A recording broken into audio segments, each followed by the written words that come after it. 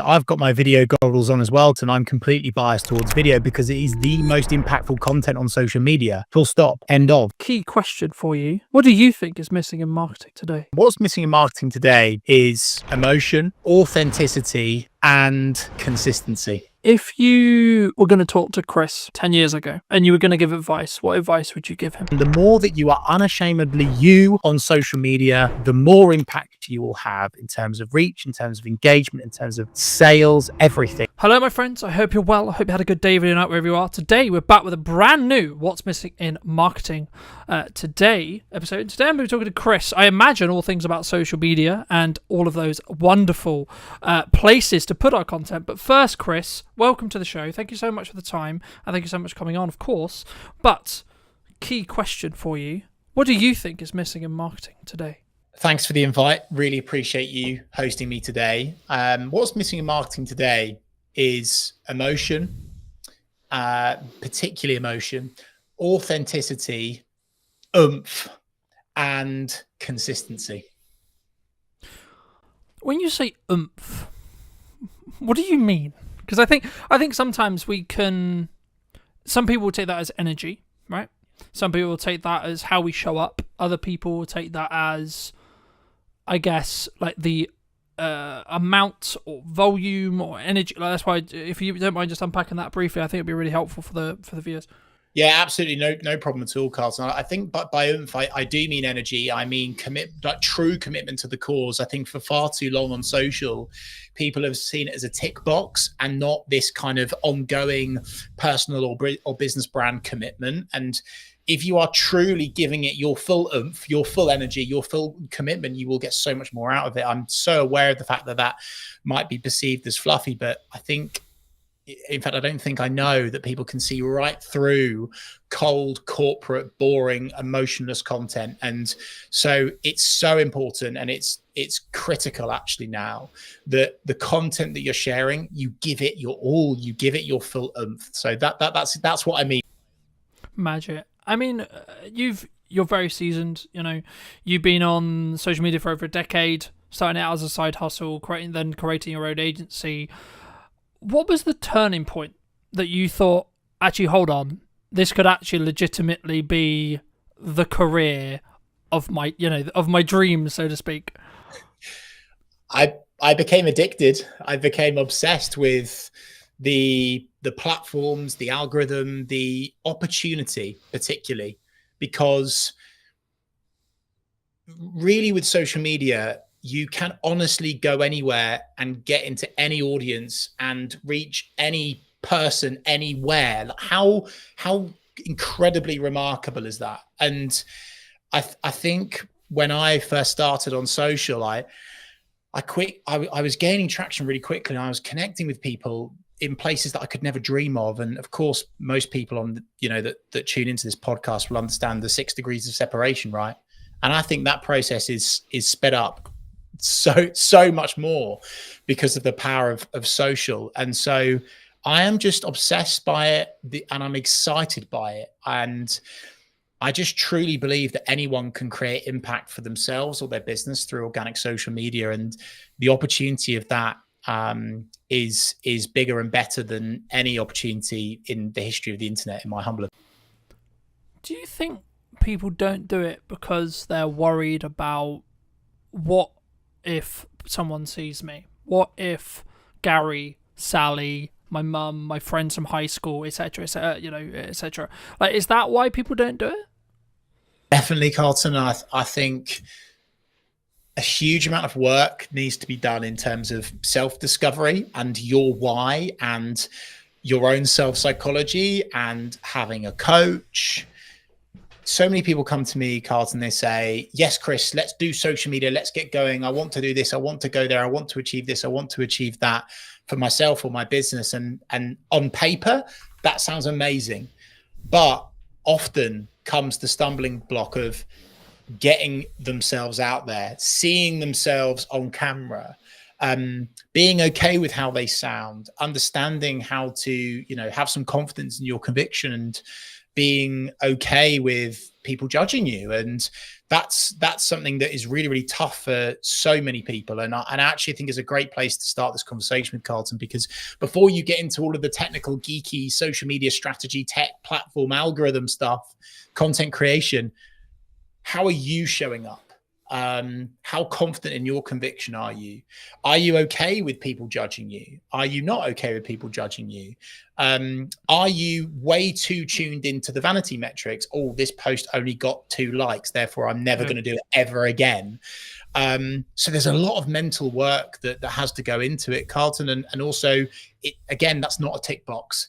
It's not a one and done. It's a continuous thing. And the unsexy truth about social, and certainly becoming successful on social media, whether that be for your business or your personal brand, you are going to get people that criticize you. You are going to get people that disagree with you. You are going to get people that leave you snidey comments.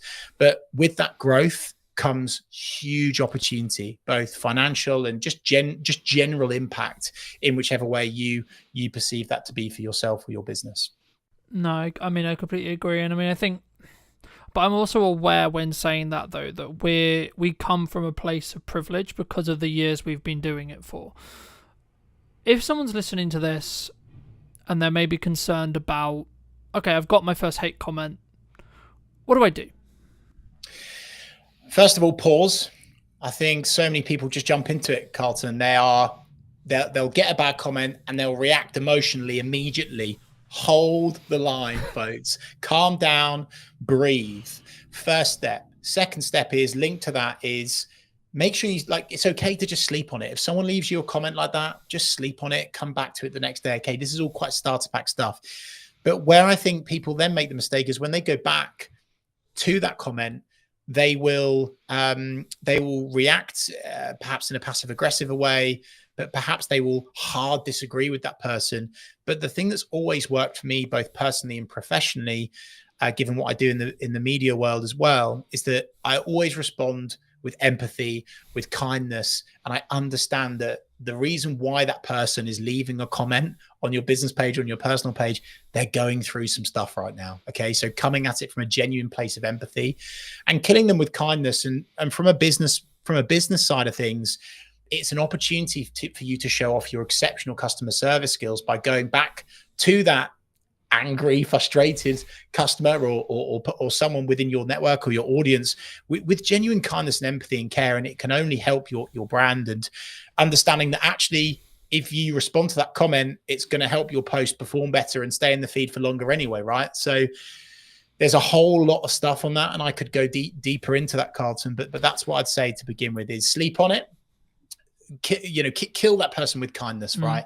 And don't make any harsh, strong statements and react emotionally. Just create some space, have some digital downtime. I also I completely agree, but just to add to that for those who are listening, I think for me, it's about like whether you're willing to give that power back to them. I forget the initial quote, but it was something along the lines of, when someone drops a comment on your post, on your video, wherever it is, if you respond to them, you're giving that power back. So if you can see it as kind of a power exchange, when they comment, they're giving you that power to see how you react to it, etc. And if sometimes you don't need to comment back. Sometimes you don't need to necessarily engage in that conversation if you don't feel it will necessarily be, I guess, mutually beneficial for the conversation, or like you're not. Like, there's a balance, I think, between building community and building real relationships with people, and then also having people who are just there to maybe stoke the fire, maybe get a little bit controversial, etc. They're there for maybe rage bait, right? But you've had a lot of experience with, managing other accounts and working with other accounts, etc. And, in my notes here, I've got, you've managed over 250 accounts, which is across multiple industries, which is a big, big thing to say, right? Is there like a specific lesson or a specific like thing that you've noticed in that process that's like, this really works? Or is it very specifically industry based? Is it very specific timing based, would you say? In terms of content, in terms of responding to criticism, what do you mean? In terms of, I guess the question comes is like, what because then it's like, maybe someone's listening to this and go, well, why is everyone on social media, right? Like, we want it to work for our business, okay? But some people have said to me, you need a niche, right? You need to niche down and do just content about X, okay? But at the moment, and this is a video I have up and coming, I'm going to talk about a hub strategy very quickly. You have a core Instagram, same is true in every platform, but core YouTube channel, core Instagram that you put your flagship content onto. Then you have spear or supporting accounts. So I have one for this podcast, I have one for my aerial work, etc. And they all then get invited as collaborators whenever there's a main post principle.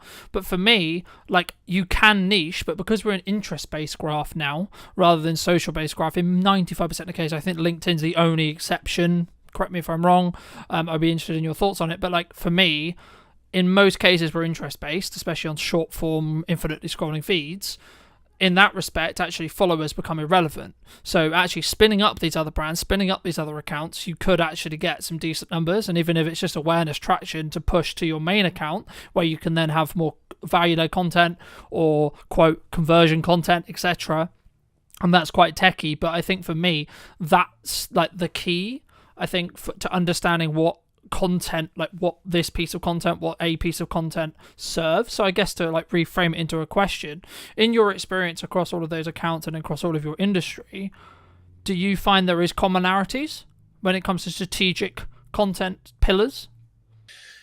The unsexy answer and the truthful answer, and I would be waving a big red flag if someone said that there would be something that works for all 250 plus accounts, right? I think that's a little bit disingenuous. In fact, it's massively disingenuous. And the reason why, Carlton, is on social media, there are thousands of variables, thousands. And we're talking like the algorithm, we're talking about the type of content, the headline used, the question, the value, the audience, the timing, the media. I could go on and on and on and on and on and on and on, right? And so I think what I always like to do with our clients is, to begin with, you have to understand who you're talking to, the audience, right? There's no point getting going and serving up content that's not going to convert because you don't understand who your audience are, right? So that's the first step. Who are your audience? Who are your people? And then the second thing, and maybe the thing that could apply to the majority of those, is having this kind of mindset and oversight and umbrella, if you like, of serving and not selling. I think that's really important. Of course, there's times in content where you would add in a call to action or, send someone somewhere to do something. We have to do that to make money, right? But having that mindset of serving, not selling, across a board of whether it's a business account, a personal account, small, medium, large organizations, that's something that I would say works for the majority of those accounts. Of course, execution of perfection, consistently turning up, not getting bogged down in this kind of perfectionism mindset. I think people have this misconception with social, Carlton, that the perfect social media post exists. And I'm holding my head because it happens all the time. And someone's like, oh, well, that wasn't that good, or that didn't work. Yeah, but my feed looks beautiful, Chris. And we're now away from that, right? And I think, and I'm so happy, Carlton, that you have the understanding around, interest-based content and followers being almost not applicable now. Like, they look good, they make you look more credible, but ultimately, if you are leaving a consistent digital footprint, I'll call it, across a variety of platforms where your audience are hanging out, using keywords within your copy that people can hang on to and find you via, that is where the impact comes with social. I think across the board, some other things in terms of actual, you've mentioned, I think they're content pillars, Carlton. I always like to add in storytelling, tell a story, because people can connect with that. Brands don't do that enough. Make sure that at some stage you are telling someone to do something. If not, they will not do anything. Okay. So that's important to add in. Social proof is always good. So adding in, again, like what's worked, why has it worked, someone else talking about how good you are rather than you. I call it weeing everywhere, which is quite cruel. We do this, we're the best of that, we are number one, weeing everywhere. People are weeing everywhere all the time. Stop weeing everywhere, okay? And make it more your, and really address the reader. So that was quite rambly, Carlton, but I hope that answers that question. It's quite hard to give you a specific answer, but hopefully that. No, absolutely, it definitely does. I mean, I'm going to be quite biased, right? Because I've done video for like coming on 15 years and commercially for like 8 and 9, but I have noticed a trend across like either people wanting to do it or the platforms wanting you to create video, right? And I think, is that just the natural, like, it's the closest thing we have to me meeting you, me watching a video with you, building that parasocial relationship? Or from your perspective, I mean, is there like other reasons or other things why someone should consider video as a format, and or why they maybe shouldn't? Yeah, I think. I've got my video goggles on as well, Carlton. I'm completely biased towards video because it is the most impactful content on social media. Full stop. End of. We could finish this podcast on that note, right? If there's one thing that people do today, film a video, even if it's a selfie shot, iPhone style, that's fine. Do that over a static. You'll see more engagement, reach more people, have more impact.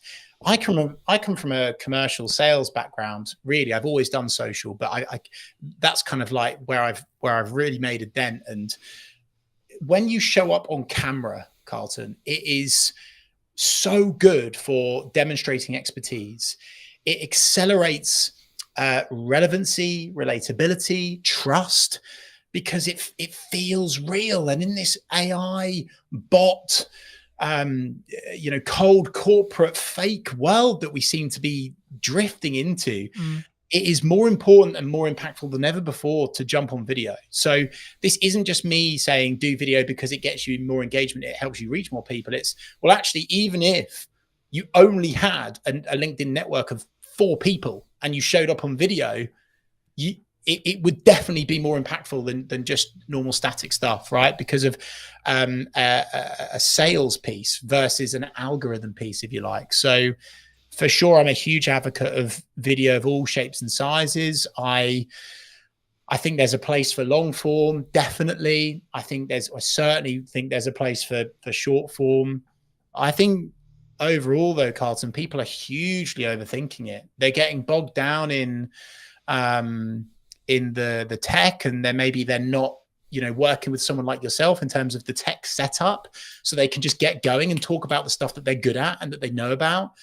And I just want people to get into this mindset of execution over perfection, and relatability, being real, even if you're walking down the street. And I know it's brave and it makes you look a bit silly, but even if you're walking down the street and you're just sharing a few words about your day with your camera and you're posting that as your content, that's a good enough start. It really. Yeah, no, I'd completely agree. And, very quick story. I've been a professional videographer for, as I say, like nearly 10 years. I do a couple of phone videos every now and again, and I'm almost willing to bet, I haven't checked yesterday's one, but nearly every single phone video, I think, it's really bad for me to say, but I think it over-indexes in respect to views for, like, on Instagram especially, but even on LinkedIn and other places as well. Like, I've noticed there is a algorithmic boost for phone content if it's executed well, right? Granted, right? And in the one that I'm specifically thinking about, I did tell a very cohesive story. I did give a very specific setup and then a very good resolution, but that was because I'm in the process of creating good content consistently and doing those reps. So whether I'm filming it on a camera, and the reason why I mention it here is because I think some people, they look at like what I'm doing with like the trailers and it looks good and it sounds good and I've got professional mics all the time and then I'm flying a drone and they're doing all this stuff, but it's like I don't have that, so I can't do it, right? I don't have the microphone. But you do have a phone, right? And I think if you just, it's more of a psychology thing. That's why I love to talk about the psychology behind video, because for me, it's the main barrier for someone not wanting to or not being willing to put themselves out there, because actually you find about some insecurities, and it's actually a really strong self-belief and self-esteem and self-growth perspective yourself doing video, which is a kind of a byproduct of actually all the business benefits that we've already kind of alluded to. But I think for me, I mean, if you were going to, and I know when I come on your show I went into depth on like the psychology, but from your perspective with your experience, I mean, what outside of doing it, what would you say to someone who's like either maybe looking to start doing their first post, tipping their toe in, or they maybe want to start on video? Like, what would you say to those people? Talk about something that you're genuinely passionate about. Don't overscript. Don't write everything down. Be okay with buts, and maybes. You will stumble. You will stutter. You will. There will be a moment where you accidentally say something you shouldn't, and keep it in. keep it in because it's real and people want real. Again, back to my previous point, AI, robot, cold corporate world that we're drifting into. People are craving real more than ever before. And this is why influencers do incredibly well, because it's so real. It's so genuinely authentic most of the time. And so I think if I was to say to someone to start out, like of course, press record in your office, whether it be, in the workplace or at home or whatever, and just keep the camera on and record your day and maybe record some of your meetings from an alternative angle and see if there's a snippet from that you can take out. Maybe you're not looking at the camera. That's okay. Because doing something is better than nothing. And I'm like so far on the other side of the fence with this. Like some marketers are like, oh no, it's got to be absolute quality, But the problem with that is it's too slow. It's a lack of speed. And just like a balanced diet, Carlton, like I'm a big advocate of doing professional stuff as we are right now. But then also for speed, if you are walking down the street, if you are, out and about somewhere, if you've just walked out of a networking event, whatever, and you've got that moment, that spark, that energy, that inspiration to get on camera, don't wait, get going. I just think so many people are overthinking it, Carlton, which is quite basic starter pack advice, but they absolutely are. I'll tell you a quick story on this. One of my consultancy clients, I was going through this process with her. We were running through various static. We'd established our top line strategy. We had images, we had graphics, we had design, we had some polished video. And I was saying, hey, look, Cassandra, I think we should really shift more towards this kind of real, relatable portrait, selfie shot style content. And she sent me a couple of videos. One was her at home, and one was her at the beach. And the one of her at the beach, you could barely hear her, to be honest with you. Like you could hear what she was saying, obviously, but it was quite hard to hear. However, when she shared that one, you use that word over-indexed, it was so real. The wind was in the background. You could hear the waves. And most people, they wouldn't have used it. They would have gone, it's too difficult to hear me. I won't share that.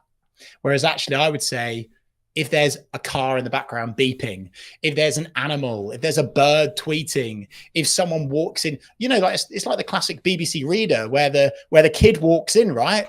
Like use that, I just think so many people are overthinking everything, maybe it's a wider societal, deeper issue, right, around our own self-image. I think it's getting worse because of social. That's maybe like the dark side of it, but if you can just be okay with who you are and unashamedly sharing who you are with the world, then you will reach so many more people and be able to spread your message and create more impact. Something that I understood a handful of years ago when I did a video talking about marketing funnels was actually the job of a marketing funnel is to basically repel or exclude a certain sector of people, right? The wrong certain people. Because I think when we look at marketing, we go, I'm trying to attract the right people, right? But we don't always look at the other side of it, which is that repulsion side. But something which I've found really interesting as I've grown and I've developed is like I'm talking to more business owners who are getting busier and busier with the operations of a business and et cetera, et cetera. And that's probably one of the reasons why they, to be honest, they bring me in, because they want the professional content, they want the feel, they want the sound, but they don't want to have to worry about what lens are we shooting on, what light are we using, what microphone are we, so on, right? But for some business owners who say they don't have time for social media, they don't have time for content creation, what would you say to them? I would say, like anything, it's whether you truly want to commit to it or not. I would say that it's more attainable than ever before to work with a genuine specialist that isn't going to charge you, through the roof like a large generalist agency that doesn't specialize in. And you, as long as you go through an appropriate in-depth onboarding, consultancy, strategy, agreement process, if you like, and you're able to define exactly what you want to achieve, where you want to go, how you want to do it, your tone of voice, then you could outsource it. But I also truly believe, Carlton, with the tools and technology that are at our disposal today, I've got a lot of concerns around AI, right? But then also I am an advocate of using AI in terms of ideation, in terms of building out content pillars, headlines. There's so many things that we can get from it. So it's easier than ever before to get consistent on social, whether you do it yourself through tools, through techniques, learn techniques, or you outsource it. You don't. I think there is this kind of there's this real thought with most people that it's like this huge unattainable expense to work with a specialist on your social now, but that's certainly not the case in my humble opinion anyway. So again, not maybe a one and done answer there, but an honest answer, which is that you can absolutely commit to it, whether it's yourself or whether it's through a. I think for me, my answer would be like leverage, right? Like, it's what are you leveraging? How are you leveraging your time, assets, resources, etc.? Like, you could, using like what I did for a long time, hire someone to follow you around with a video camera and document rather than create in a Gary Vaynerchuk style, and or actually, like as you've already mentioned to it earlier, record what you're saying in a meeting. And this does one of two things. A, it gives you infinite content opportunities, especially if you're going to use things like ops clips to do the editing for you, because you're only doing it for short form. But also, it actually means you're going to show up better for that person in the meeting, because you're not going to spend time talking about how's the weather, how is the dog, etc. You're going to go, okay, how tangibly can I add value to you, right? How can I tangibly add value in that hour? Because A, you're creating content from it, so you want to add kind of generalized information, and you want to create the most valuable content you can. But also, I've found personally, people take more value from the meeting because you are kind of in that performance mode, I guess you could say, right? But this does kind of link in, I guess, and it'd be wrong of me not to ask you around, you've been very fortunate to speak on stages, you've been fortunate to, I believe, correct me if I'm wrong, but like run your own radio show on the BBC and co-host it, and etc. I mean, like, for people who are maybe listening to this and that's maybe like an avenue of their business, so maybe they have a speaking opportunity or they have been invited on the radio, but they're not sure, well, like, what's it going to do for my business, and like, why should I? And like, do you see that as important for you personally? Brought that up, Carlton, because it links with your response to my last answer, right? Which is that if you're going to do public speaking, or you have a media appearance, or you're guest writing, or you're doing something like what we're doing now, okay, the reason why I'm committing to this is, of course, not just to share my expertise and my experience and help serve, not sell, really just help people reach new audiences. It's getting content as well. And you've mentioned Gary Vaynerchuk, huge advocate, very grateful to have met him a couple of times now, a really real massive inspiration for me. And one of the things that he talks about is content pyramids. And many people just, and it again links back to your having the time bit, Carlton, they don't realize that us doing this, what is it now, half an hour, 45 minutes, we'll do maybe an hour today together. This will give me content for weeks. I could pull out of it a long form video. I could pull out of it multiple blogs.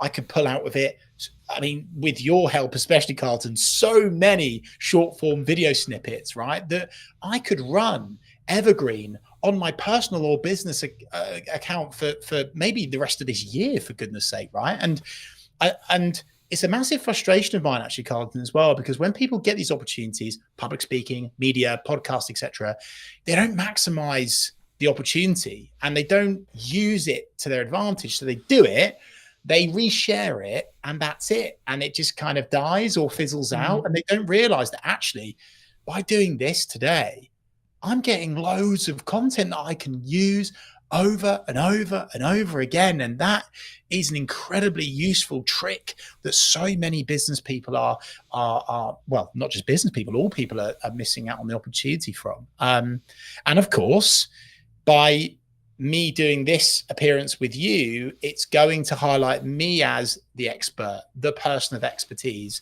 Whereas if I'm doing this on my channel and it's just me, and it's on, here you go, me, we, all of this again, people don't quite believe it. But the fact that I'm doing this on your show can actually create so much more trust, so much more respect, and really build you as the key person of influence. I think a book that I'd highly recommend to, and I'm sure loads of your community already know it, Carlton, but Key Person of Influence by Daniel Priestley is a brilliant book to read, to really understand and and simplify personal brand. And it gets you in this thought process and concept and strategy of, using these opportunities to build you as a key person of influence so people trust you more. And if they trust you more, they buy more of your products and services. It's a simple mathematical equation, if you like. And so again, that's why I would hugely recommend that when you do these appearances, you really, really milk them for as much as you possibly can. And also, I think, sometimes people see like filming a talk at the front of a room or filming a podcast as like just a cost. And until you break that framework down and you look at the visibility that you're potentially going to get, and I think at the moment we relaunched the podcast account, I think it's now like 24 or 22,000 or so within like 2 weeks or so, just under 2 weeks in regards to like monthly views. Now, yes, we're using a strategy which involves a level of volume to create that, right? Each reel is maybe only getting 300 or so views at the time of filming, sure, but the point is, how many people, even if we take 1%, okay, that's close to 2,000 people that potentially could convert in my business within the next 3 months, right? And that's just on Instagram alone. You then add the potential revenue opportunities that come from having a monetized YouTube channel and etc., and like building side revenue, especially if you're in what I would call a up down business, so like you're very project by project based. You could build yourself an opportunity, and I'm personally doing this with the brands I'm building and in the content I'm creating, where you could have infinite marketing content because you're going to put it out on all your social media, linking out to your YouTube, etc. But also, if you strategically think about it enough, and you can build a strong niche for that YouTube clarity, which is what YouTube specifically cares about in all the research, all the people I've spoken to right now, and that's why I have a different channel for the podcast rather than Brunton Media, etc., is because algorithmically YouTube wants to have clarity over who to serve those videos to, right? But the key there is once it gets to the point where the YouTube channels are big enough, they will become their own revenue stream. And it might be £100 a month or etc. Sure. But that what does that do to your business? That changes your baseline revenue. So if you are project by project based, that means you can potentially pay for another SD card, or you can pay for another microphone, or you can pay for a bit of lighting, or you can pay for a bit of consulting, etc. Or just hold on to the £100, right? And it's about, I think for me, how you think about that from a longer term. But do you think people sometimes underestimate like the other opportunities that could come from like either that or the lurkers that could come on social media from creating content, Chris, do you think? Yeah, for sure. I was going to say, though, something that you've brought up there, which is a huge gap for the majority of people. Unbelievably, they are not using and making the most of the second biggest search engine in the world, which is YouTube. And YouTube Shorts right now are so hot. They are absolutely flying. They are getting so much organic reach. And so even if you were to set up your own personal YouTube account under your name, right? And you just share all of these little videos that you do from various appearances, public speaking gigs, talks, meetings, whatever, wherever, however, getting your name on YouTube and giving these AI tools, hey, by the way, something to grab onto because then you're the expert. Boom. And that is a massive gap for so many people. So again, link back to your previous question, Carlton. We're doing this in a funny order today. That will hugely help people. So definitely jump on YouTube and really, really capitalize on that opportunity by using that video content. And the great thing is with YouTube is by tweaking, tailoring, optimizing, making something, amending something, is that it can go viral like that. Okay. So with LinkedIn, with Facebook, with Instagram, if you edit something, if you edit a social post, it will penalize you, right? YouTube is phenomenal because by simply adding a new thumbnail, changing the headline, adding more to the description, all of a sudden your video can blow up and it could completely change your business forever. And that's not pie in the sky, blue sky thinking stuff, right? That's very real and it's happening for so many people. And so again, another takeaway for people listening to this is please jump on YouTube. Please start publishing to YouTube. Yeah. And I mean, we've talked a lot about like the commercial benefit of doing content, the commercial benefit of like why I should be looking at marketing, how I should be consistently marketing, but you've done some incredible work through your Big C initiative about, specifically raising I believe this is correct. Do correct me if it's wrong.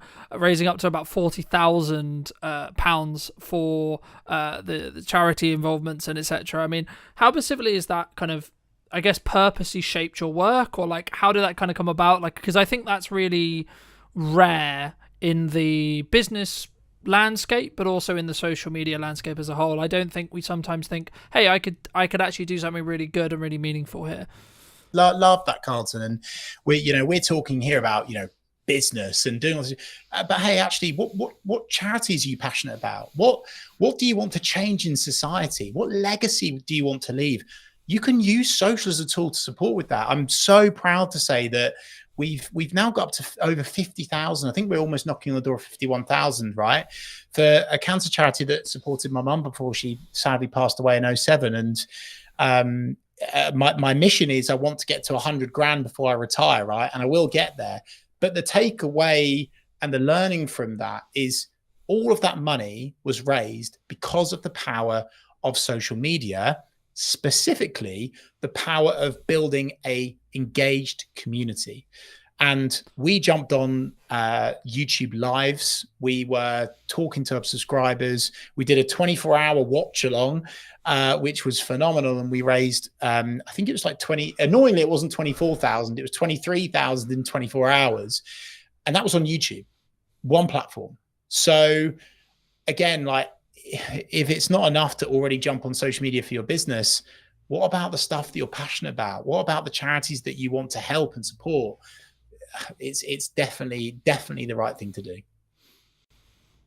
Do you think AI is going to change this? Yeah, I do. I think AI has already changed a lot of social media, and I think that it's one of those things that you can either lean into. You can sink or swim, and I think that many people are already swimming with it. But then also some people are unintentionally sinking because they're using AI. They are poorly. They're really rubbish with their prompts, Carlton, and they're just kind of spewing up stuff and throwing it out there.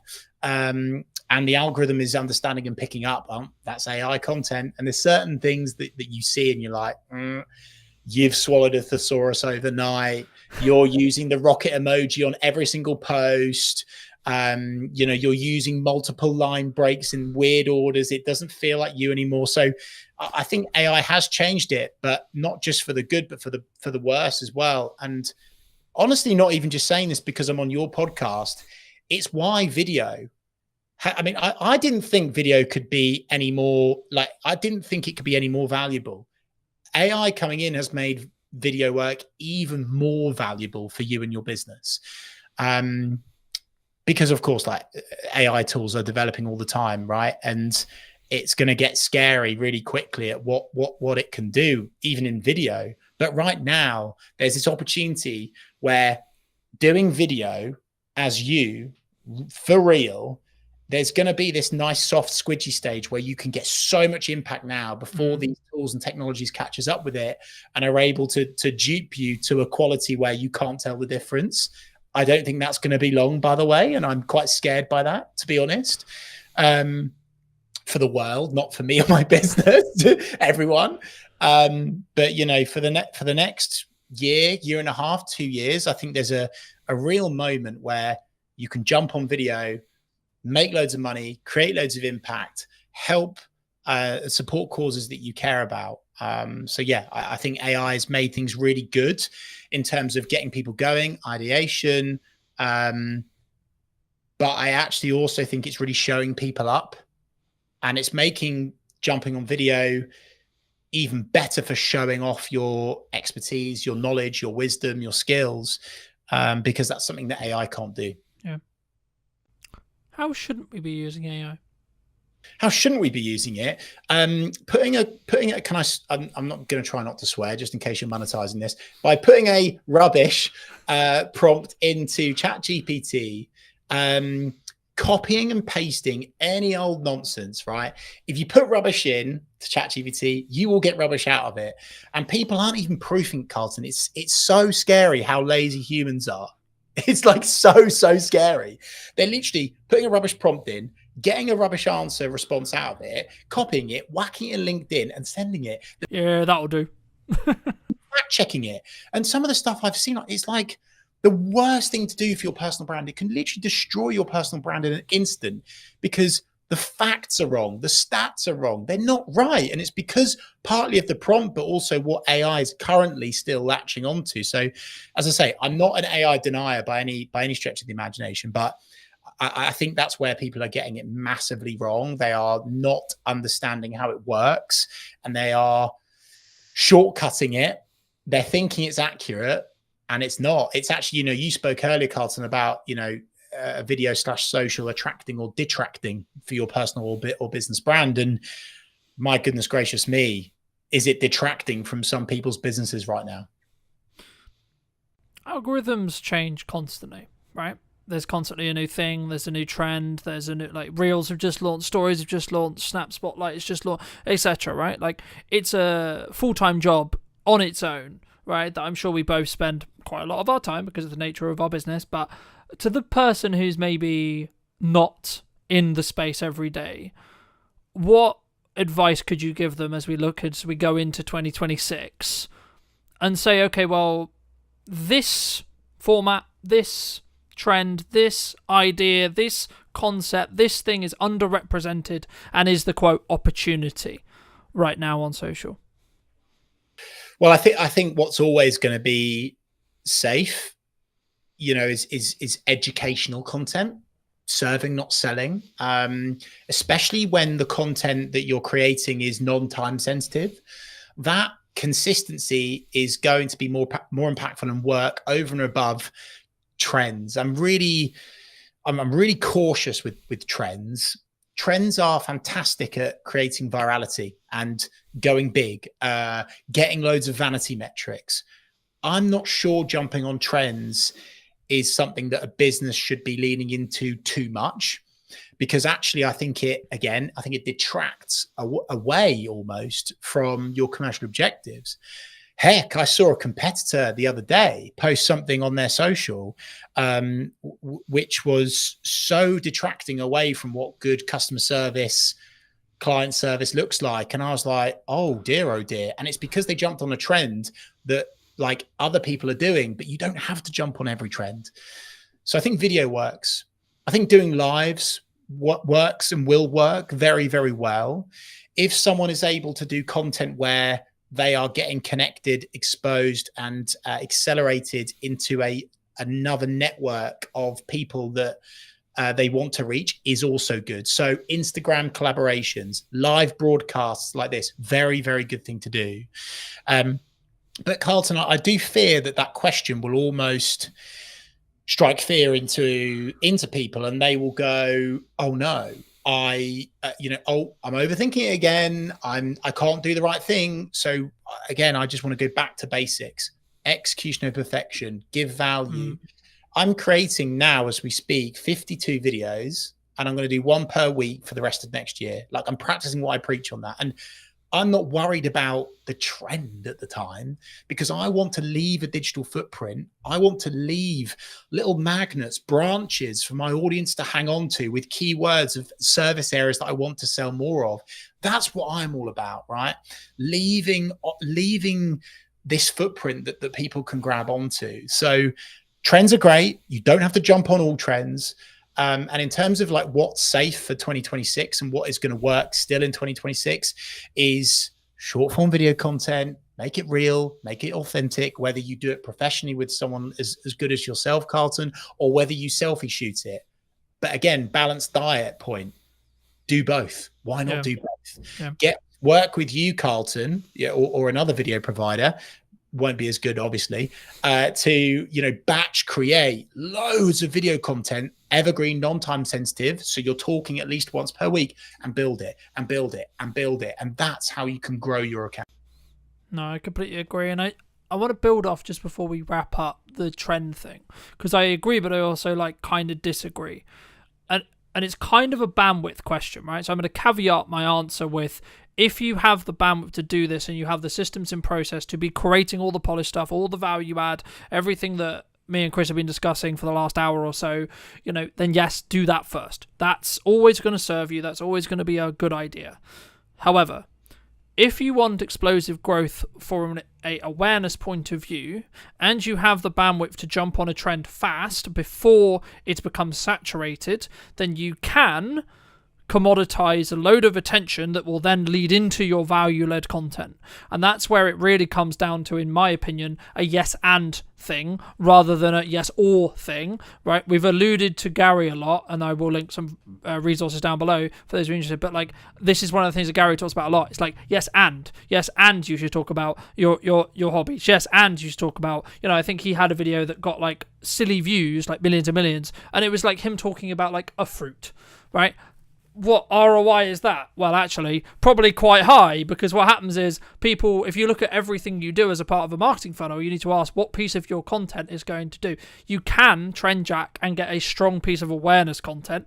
No, it won't convert. No, it's not going to miraculously mean you get hundreds of millions of pounds in your bank because you've converted it. But what it will do is it could give you a boost in followers and or a boosted initial interaction. And if you have your leading to a book that's actually on Chris's bookcase behind him, where Gary talks about your profile hygiene, right? If you have your website, you have your email, you have your phone number easy accessible on those profiles, when you get something that gets 1 million, when you get something that gets 100k, there's going to be a percentage. Again, if you take 1%, you're going to be in a position where you're going to get some more work. You're going to get even 1 or 2 more people who potentially will become clients. So that's kind of my, I guess, counter argument to trend jack, and that's why I caveat it with the bandwidth thing. But Chris, for those people who, because I'm aware you've got to go very shortly, but for those people who want to connect with you, who want to see more content, who want to see some of this video you've already alluded to, where's best for people to reach out to you? And do you agree with what, that strategy as a whole?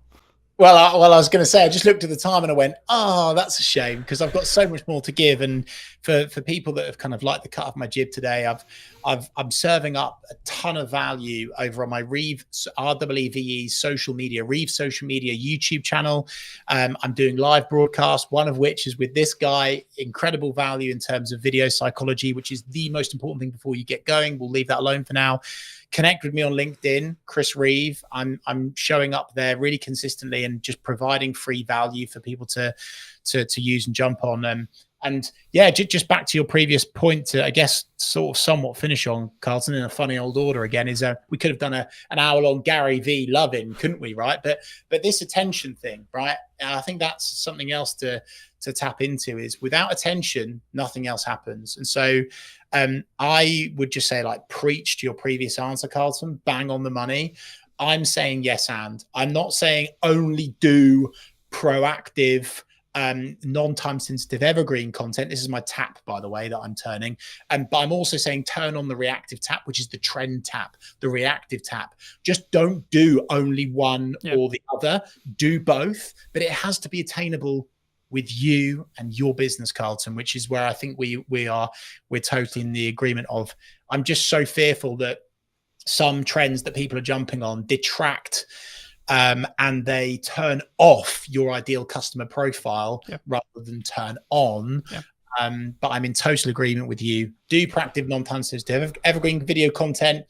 Do trend content as well. And hey, in that book, Attention by Gary Vee's latest one, it's full of geeky social video, psychology of social content that can work incredibly well for you and your business. Carlton, I just want to say thanks for your time today, but also I want to take the time to say, on behalf of your network and the audience and the community that you're building on your podcast, thank you, because this is really rare that someone is taking the time out of their day to genuinely share so much just purely because they're passionate and that they want to help. And I really wish that there were more experts in their field that committed the amount of time that you do to actually just helping people. So thank you, sir. No, that's so kind of you. And thank you so much for the time. If you were going to talk to Chris 10 years ago, right, and you were going to give advice, what advice would you give him? Be more you. You cannot be anyone else. Stop trying to be someone else online. Stop copying your competitors. Stop just doing what the other people in the industry are doing, because actually, if they go yin and you go yang, if they go black and you go white, that is really, really impactful. And the more that you are unashamedly you on social media, the more impact you will have in terms of reach, in terms of engagement, in terms of sales, everything. It all comes back to the more you that you are, the more impact you will have on social media. Thank you so much for the time, Chris. And if you did enjoy this episode of What's Missing in Marketing Today, make sure to be subscribed and all that lovely YouTube stuff and etc. as well. But thank you so much for coming back and joining me. I'll see you very, very soon. Do you think that filmmaking either will continue to change and or has already changed with the advent of AI? If you're getting into filmmaking now, it's potentially quite challenging. It's going to be very difficult for juniors coming in to know whether they can even trust AI. It is a big question mark at the moment for me. We'll get to a point where we truly won't know what's real and what's not. Marketing is for a specific job to give you the permission to sell to someone. And then sales is the ability to add value at a monetary balanced cost to you. And I do think as a creative, especially if it's a project you're not being paid for, you need to be brutally in line with what your voice is trying to say and not be swayed. Hello, my friends. Welcome to a brand new episode of today's podcast. Today we're going to be talking to Phil all about filmmaking, his journey in filmmaking. And I guess, Phil, I mean, I was going to ask you specifically like how you got started, but I think why should someone specifically care about filmmaking as a whole or video as a whole right now, would you say? Well, I mean, it seems to be that video is everywhere, and it's a really powerful way to sell or to get a story across and just to generally get a message. And I think people are, well, I mean, the fact that we've just at our fingertips got video content that we can just scroll through and on tap, it seems. I just think it's probably the most effective way to get a message across. Do you think that filmmaking either will continue to change and or has already changed with the advent of AI? And equivalent, like to give you some context, I was watching a video earlier today all about the fact that like junior editors and getting into filmmaking, like we're both like I would say probably more established, but if you're getting into filmmaking now, it's potentially quite challenging in respect to like those you don't necessarily have those junior roles because they are being commoditized or replaced by AI. Yeah, it's an interesting thing. And I was at an event the other day and they drew attention to the fact that, as you described, those junior level roles are being filled with AI. But what's interesting is that those at the latter parts of their careers, once they disappear, the experts that actually know and have the knowledge, it's going to be very difficult for juniors coming in to know whether they can even trust AI, because they haven't got some old fogey next to them that they can vet it and check if it's correct. But in terms of AI, it is a big question mark at the moment for me. However, I'm starting to see whenever I speak to people about LinkedIn, they're frustrated at the fact that every post seems to be AI. And I do question whether we'll get to a point where we truly won't know what's real and what's not. And so people will need further proof on and evidence as to what's real. And I think what will happen in terms of marketing is that people will just start meeting up more. And so you might find that video loses its impact because we just won't believe it. Perhaps these kinds of conversations that we're having now will become a better way to market. But it's really hard to know. And it is a worry, I'll be honest. And I think it's important to embrace the technology and not get left behind. But I feel like it could go either way. As I say, I mean, for me, I think it's kind of one of those things where you've got to kind of use it to like leverage what you're doing, but also be aware of where it's going. So then you can maybe pivot, change, adapt what you're then doing as a filmmaker, what you're doing as a marketer, etc., either for your clients or for you. I mean, I agree with your like the perspective or the analysis, I suppose, that people are more pushing towards in-person events and more community-based stuff, because I've noticed that with my own in-person event, but also in general, people really seem to, I guess, resonate more in some ways with in-person connection as AI becomes more dominant. But I guess the maybe the longer term thought process is like, is there a marry? Like, can we marry the two in the respect to like actually a lot of the stuff and a lot of the grunt work will always be done by AI, and does it maybe cross out? Maybe the line is that maybe when it doesn't cross over into like the creative stuff, I guess, do you think could it replace the creative thought process? Because I don't personally, I think it will struggle to do that, and if it can't, then we're actually fine as filmmakers. I think we'll be just kind of optimized by AI in some ways. Yeah, there always has to be in some form some sort of director or operator, and I just think what will change the most is the location at which we're doing our job. So rather than like today going out and filming in person, it might be that we're sat behind a desk and we're the ones providing the prompts. But we can only really get our heads around what we know today. And if you consider how advanced it is already, give it 20 years, it's just going to be so radically different. And I do believe that it will be advanced enough to do all of the creative legwork, but it's just whether we as a race will choose to accept that or not.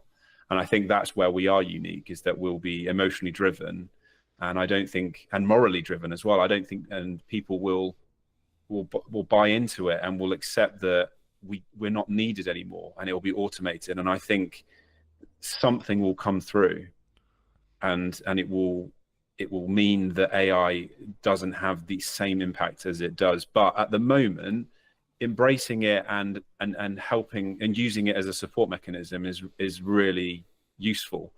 And I'm using it all the time. ChatGPT is just, I'm every single day. Sometimes I'm using it for personal therapy.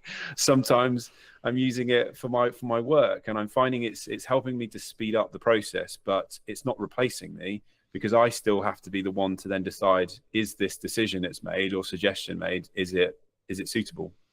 Yeah, I agree. And I think, I don't know if it will ever, because the problem with like large language models, right, is if they start embedding mistakes and they have mistakes in them, then they'll learn from those mistakes and then repeat them, right? And I think to an extent that's kind of why I'm maybe slightly more skeptical of whether it will become this all-seeing power. Is it going to be in a world where we have it and we use it? Absolutely.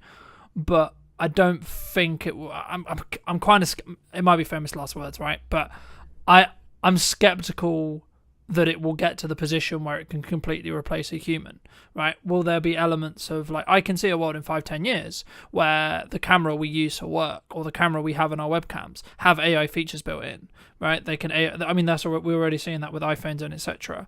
when it comes to like beauty filters and etc. And I guess in some ways the vulnerability, maybe if you're already in the beauty industry, I can see as a specific industry that will potentially struggle with this, because they already try to beautify non-reality, if that makes sense. The thing that AI will struggle with, for example, is like the detail on my beard, for example, at the moment, right? And I think as we move forward, I guess the question comes is like, is that a regulatory thing, do you think, of like stopping it from just completely obliterating like the entire industry as a creative industry?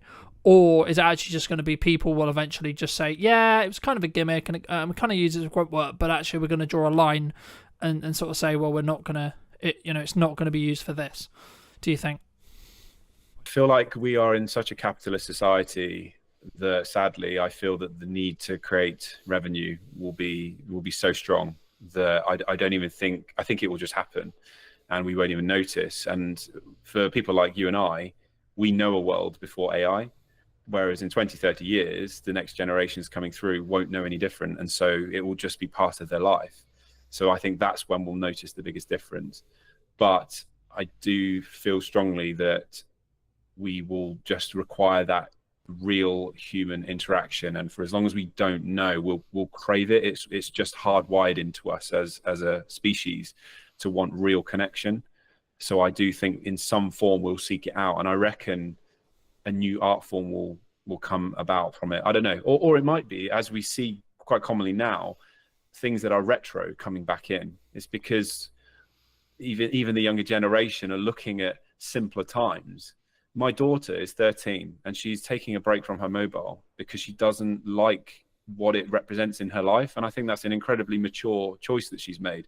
So it could go either way. It's so difficult to know, but what I do know is that We can't be those that turned our nose up at, back 100 years ago, the car versus the horse, because it's just inevitable. And you have to be, rather than just rolling with it, what I'm realizing is that I still feel like I'm behind the times, whereas what we should be doing is being a pioneer. We should be the ones perhaps steering the direction of AI, making use of it, and rather than sitting back and waiting for it to dictate our life, we can be the ones to say, well, this is how I plan to use it. And we can make choices now that then steers the direction. Yeah, no, I agree. And I think for me, the key is whether you're in the driving seat, right, or not, which is kind of what you're implying there. But I mean, I guess, like, getting it back to basics, I mean, a lot of what we do is tell stories, right? I mean, how did you get started in either filmmaking or like telling stories as a whole? So I went to university, started in 2004, and I did a 3-year course, video production in Gloucestershire. And it wasn't until the last year that I really started to get a sense that I could direct. And so I did that in the final semester and really enjoyed it. And then I left university and spent 5 years working for a video and photography studio, worked my way up to producer level. So I wasn't really telling stories, but I was starting to get a sense as to what it meant to create content for clients, understanding budgets, their needs, and things like that. And then I set up my own company in 2012. And that's when I started to get that itch and that need to want to make content for myself, or to prove that I was more than just a corporate video producer. So I made a music video in 2014, which was my first ever real creative, in inverted commas, personal project after university. And then I made a Christmas film called Love is a Gift in 2014, which went on and did very well, oddly, when I re-released it in 2018. And that's when I started to get a bit of a reputation for being a storyteller and a director.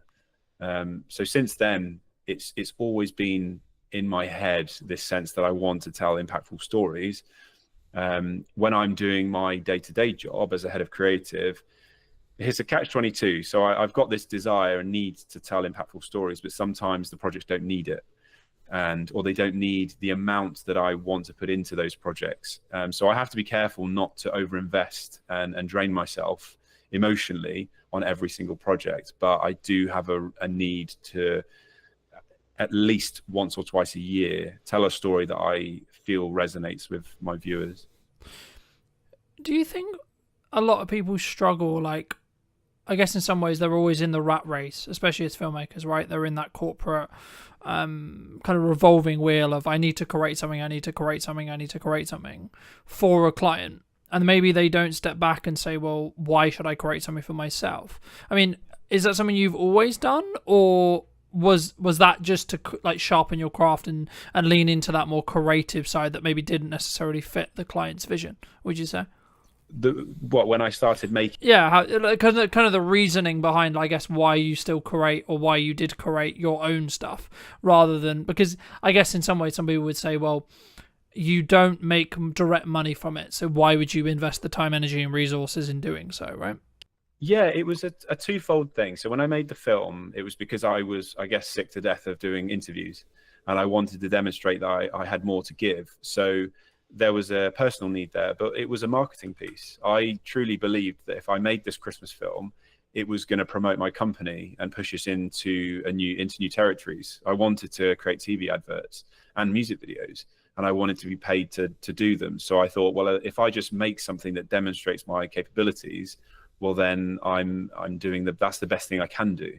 And it's paid off. It took 4 years for that film to gain the traction that it did, but I've had some successes off the back of it. So I think it's really crucial that creatives don't just sit back and wait for the brief to come in from the client. They play their part in steering the direction of their careers, and then that influences who then approaches them and the briefs they receive.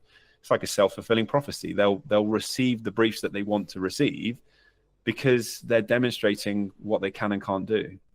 Do you think, I guess, I mean, that's always been an approach that I've had, which is like, if I want to make the step into a specific area of work, I need to kind of do spec ads or free ads or etc. around that thing, or a personal project to sort of prove, I guess, in some ways to that industry, for me to have the right to then potentially pitch for stuff. Do you think business owners, creatives, I don't want to use the term they're lazy, because I think that's it's kind of up your own arse kind of opinion of saying that. But I guess the approach could be like, if their back's against the wall, maybe they don't appreciate that marketing is the understanding, or maybe they don't have the runway financially to think about what we're doing in 3 months' time, right? Because a project like that, I haven't done one to that scale, but I expect it didn't exactly take a week, right?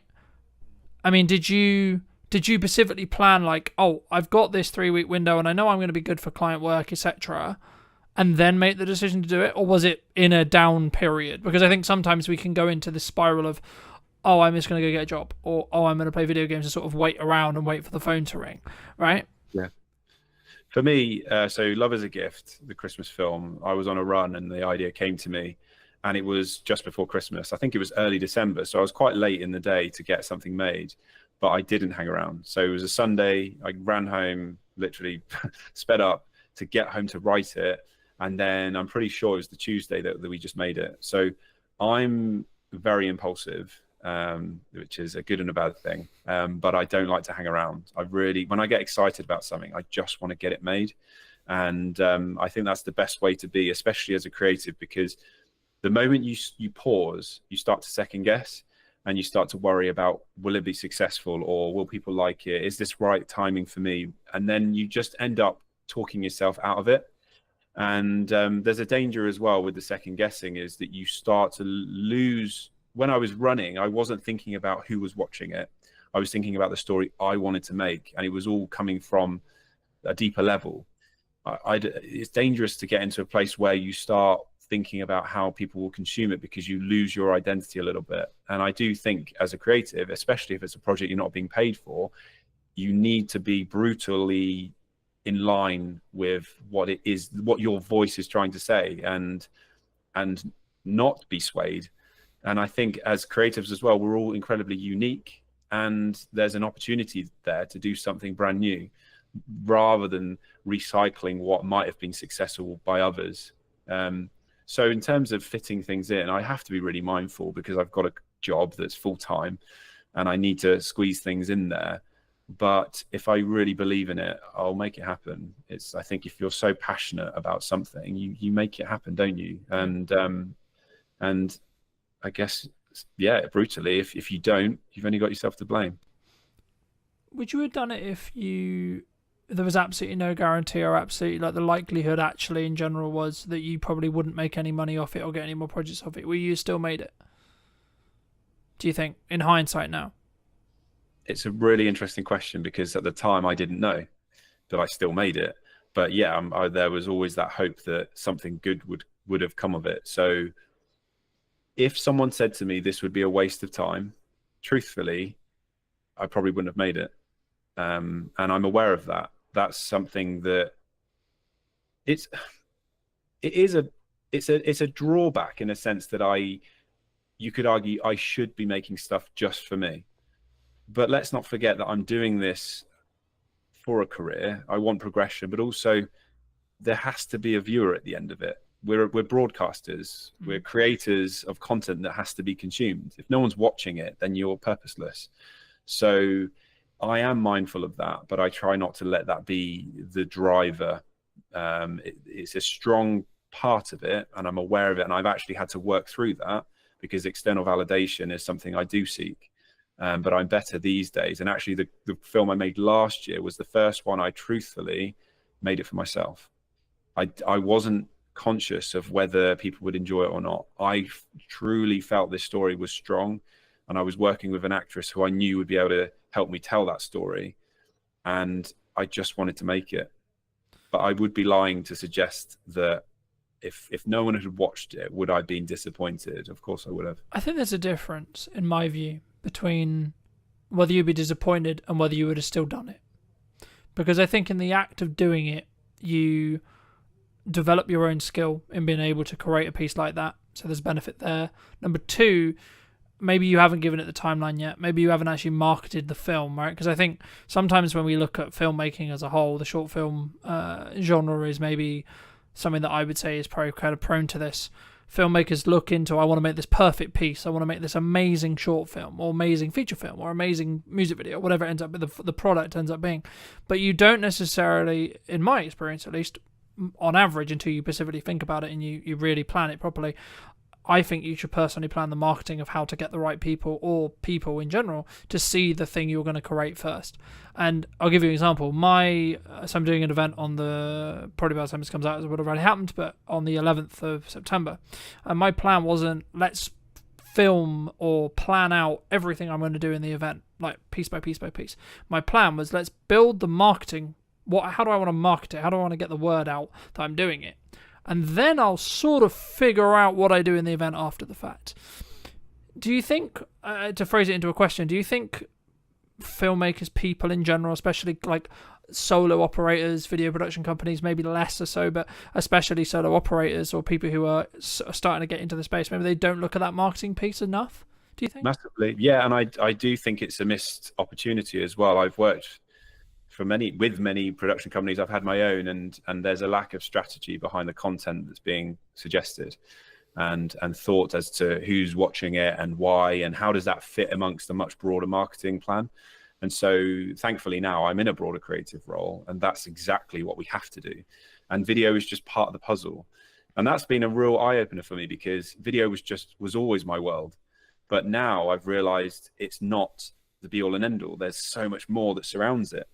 And so I do feel that production companies should be way more vocal, or should be understanding of that broader marketing plan, so that when they're pitching ideas, it's not just, this sounds nice, let's hope for the best, because the client deserves more than that. So that is a trap that solo shooters, and actually lots of production companies that are well established, fall into. They focus in on just that one particular project they've been asked to produce, but they're not thinking broader than that. And I do think clients should demand that as well. It's really important. Do you think that would be a way for us to protect us from like the future of our income, the future of our business, the future of our career from AI to an extent, if we focus on that strategic side? Potentially. However, ChatGPT is incredibly strong at coming up with marketing plans and content strategies. But again, there has to be somebody, I suppose, that controls it. That I question whether a business owner would have the time, I suppose, to be thinking, well, what is my marketing plan? What strategy am I going to be putting into this campaign, especially if there's lots of campaigns? So yeah, that's a really good argument there. If video producers can get on board with that and bridge the gap, so that perhaps you don't want to get rid of marketing agencies altogether, but for those smaller projects where they just need a video or a suite of videos, yeah, that's a really good way to add value. And whether they charge for it or not, I don't know. But then a client or a customer would come to them seeking that value. Because for me, when I saw, and I've been very honest in content before, I'll be very honest with you and everyone listening. I mean, I saw what AI was doing, and I saw what AI was becoming capable of, and I'm seeing some of the stuff coming out of Google VO and etc. And I was like, shit. All right, was the honest truth. And then I was like, actually, hold on. There is, and that's kind of why I focus on that middle ground, because with the strategic side, because I think everyone wants to chase the golden goose, right? Everyone wants the large projects. Everyone wants the big paychecks, etc., etc. In the years of experience I have personally, they only happen if you can be ROI focused. And for those who don't know, ROI means return on investment, and it's basically just focusing on, because at that point, if you can, no one can ever guarantee like a strong ROI, right? You can't. But what you can do is you can stack the odds in your favor, right? So something that I'm trying to do a lot of at the moment is be very omnipresent in my marketing, right? Like, this is the first one that was streamed, right? I'll be curious to see where the podcast is in a year when it comes to either the quality of streams, how I stream, how I record it, etc.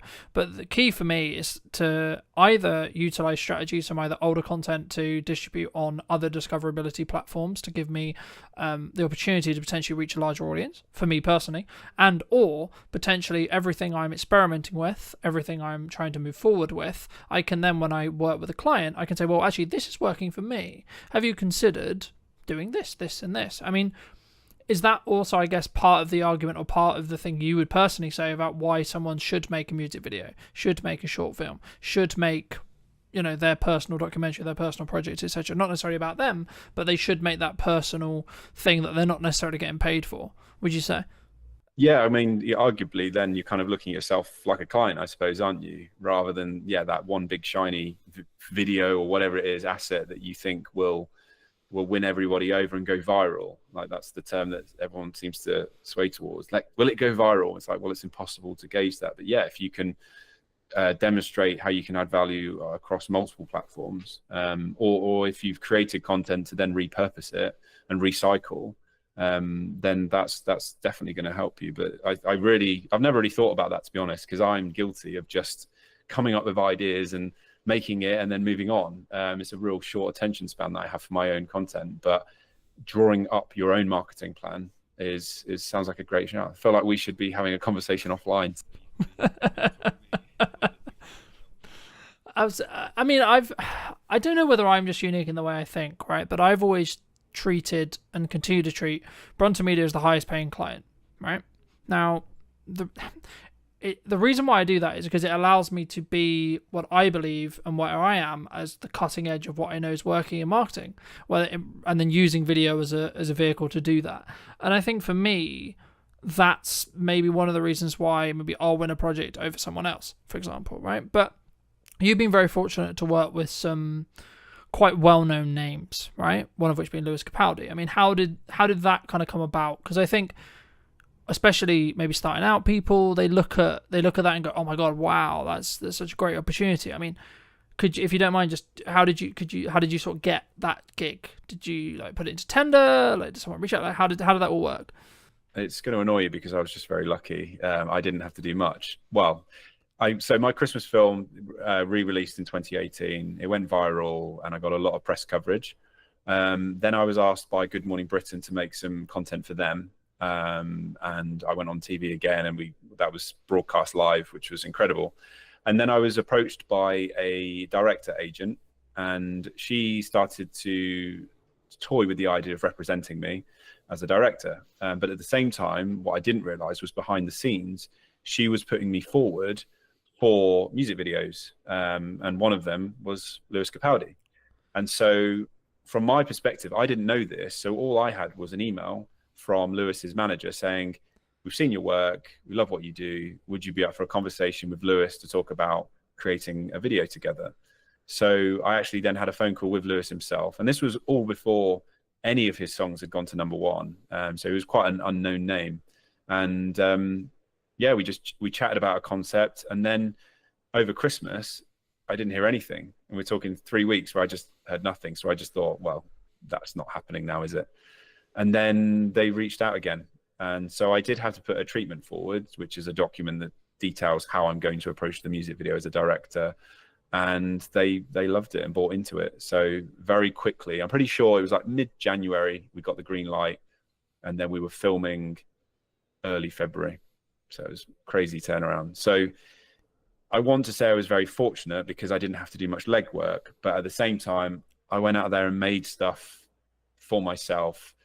And even though it was 4 years later, it did exactly what I hoped it would do, which is to demonstrate my capability. I think that's a very key example of you make your own luck, right? Like, there could be an approach that someone comes to you and says, well, actually, you got lucky by getting on TV and then you got seen and then da-da-da-da, right? Or you could look at it from the other perspective and say, well, actually, you had an idea on your RAM, you executed upon the idea, and you took the risk of, to be honest, correct me if I'm wrong, but it could have got like 5 views and you could have, in theory, been a laughing stock. Oh, look, you put all this time and ever, ha ha, right? But in reality, what actually happened was it took a while, from my understanding, but then it went, quote, viral, and then that got you the right attention of the right people, which is exactly what we want in marketing, right? In a nutshell.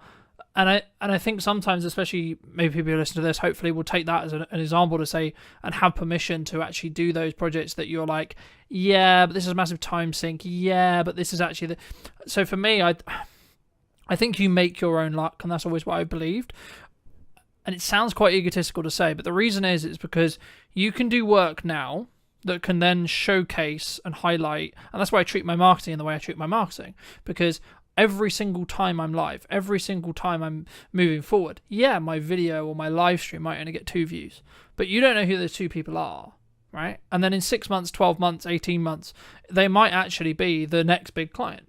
They might actually be, because they might have watched your progression and watched you tinker and watched you try and watched you fail, and then actually, hold on, he got back up and he did that, and then etc. I mean, how have you dealt with failure?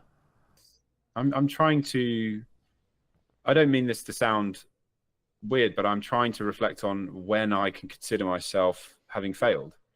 And I don't know whether that suggests to me that I'm continually growing, or I've just been very lucky, and had a great experience in my career.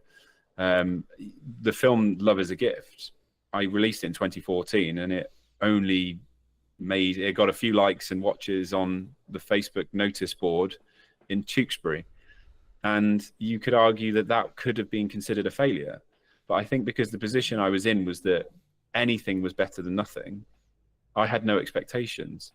But I also wanted to relate to what you were saying about the waiting game. It's the same for brand. With brand messaging, it takes a long time, I think, to build a brand.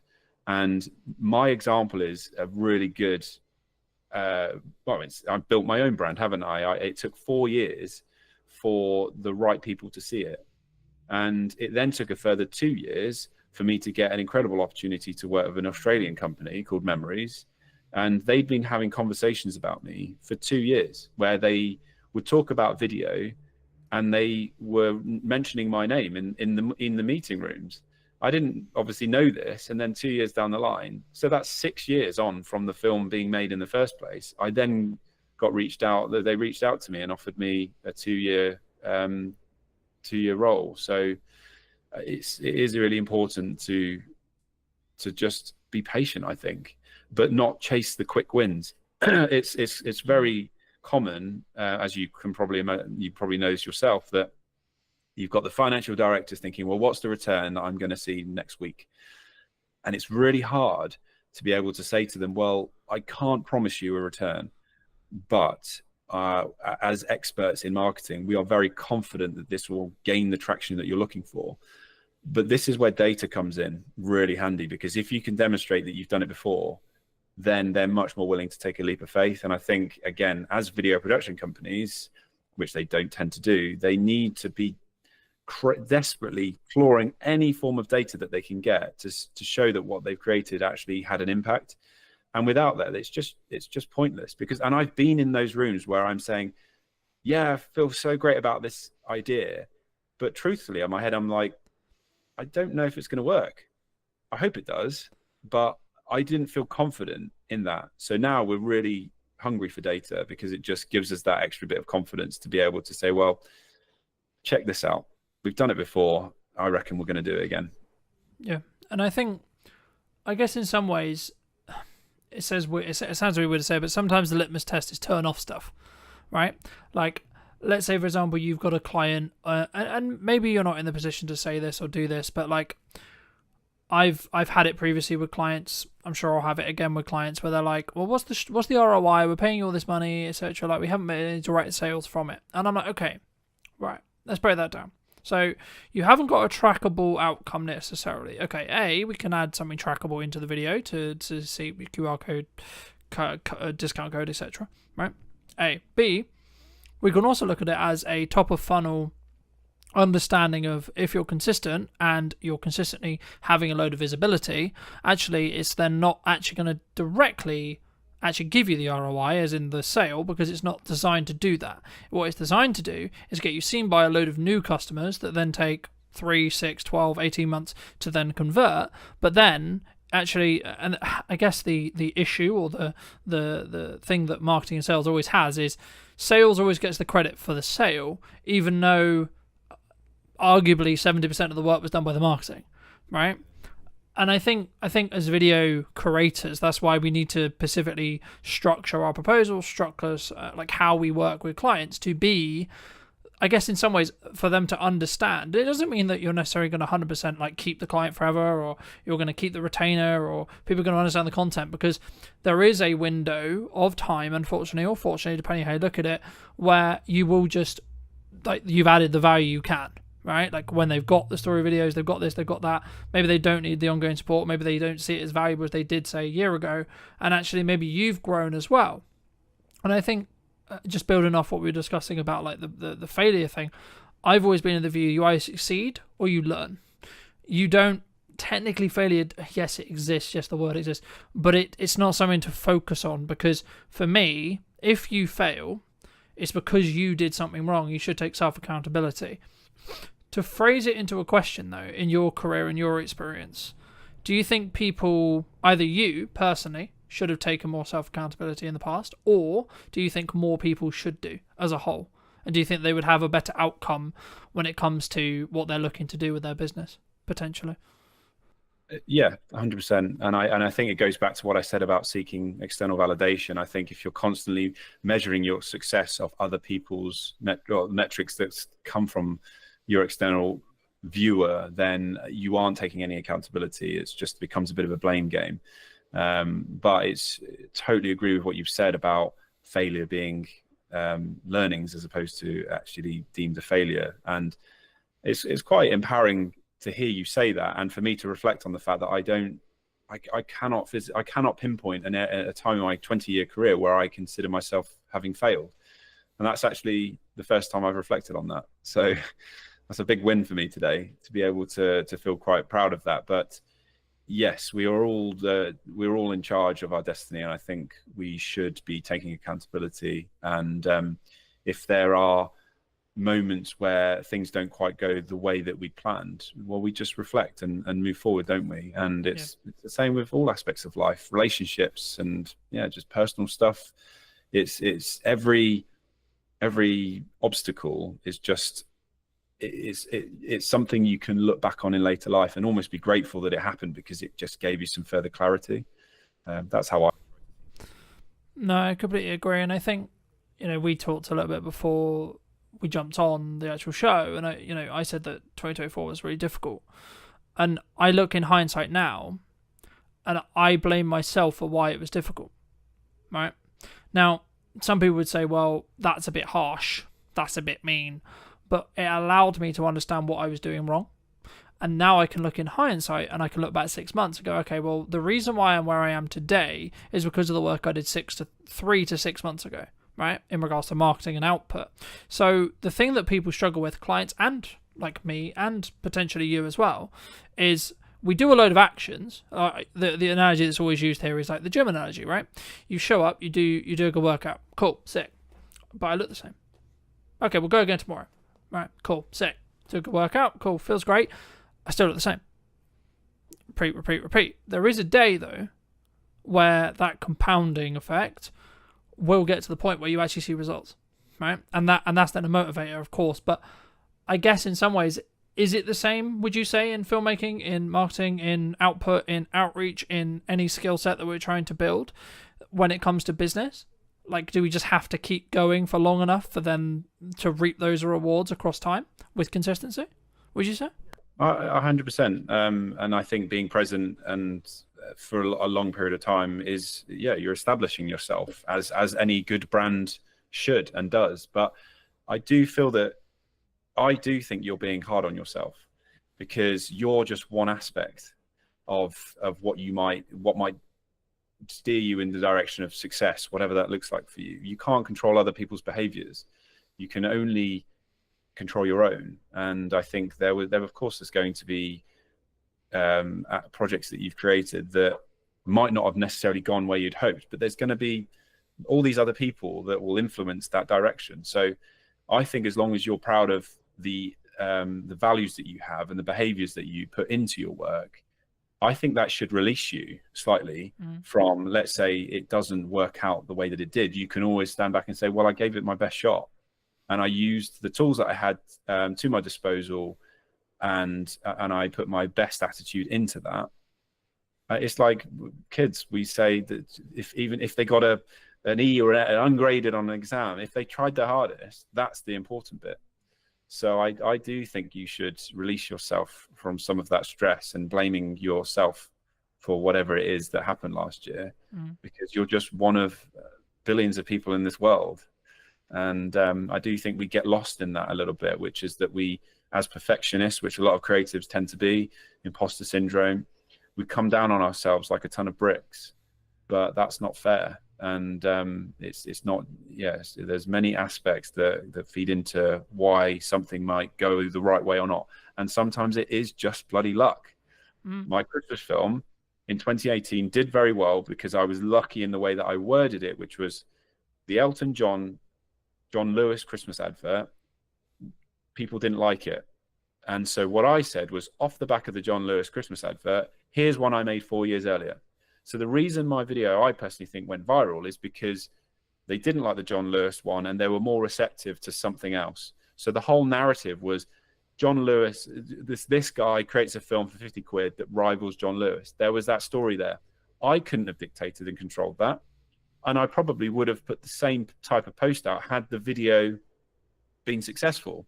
I wasn't deliberately writing it in that way to say, well, I know it's shit, therefore they're going to love mine. It was just good fortune. So I don't think I could have truly controlled that.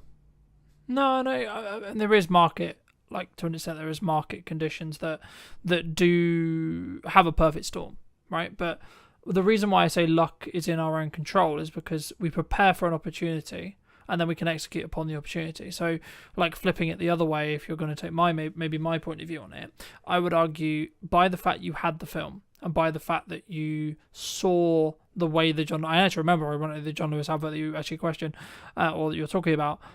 I don't know whether you saw it and that's why you made the post, or whether it was because I don't know timing, but like in a world you could make the argument to say, well, actually you saw the market's reaction and then you went, actually, let's put this post out and see what it does. I would say actually that's your preparation towards you so that's your preparation related to the opportunity. So we can't control necessarily the opportunity, sure, and that's the element that is lucky. But to give you some more context, and maybe the audience who don't know, in 2024 I was marketing mostly wildlife stuff and etc., which is still a passion and still a good thing, but I wasn't truly focused on who I was serving, right, as a whole, in respect to how I can help you with marketing, how I can help you with video, what's the ROI on video, all these things and these key things. And I think for me, in hindsight, of course it's in hindsight, right, then of course that would then have a knock-on effect to potentially the work I got. But actually, arguably, with that hindsight, I picked up a couple of clients who were in the more nature realm space that I'm still working with today. So actually, I don't regret it in that respect. So I think you have to look back to see what lessons you can learn, but don't hold yourself to this perfectionized constant. I mean, in business we're like constantly known for it. It's like, I turned over X amount this year and I'm going to try and do better next year and I'm going to continue to move forward and forward and forward. And I guess it's at what point would you say then there's more to life, right? Is it just covering your expenses? Is it actually developing a emergency fund or having some investments in building for the future, etc.? Or is it actually down to the person, would you say? Talking about like actually the focus on where we go. I think it stems back to purpose and having a sense of purpose and feeling that you're adding value back to society. I do feel that we're in an interesting time at the moment where even back at school, we're being fed this idea that we can all be exceptional, and it narrows it down to that one individual. Whereas we are a successful species because we were built on communities, and so what I want to feel in my life is that I contribute. And I get a real sense of purpose from this idea that it's not just about me, it's about how I contribute to society. But going back to what you said about preparation, you nailed it. I was thinking that word preparation and then you said it, because that's all you can do. And it's the same I'm well into my fitness. I used to be a pretty established runner, and training is all about just preparing for that race. I can't necessarily control what the weather conditions are going to be, how I'm going to feel that day. And there's lots of factors I can't control, but I can be very prepared. And again, using that as an analogy, every time I suffered in a race, it meant that the next race, I literally would be able to say to myself, I felt this pain before and I survived. And so I think we can use that in business and all walks of life, which is to say, well, that didn't work out how I thought, but I feel.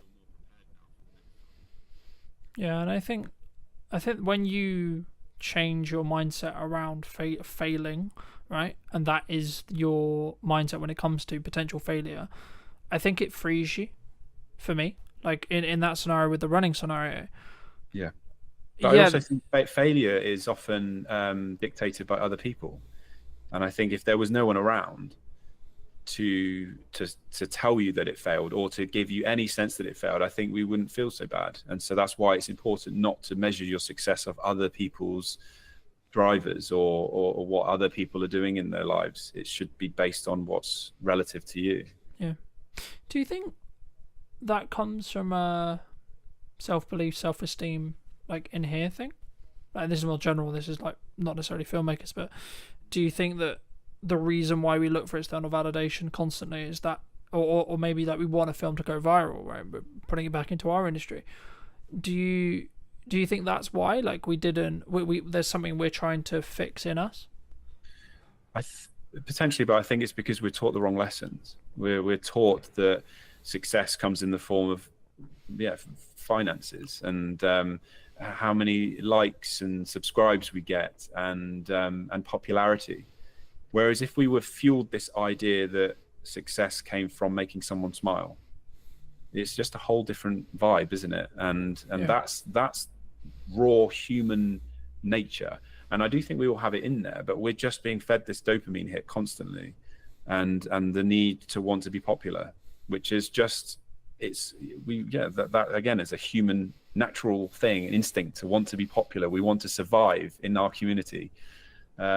So I do believe that from an early period in our life, we're taught the wrong lessons. Yeah, I think that's true, and I think it takes some rewiring sometimes to, and also from speaking personally, like some internal work on why do I look for X or Y from that perspective. And I think you have to take it into two, just maybe lean a little bit back into business. You have to take it from two sides. One is I'll use your example. I'm actually completely cool if this video gets 3 views. I've spent tons of time on it. I'm really proud of it, and I'm not going to tie what I believe to be a successful project on what the internet or the output or etc. actually deems it. So if it gets 3 views, still great project. If it gets 50 million views, still great project. Fabulous, right? And then there's the other side of it, which is like I'm doing it for a client or I'm doing it for myself, which is like, cool, I need it to push a needle somewhere, okay? So I'll give you, I've just picked up live streaming in the last handful of weeks, and I've weaved into what I was already doing into live streaming. So I'll give you an example. A handful of weeks ago, I knew that I got a couple of private texts from a couple of clients that I would call maybe on the fence, right? We don't have any open projects. We've done some projects previously. We're in between projects, etc. Cool. And the part of the text that really stand out to me was like, oh, your videos are really connecting with me, right? And I was like, okay, hold on. So I don't know what he watched. I don't know where he saw it. I don't have any context at all outside of he watched a video, at least one, and it meant something to him. It connected with him, right? Now, if I'm looking at that purely transactionally, that probably means they're more likely to use me in the future, or they're more likely to do a project with me sooner rather than later. Sure. But actually, on a nice level, actually, cool, I just made that guy's day. I made that person's day. I added some value to them. I helped them move forward or help them pre-context or re-understand something related to the video. And I think for me, when I started really focusing on that bit, the how much can I help, how much input can I give and give and give and give without not necessarily expecting anything. Now, it comes from a place of financial planning and financial health, sure. But actually, once you can get there, you can then actually probably make more money. If you're just looking tangibly and that's your objective of success, you can probably make more money by continuing to do that because you don't have to constantly ask for business, right? I mean, just as I'm aware of time, so I think let's wrap up soon, but for people who are maybe listening to this and thinking, okay, I'm going to start creating my own projects, I'm going to start creating my own content, where should someone start, would you say? well, I mean, we've all got smartphones that are very capable now. We've seen it with 28 years later. Obviously, they had some pretty sexy lenses on it, but it was shot on an iPhone. So we can all be going out and making our own content. But I think in terms of learning, it's important to surround yourself by other creatives who are perhaps further ahead, and go in really hungry with a positive attitude to want to learn, but just to watch and see what's going on. And I think being broad with that as well, and getting a different spread, allows you to understand, well, what is it that I want to be doing and what do I enjoy? But I truly think the best, if you want to be a content creator, you have to create, and you can't sit back and wait. It's on your terms. And I think especially younger people, they've got less ties, perhaps, financial restraints. I think it's a great opportunity to use that time to explore. But it's also being mindful of the fact that you might not figure it out for a long time. But if you imagine there's an infinite number of doors in front of you, all of those doors could be open, but it's up to you to open those doors. You don't have to walk through every door, because that could be careless. But if you're just stood looking at the doors, then that's the bit you can control, is to open those doors and see which is the one that you want to walk through. So, and I know it's a cliche, but I do believe that those, you can have an incredible skill set, but if you're an actual arsehole, people aren't going to want to work with you. But if somebody who knows nothing but has an incredible attitude, I'll remember them. I'll get them back on board. I've done it before. There was somebody who had an incredible attitude, and I put them in front of the right people, and now they're living in London, having an incredible time working on TV commercials. And that was her attitude. That's what mattered to me. So that goes back to what we said before. It's about behaviors and how you feel you can contribute back to other people and make people feel something. And those people as well, they're the ones that are best at selling, because they can sit in a room and it's not about them. It's about, well, how can I want to add value to your life, to your business. And they truly, truly believe it. And the best brands in the world are positioned in that way, which is that they truly add value, and it's on the customer's terms. So that can definitely be taken into, for any young filmmaker or creative, try to see how you can add value to the person that you're working with or speaking to, and get a mentor as well. That's really helpful. I have a mentor, and he's brilliant. It just helps me to stay fresh, I think, because it's easy to get stuck in your old ways. No, I completely agree. And I think also, like, giving without expecting a return, and just, I'm going to use the term like showing up repeatedly in a good manner. It comes from understanding where you are in your career, A. B, financial planning, right? Like, there's something that I didn't get right in 24 that I am getting right in 25, and that's why I'm in a stronger position, and that's why I can act the way I am. But also understanding the building it off the marketing sales thing. Marketing is for a specific job to give you the permission to sell to someone, and then sales is the ability to add value at a monetary balanced cost to you. So you're adding value to someone, and someone is then rewarding you with a monetary gain. Sure. Right, but what people sometimes get wrong, in my view, is they don't understand what camp they need to stand in most of the time. Because if you're really strong at marketing, you actually can be less strong at sales, or have an easier time selling, because you'll A, have more qualified leads, e.g. people who actually want what you sell, and B, they'll have less questions or less objections, right? And this is where you should know how to objection handle to an extent, but I find it a bit corny where there's a lot of content online going, this is how you objection handle, because that's just about, in my experience at least, pressure selling people, which in turn means they're probably not really going to get the value, and you're going to, like, the fuse on that client is going to be a lot shorter than someone who's consumed your content for say 6 months or 12 months and then understands completely what value you could add to their business, and then be like, actually no, we're going to give this person like 6 months to before we actually, like, they'll always look at ROI, they'll always look and judge it, sure, but they're going to maybe give them a little bit, like me or you, a longer window to actually add that value, because that's how long it took them to potentially convert, if you want to go down into the business road. But for those people who've enjoyed this conversation, for those people who want to connect with you, want to reach out to you, want to talk to you, want to maybe hire you to do stuff, etc., where's best for people to reach out to you? Probably the best starting point is to go to my website, which is philbeastall.co.uk. Phil with one L, Beastall's BEASTALL.co.uk. Magic. And if you were going to talk to yourself 10 to 15 years ago, what advice would you give to that person now? Chill the F out. I don't want to swear on this. That's the big F bomb. Yeah, just enjoy the ride and stop overthinking. Stop worrying about what other people are going to say. Do what feels good for you, but continue to work hard and show up. And thank you ever so much for coming back and joining me. If you did enjoy this episode and you would like to see more like it, make sure to be subscribed, follow, all those lovely things, and I'd love to hear what you think in the comment section down below. And I'll see you very, very soon.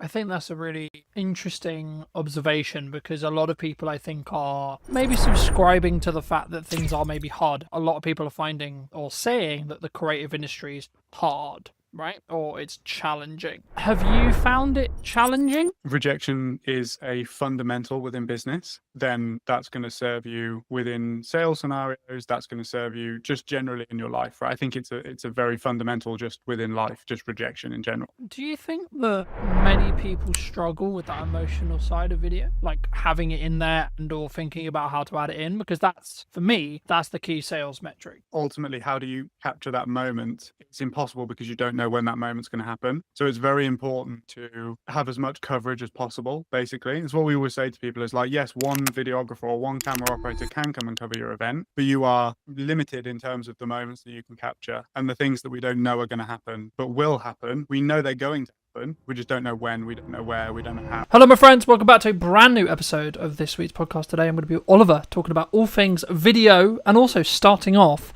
with niching, because it's something that we actually both kind of do opposites, I would say. For those who don't know, Oliver, like, firstly, I guess, like, what niche do you operate in? And then secondly, why did you choose to go into that niche? Yeah, it's a great question, man. So first off, happy to be here. Thank you for inviting me on. Excited to chat to you for the next kind of hour or so about everything events and video and marketing and all of that sort of stuff. So ultimately, the question around niching, we've been doing this for nearly 5 years. We've dotted around a lot of different service offerings and niches and markets, if you want to call it that, and stuff. Really, the decision ultimately came because of the ambition that I have for the company long term. I want to scale. I want to grow. I want to specialize within particular areas and stuff like that. And I think ultimately, if you're looking to do that, it's much easier to do that when you decide on a niche or a market or an industry that you can really kind of get your teeth into and become an expert in. I know that it's cliche, but it's kind of that classic saying of like GP versus brain surgeon, you know, who gets paid more. And it's the person that is a specialist. I think if you had a problem with your brain, you would much rather go to a brain surgeon than a GP, and you would probably pay the money because you know that that person is going to be able to solve your problems, basically. Yeah, I mean, I completely agree. I mean, I guess the critical part of my head is like, so how was, obviously we didn't predict COVID, no one could predict COVID, right, in the respect to like how drastic it was in respect to maybe how it changed the event industry, etc. But like, I know that the event industry as a whole was maybe one of the ones that was hit harder. I mean, how was that from because that would be like the counter argument to like, well, you kind of got a risk in that respect. Like there is an argument to be made about the specialist, absolutely. And I'm sure we'll get into that a bit more. But did you, in some ways, I don't really use the term regret, but did you regret that during COVID? Well, COVID was kind of the birth of the business, right? So we were still playing around in the very early days when COVID first hit. But yeah, I do know that obviously the events industry was hit really hard. From a video perspective and a video production perspective, I do know that a lot of the agencies or production companies, shall we say, who made the pivot to hybrid production and live streaming and that sort of stuff, when they kind of had that as a string in their bow, let's say, they did really well because it was kind of a select few companies that were doing it and doing it immediately. So yes, I think you can make that argument. There is the other side of the argument that is that the events industry came back stronger, probably than most industries, I would say, as well. I think that a lot of industries, let's say like high street and product and e-commerce and that sort of stuff, that was hit really hard after COVID, just because it was very much like a paradigm shift in people's minds. Like they didn't need to go to the high street anymore. Whereas the events industry is ultimately built on human to human connection. And we hadn't had that for so long that I think it really bounced back quite strong. But I just wasn't involved in the industry at that point, so I couldn't really comment on kind of what I saw from a business perspective. Mm-hmm. I think that's a fair assumption. I mean, I guess I was going to bring in AI later, but I think now's a really great time. Do you see maybe an increase in demand? Because I think people are kind of going two ways with AI. Like, a lot of people are utilizing it, a lot of people are using it for efficiency, sure, but maybe they're, I guess, in some ways wanting that emotional connection, wanting that human to human connection, whether that's in person or equivalent, maybe more, because things are becoming, I mean, maybe this is just a byproduct of what happened with COVID, right? Because we were all locked in our houses and talking through Zoom and this kind of thing. But for me, it was really interesting watching and relaunching this series of the podcast as a hybrid kind of approach, right? Some episodes will be like this, other episodes will be in person, etc.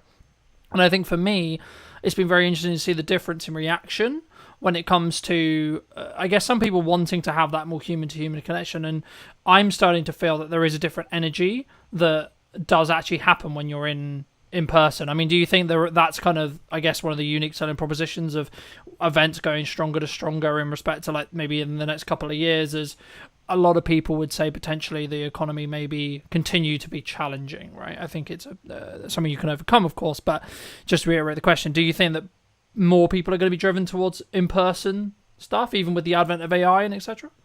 I think so. I think that ultimately when you have a strong trend heading in one direction, there's always a counterculture group of people that ultimately reject it. Like, think about when the internet came in. I'm sure that those people that loved reading books and kind of going to libraries and stuff like that had a massive boom. Ultimately, with the conversation around AI, I don't think it's worth rejecting, because it's here and it's here to stay, and it's going to revolutionize so many different industries. But ultimately, the events industry as a whole is pretty well hedged against AI because of that human to human connection, right? I think that it will do a lot with regards to, let's say, the ticketing process, the operational, the logistics, all of that sort of stuff. I think that will really help because there's probably a lot of human error that's made as a result of just having to check so many names and so much data and all of that sort of stuff. However, I think that what it will do is it will weed out the events that don't really have a strong selling proposition. And I think that the events that do have a strong selling proposition, i.e. festivals or really solid business conferences and stuff that people get a lot of value from, I think that those will be held in an even higher regard than they already are, because of the fact that it's so different to what people are used to experiencing on a day-to-day basis. I think that's a really interesting observation, because a lot of people, I think, are probably maybe subscribing to the fact that things are maybe harder, right? Like, I've been filming a handful of podcasts across the last couple of days, and a lot of the conversations I'm having in them is about a lot of people are finding or saying that the creative industry is hard, right? Or it's challenging. Have you found it challenging? And if so, how did you change, like, when it was maybe challenging? Maybe it isn't right now, but if it isn't, how have you pushed through that? And is it just because you niche specifically, do you think? I think that that's probably part of it, for sure. I wouldn't lie to myself in the sense that, well, we didn't pick events purely because it was hedged well against AI. It's just worked out really well. I think that if I was a production company, let's say, who niched into like animation or explainer videos or something that could quite easily be done by AI, I would probably have a plan B in terms of like pivoting. But I don't know. I think it's an interesting question. A couple of things that I'll say is that I think that your mindset and your perception around things can entirely dictate how hard things are for you. So if you believe it is hard, then you will unconsciously do things that affirm that belief. So I think that's something that people have to look out for. Ultimately, there is going to be, and there already is, a gap in the market for people that do things not with AI. Like some of the YouTube series and stuff that I watch, at the start of the video, they have a disclaimer that says like proudly produced by humans and stuff like that. And for somebody that values that and values the human input into creativity, for me, that's an even stronger reason to continue backing and watching that channel, right? So that's kind of just like a micro abstraction just there. What it's definitely done and what I've seen is on the post-production side of things, we're certainly less involved than we used to be. So I feel like internal marketing teams are utilizing, let's say, like AI short form editors.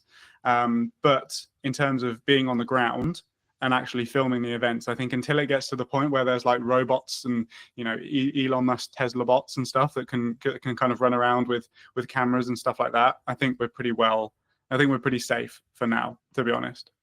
No, I agree. And I think, of course, we don't know where AI is going to go, right? So it would be wrong of me to say, oh, that's never going to happen. But I think that actually when we get to that stage, I don't believe, personally, we'll see what happens, of course, but I don't personally believe that that will be the thing that's replaced. In warehouses, yeah, absolutely. In, like, repair jobs where it's dangerous or equivalent, yeah. Soldiers, if you're going to have to fight a war, yeah, etc. Things like that, I can absolutely see.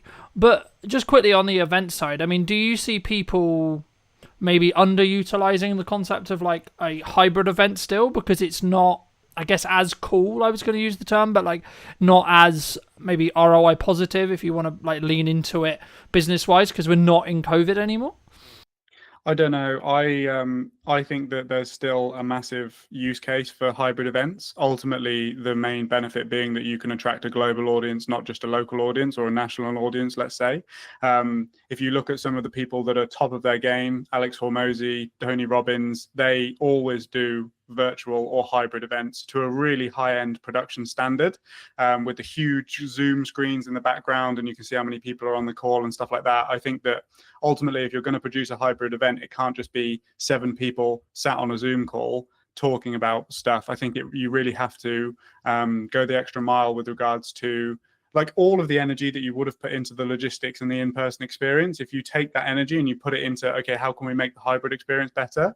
I feel like you will definitely have a better event and a more engaging and valuable event for your delegates as well, for sure. I think that, yeah, I think that's the key. I think it's about like actually branching out a new audience and maybe having, from a strategic side, maybe looking at like, here's a online ticket versus here how you can be in the room, right? And having a different tier in that respect. But when we look at marketing, right, now obviously maybe we're going to talk directly at events, but like it could also, I believe, be used more generalized. What do you think I'll ask it in an event way, but it will probably branch out outside of that as well. What do you think people are missing in event marketing right now? What do I think they're missing? Like, what should they be doing, in your opinion, that they're maybe not doing? Well, ultimately, it's totally dependent on where the bottleneck is within your marketing system, right?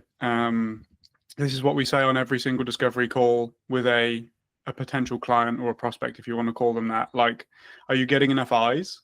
I.e., is there a ton of people filling the funnel, but you have a conversion issue? Like there's not enough people converting into actual ticket sales or sponsor conversations or whatever that might be, or have you got fantastic conversion metrics, but you haven't got enough volume?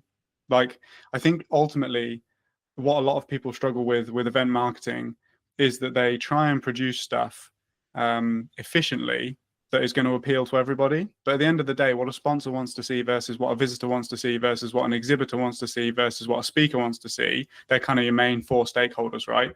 They're totally different pieces of content. And I think that events and event marketing teams specifically should take a lot more time to consider where is the bottleneck and really what are we trying to do over the next 12 months in the lead up to our events. And produce content purely for that. I feel like they're trying to solve 4 problems, whereas if you just dial down and solve 1 problem, and then you'll have another problem off the back of it, but you can continue to do that, right? And it will just work in this cyclical cycle. I think also one of the biggest impact factors when it comes to video specifically for events is speed to market.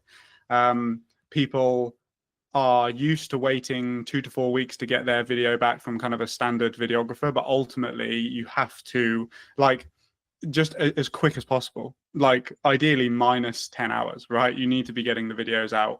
We kind of say 48 hours is the max. If you want to capitalize on the traffic and the buzz and the selfies and the tags and everything that's happening on social media after an event, you need to be publishing that video and putting it out to your list and kind of engaging with as many people as possible to get those rebooks, because ultimately it's like somebody is so likely to rebook pretty much there and then, or like just after. If you wait like a week, the emotions have died down, the memories have faded, and you're just not going to get as good conversion, basically. Yeah. Do you think that many people struggle with that emotional side of video? Like having it in there and or thinking about how to add it in? Because that's, for me, that's the key sales metric to an extent of when you have a video. It's can you showcase, highlight, show in a form that will then have an emotional either reaction or showing the actual emotion that took place at the event, for example. Do you think that's something that maybe some people lose, either because of the self-confidence of like, how do I capture this moment? Or actually we missed the moment because we didn't predict it, perhaps? Yeah, I think it's both.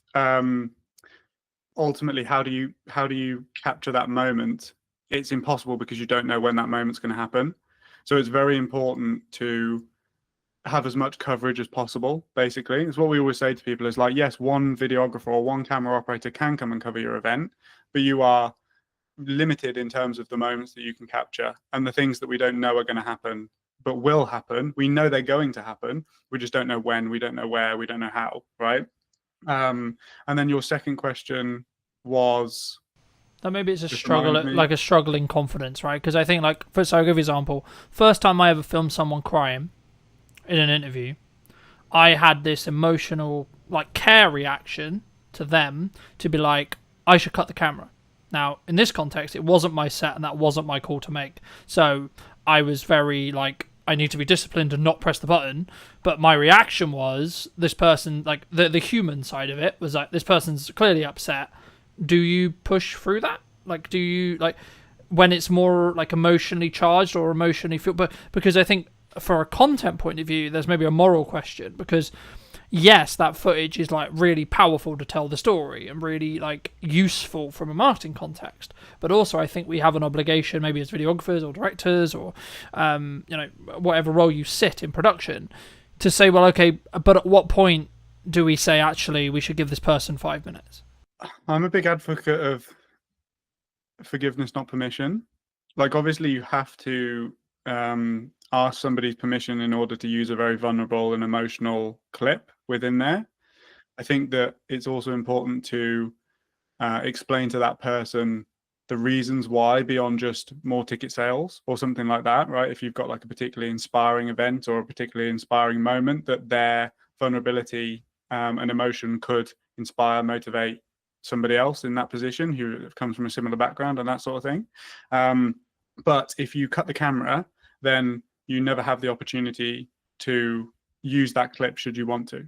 So I would always say, like, I think push through it is probably the wrong term. It's more of a case of just let the moment unfold, let whatever is going to happen, and then decide how you're going to use it later. I would much rather have it and then not use it than not be able to use it because I didn't have it. Yeah. Do you think, I mean, I know we discussed briefly when we were setting this up as well, and I'm going to get a little bit into mindset to give you some clarity, but for me, I think I've always been a very disciplined person, and I think it bridges quite nicely onto what we were discussing there about like the emotional stuff, but like, I agree with you in respect to like, if it's not, because you can get retroactive permission and with the context you're potentially going to use it for, and actually that's probably a nicer way of saying how you're potentially going to use it, but is in more generalized term, when you're looking at business or when you're looking at maybe touching back to when things are harder, perhaps, and you need to do the extra hours, you need to do that one more rep on the sales call or do one more sales call, one more discovery call, one more piece of content, etc. Is that just a discipline thing in your experience?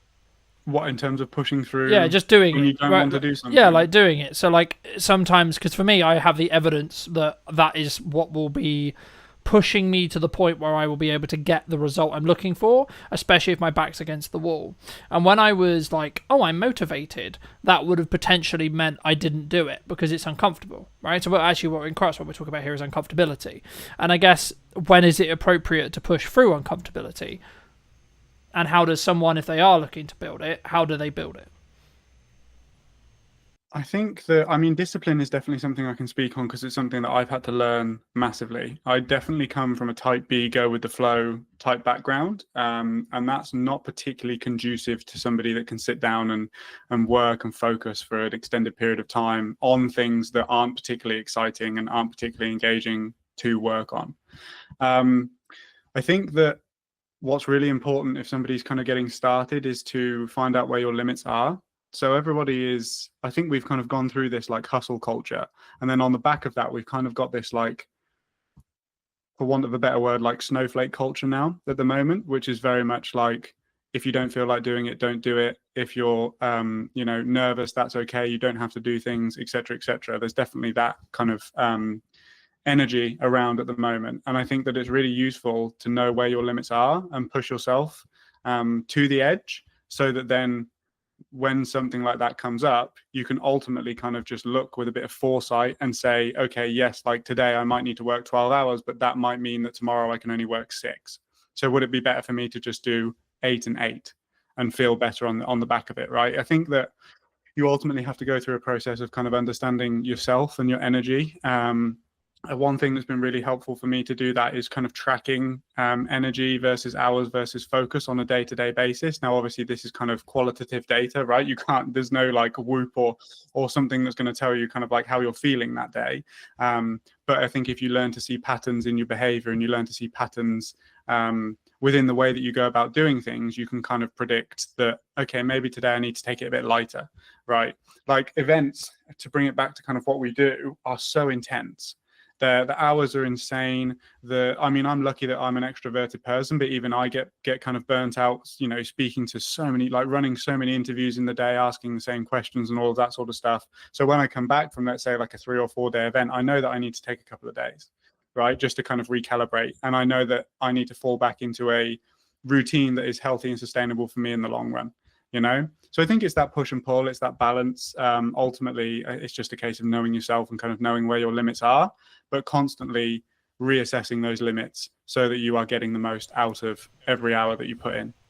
Does that answer your question? Yeah, absolutely. I mean, I think for me, there's different stages in your life, right? There might be, I'll use your example, like you've just come off an event, you're absolutely like, this is my 4th interview out of 5 this week, right? And I'm like, okay, I'm aware that like my performance may start to like pull or start to be not as sharp as I was in the first one, so I may pull back after this 5, right? And that's a key understanding. But also, like, what else is going on around those interviews? Well, actually, all I've got is editing time, so doing the editing things that I need to do, and then the general working out or other, social activities, etc. So actually, in reality, my focus can be given to this hour, and my prep can be given to this hour, and etc. So the key is, for me, is actually like, it's about working hard and working smart, sure, but it's also about understanding. I work in sprints personally.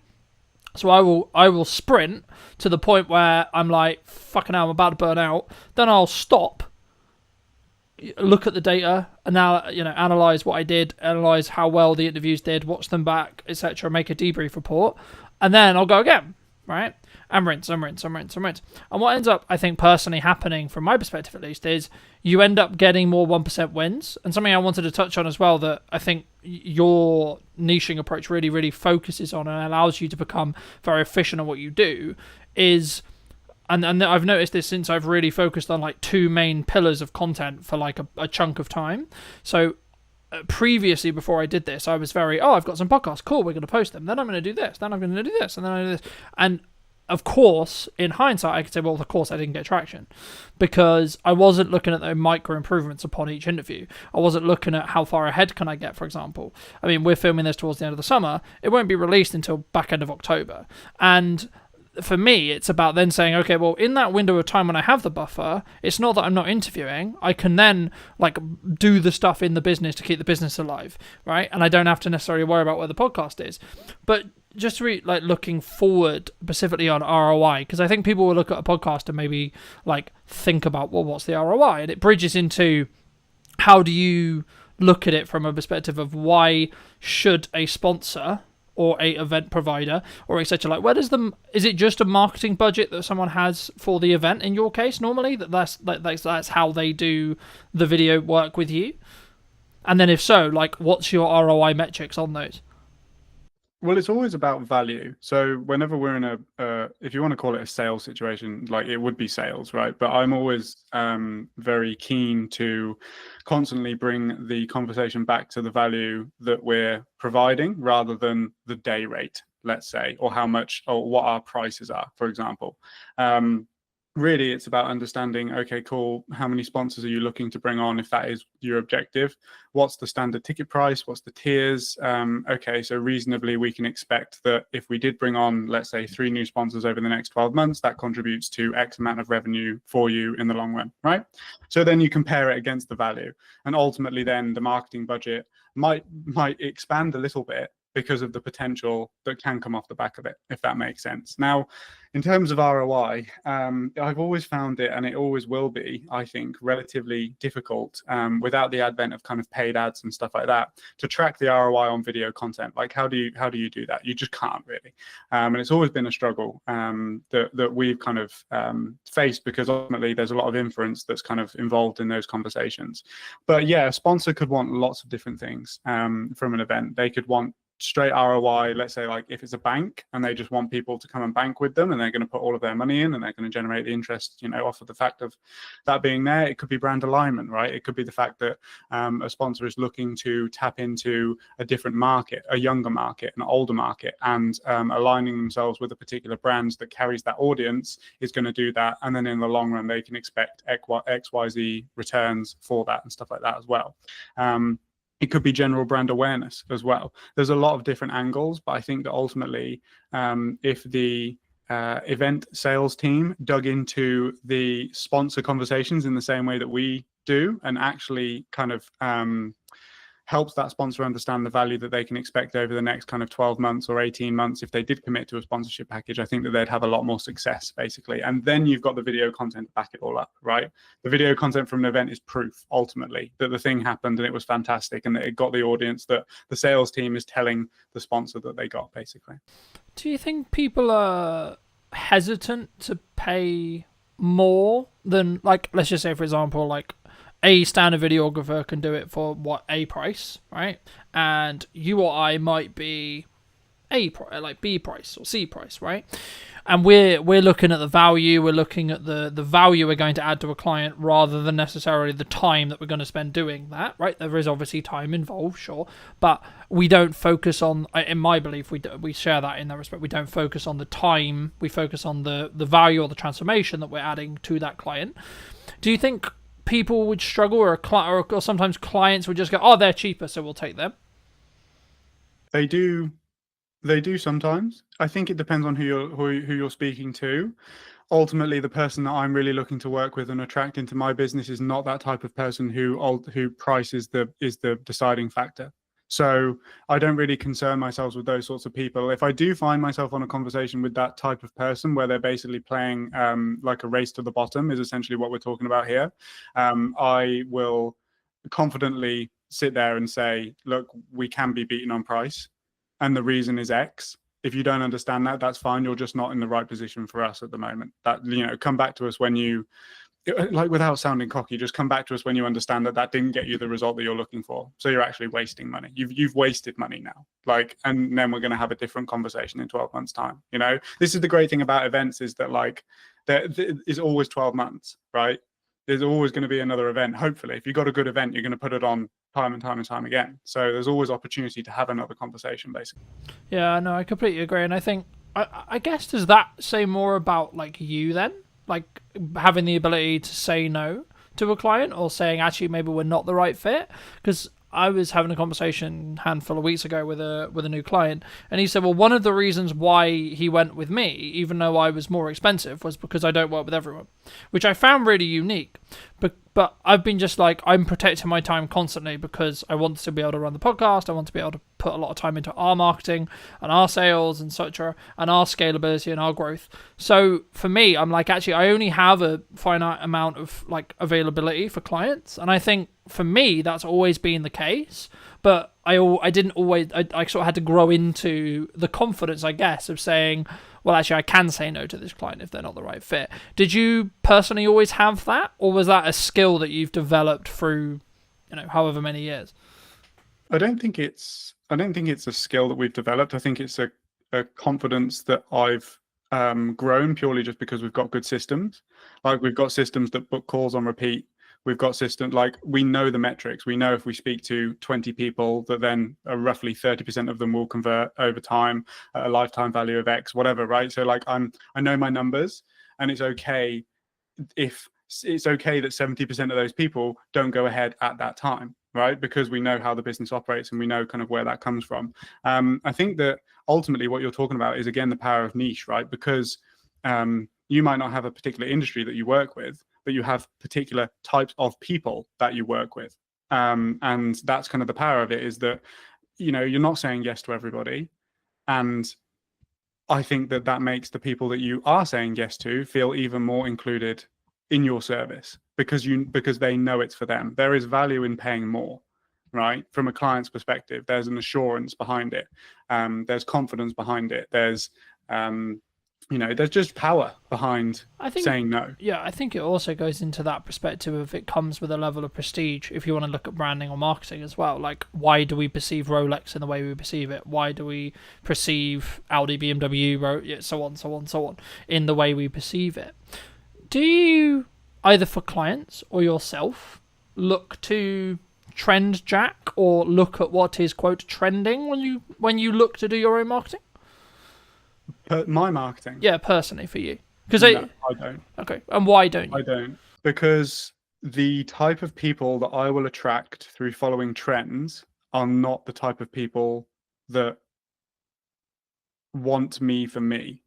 I would much rather a video that I produce get 50 views, but all of those 50 people love that video and get invested in the things that I'm saying and be the types of people that I made that video for, than 100,000 people when, like, really none of them actually wanted to watch it. They wanted to watch the trend. That's what they're looking. They're trying to watch the trend. They're not interested in the actual content itself, right? Now, there definitely is a place for trends. It's just such the fact that we don't have the resources, i.e. time or money, to jump on particular things. My available resource for marketing my own business is extremely limited. So I'm going to do activities that I know are going to get the biggest return. And ultimately, with a trend, I don't know whether it's going to work or not, right? Yeah, absolutely. Because I think sometimes, not us maybe, but a person, starting out videographer, starting out business, they look at the potential likelihood that they could get something to like 1 million views, let's just say, for example.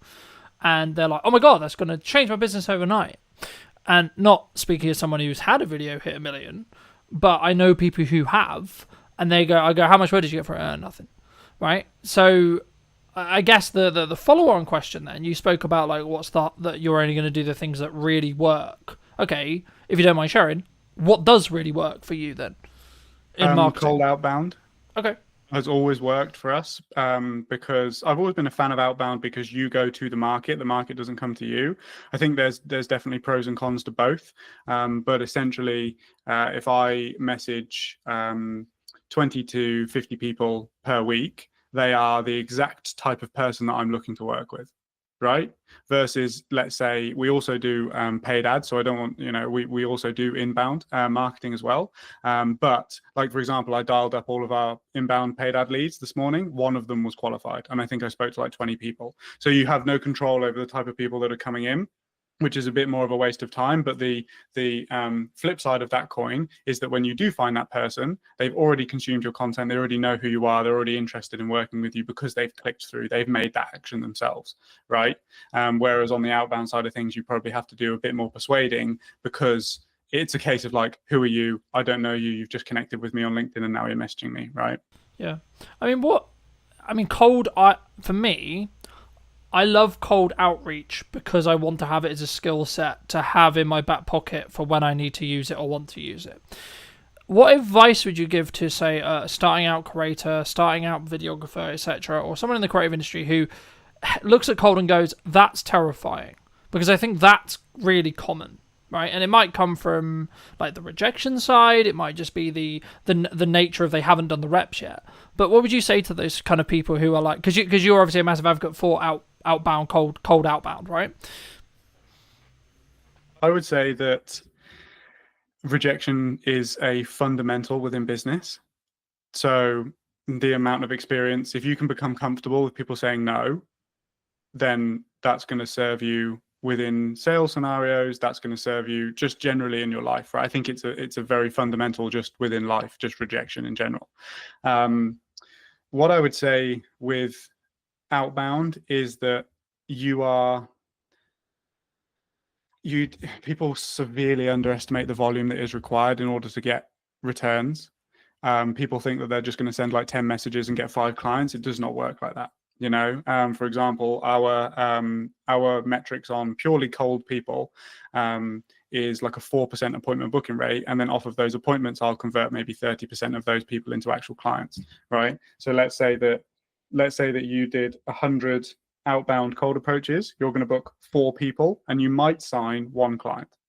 So it's going to take you a long, like it takes volume, it takes time. And then obviously with that volume becomes skill. You learn what works, what doesn't. You learn how to say things. You learn how to deal with objections in the DMs as well. Like a lot of people aren't saying no because they don't want to work with you. They're saying no because you're a stranger. It's just like when somebody knocks on your door, right? You're trying everything in your power to get out of that conversation. But ultimately there could be somebody that knocks on your door that could change your life. You just don't know.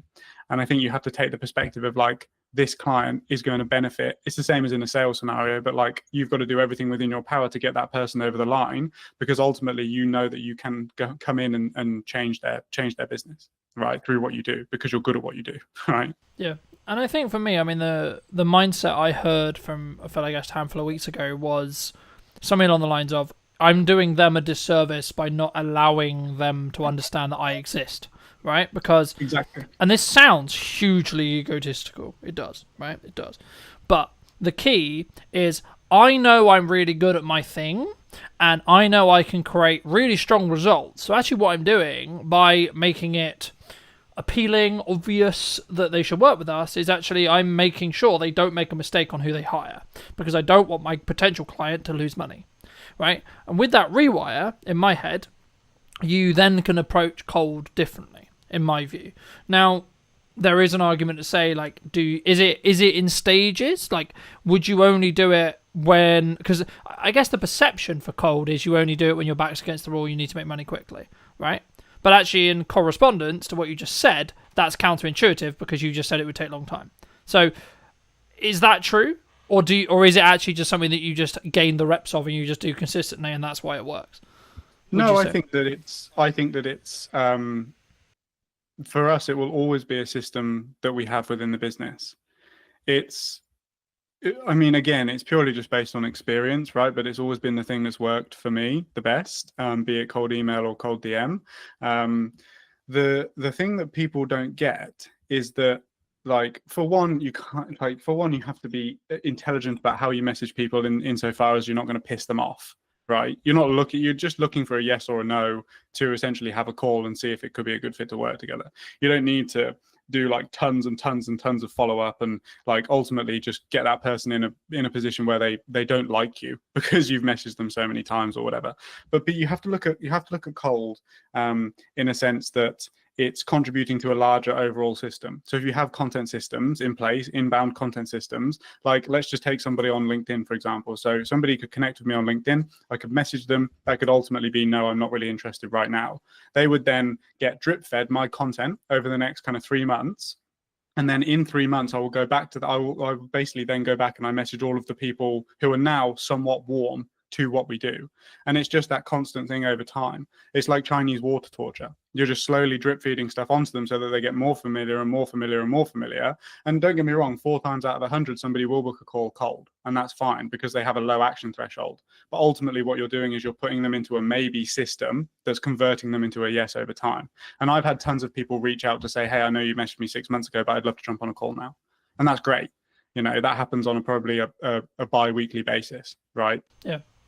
And I think for me, it's in some ways, even if it isn't the right time for that prospect, that person that you're messaging, actually what you're doing is you're saying, hey, remember me, right? Every time you message, and that should be the way. Or, hey, I saw this thing, hopefully it'd be valuable to you, right? Or whenever you maybe share a piece of content, I always look at it of going, how can I add as much value in the window of time they're going to potentially give me, whether this is in a short form clip or the entire podcast.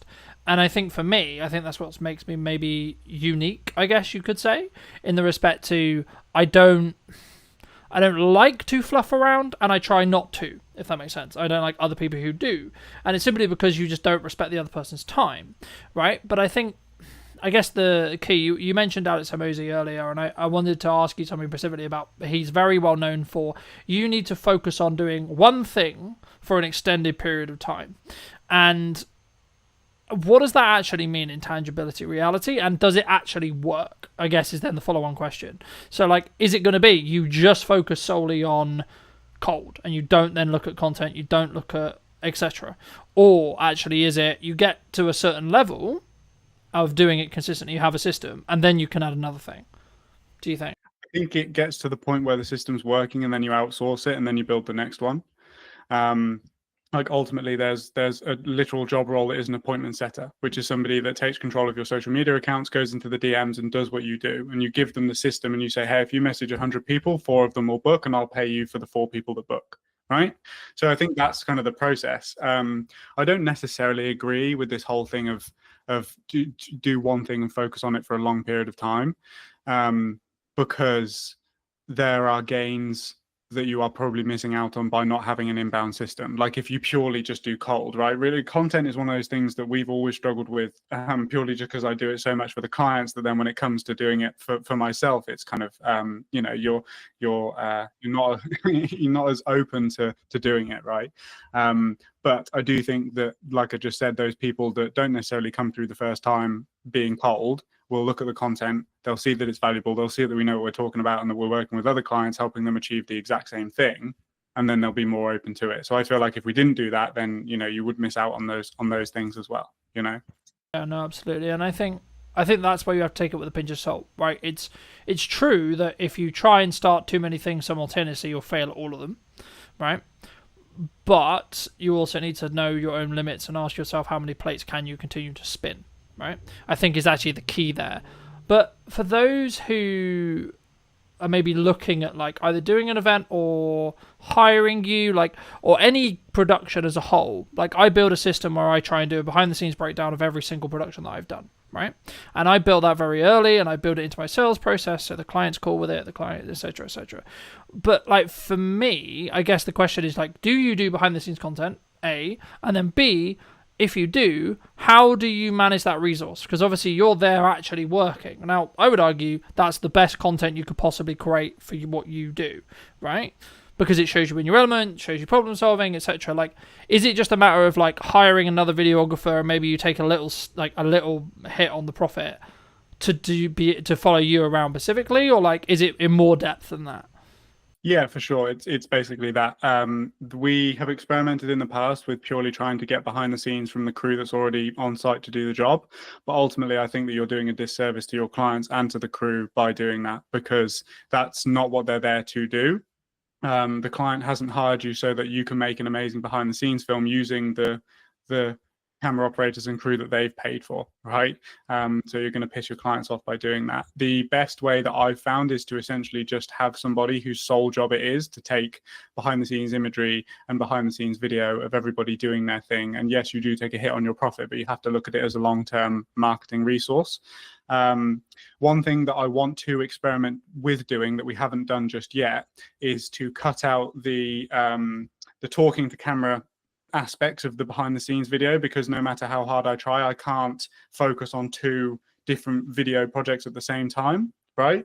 It's very difficult for me to think about how the behind the scenes video is going when I just need to be focused on the client's work, essentially. So what I want to start doing is bringing somebody whose sole job it is to do that, have me mic'd up the whole time, and then have those clips of the problem solving and have those clips of us working on a day-to-day, bring that back in, and then probably review it with the camera in the studio, and basically just say, like, look, this is the context, this is the situation, here's what happened, here's how I dealt with it, have a look, right?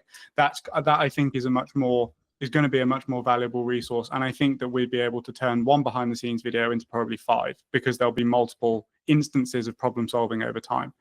So that's something that I've discussed with the team, and that we're going to start doing moving forward.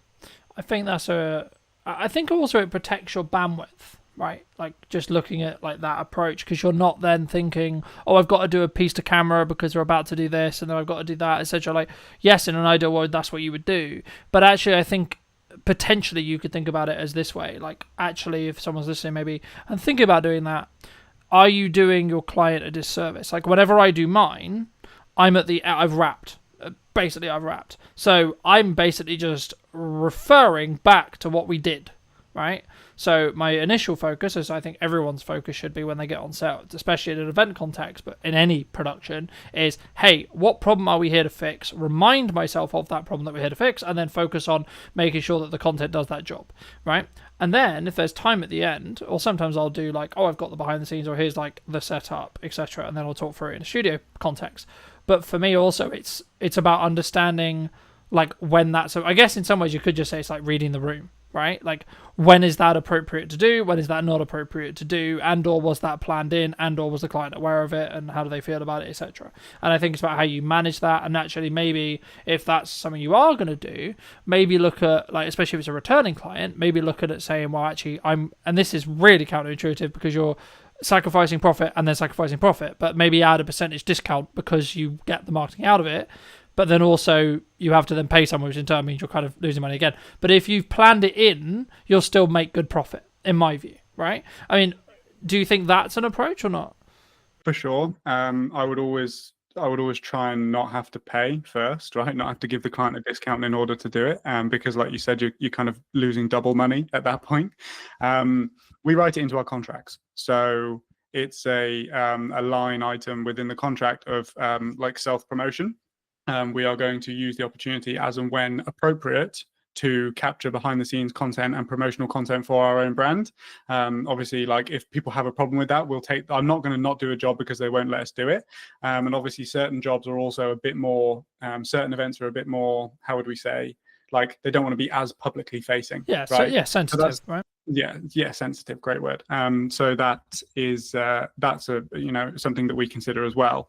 And it's really just, like we have solid relationships with our clients. The fact that in the events industry, we have long-standing relationships, and I can just have that conversation with people. But as you said, it's a part of the sales process. It's a part of the contract. It's expected, and I think that most of the points of contention within capturing behind-the-scenes content come from a place where it was a surprise. They didn't expect you to whip out the camera and start filming yourself. Yeah, and it would also be kind of a reaction like, what the fuck are you doing kind of thing, in some respects. And some clients love it. Some clients are like, it's almost double videos for them because it's showcasing their event and the way that you're capturing it and the behind the scenes and that sort of stuff as well. I feel like if you've got a good personality on camera, it's almost like having a promotional piece kind of for the event as well. But also other clients don't, and that's totally fine as well. Yeah, I mean, I mean, to give you the audience some context, I mean, I've done jobs which I can't even speak about because of NDAs, but also, like, it was just a conversation with the clients, like, yeah, this kind of isn't appropriate, the day's going to be really busy, and actually half of this stuff, like, I'm not even going to be able to use anyway, or I'm going to have to heavily blur, like, half the stuff in the background because of where we are, etc., etc., etc., etc., etc. So it's just, like, at that point, you're just like, it's not really worth it. But for those people who've really enjoyed this conversation, they want to see more of your content, they want to connect with you, maybe they want to hire you to do an event or talk about that, etc. I mean, where's best for people to reach out to you? LinkedIn, best place. That's where I am most active in terms of the content. You'll find me there. It is me that runs the accounts, so you are actually speaking to me if you message me. So yeah, just send me a message there. Like, we're very easy in terms of the way that we go about things. If it's right for you and it's right for us, then we can talk about it. Magic. And there's a final question I'll add on, but it just jumped to mind as something that maybe you're challenging that I'd be curious on your perspective on, because I've watched some videos where you're talking about it. I mean, a vulnerability potentially of both of our businesses, we are very founder led, right? Clients want us involved in every single stage of the process. Is that just like the nature of it sometimes? Are you just like, okay, it is what it is? Like, that's, I guess, what I'm going to have to live with to be able to make the money I make and be able to run the business I run? Or is there a way you can transition it? I think that you can transition it for new people. I know that you left a comment on my YouTube video that I made, which is basically, it's just like, it's not an expectation that we're there. But I think ultimately, if you have a strong personality that people connect with, and half of the reason why they go with you is because it's you, then you are going to run into issues doing that with certain people. I think like pre-existing clients who have always known you to be the one that's there, but then also certain clients are totally okay with it and they understand it's a natural progression within the business process, right? It's something that I can't necessarily speak on too confidently right now because it's something that we're still figuring out. Obviously, if we're looking to scale to the point that we are, then I can't be involved in every single project because I just don't have unlimited time. And I think that's my hypothesis for this, is that the brand, whilst it can still be founder led and come from the vision and the mission that the founder originally had, I think that the brand has to have its own characteristics and qualities and quality assurances for the clients and stuff like that as well. And I think that's where the leverage is with regards to me not having to be on set every single time in order for a client to sign with us, basically.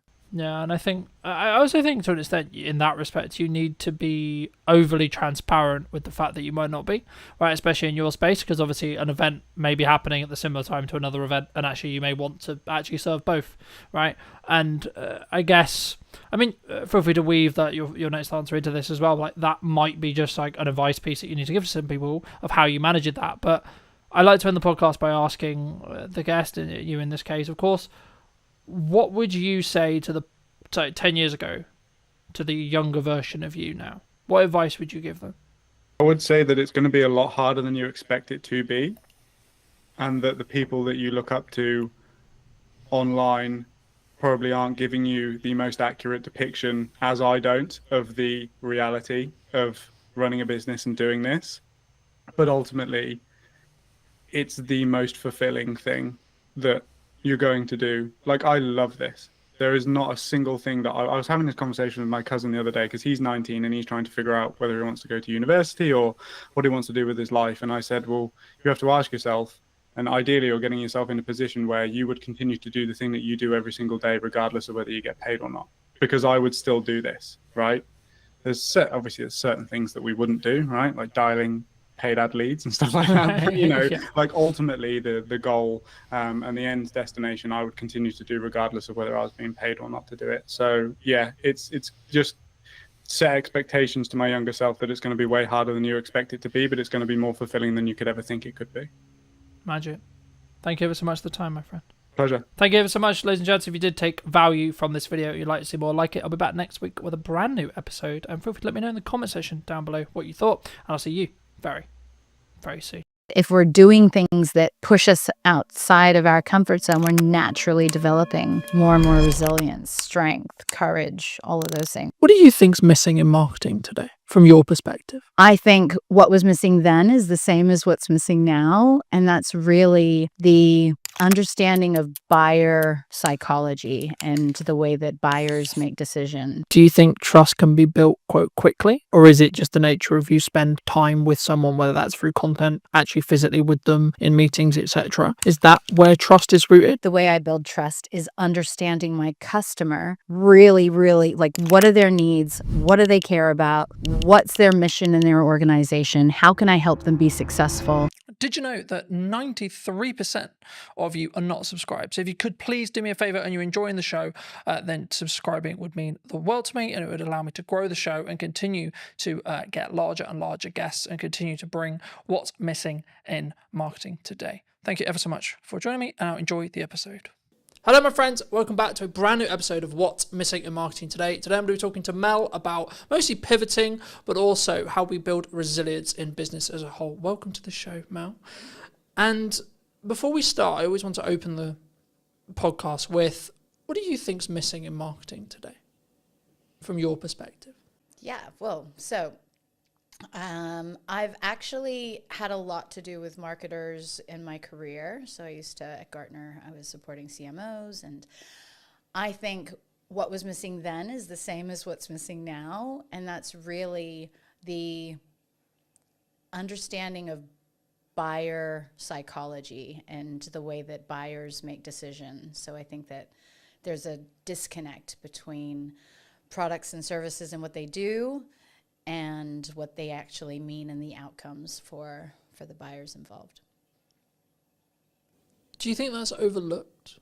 I'm sure we'll get into the actual psychology, but when someone looks to set up their business, do you think they overlook the human psychology element because they're more interested in the shiny camera, the shiny marketing technique?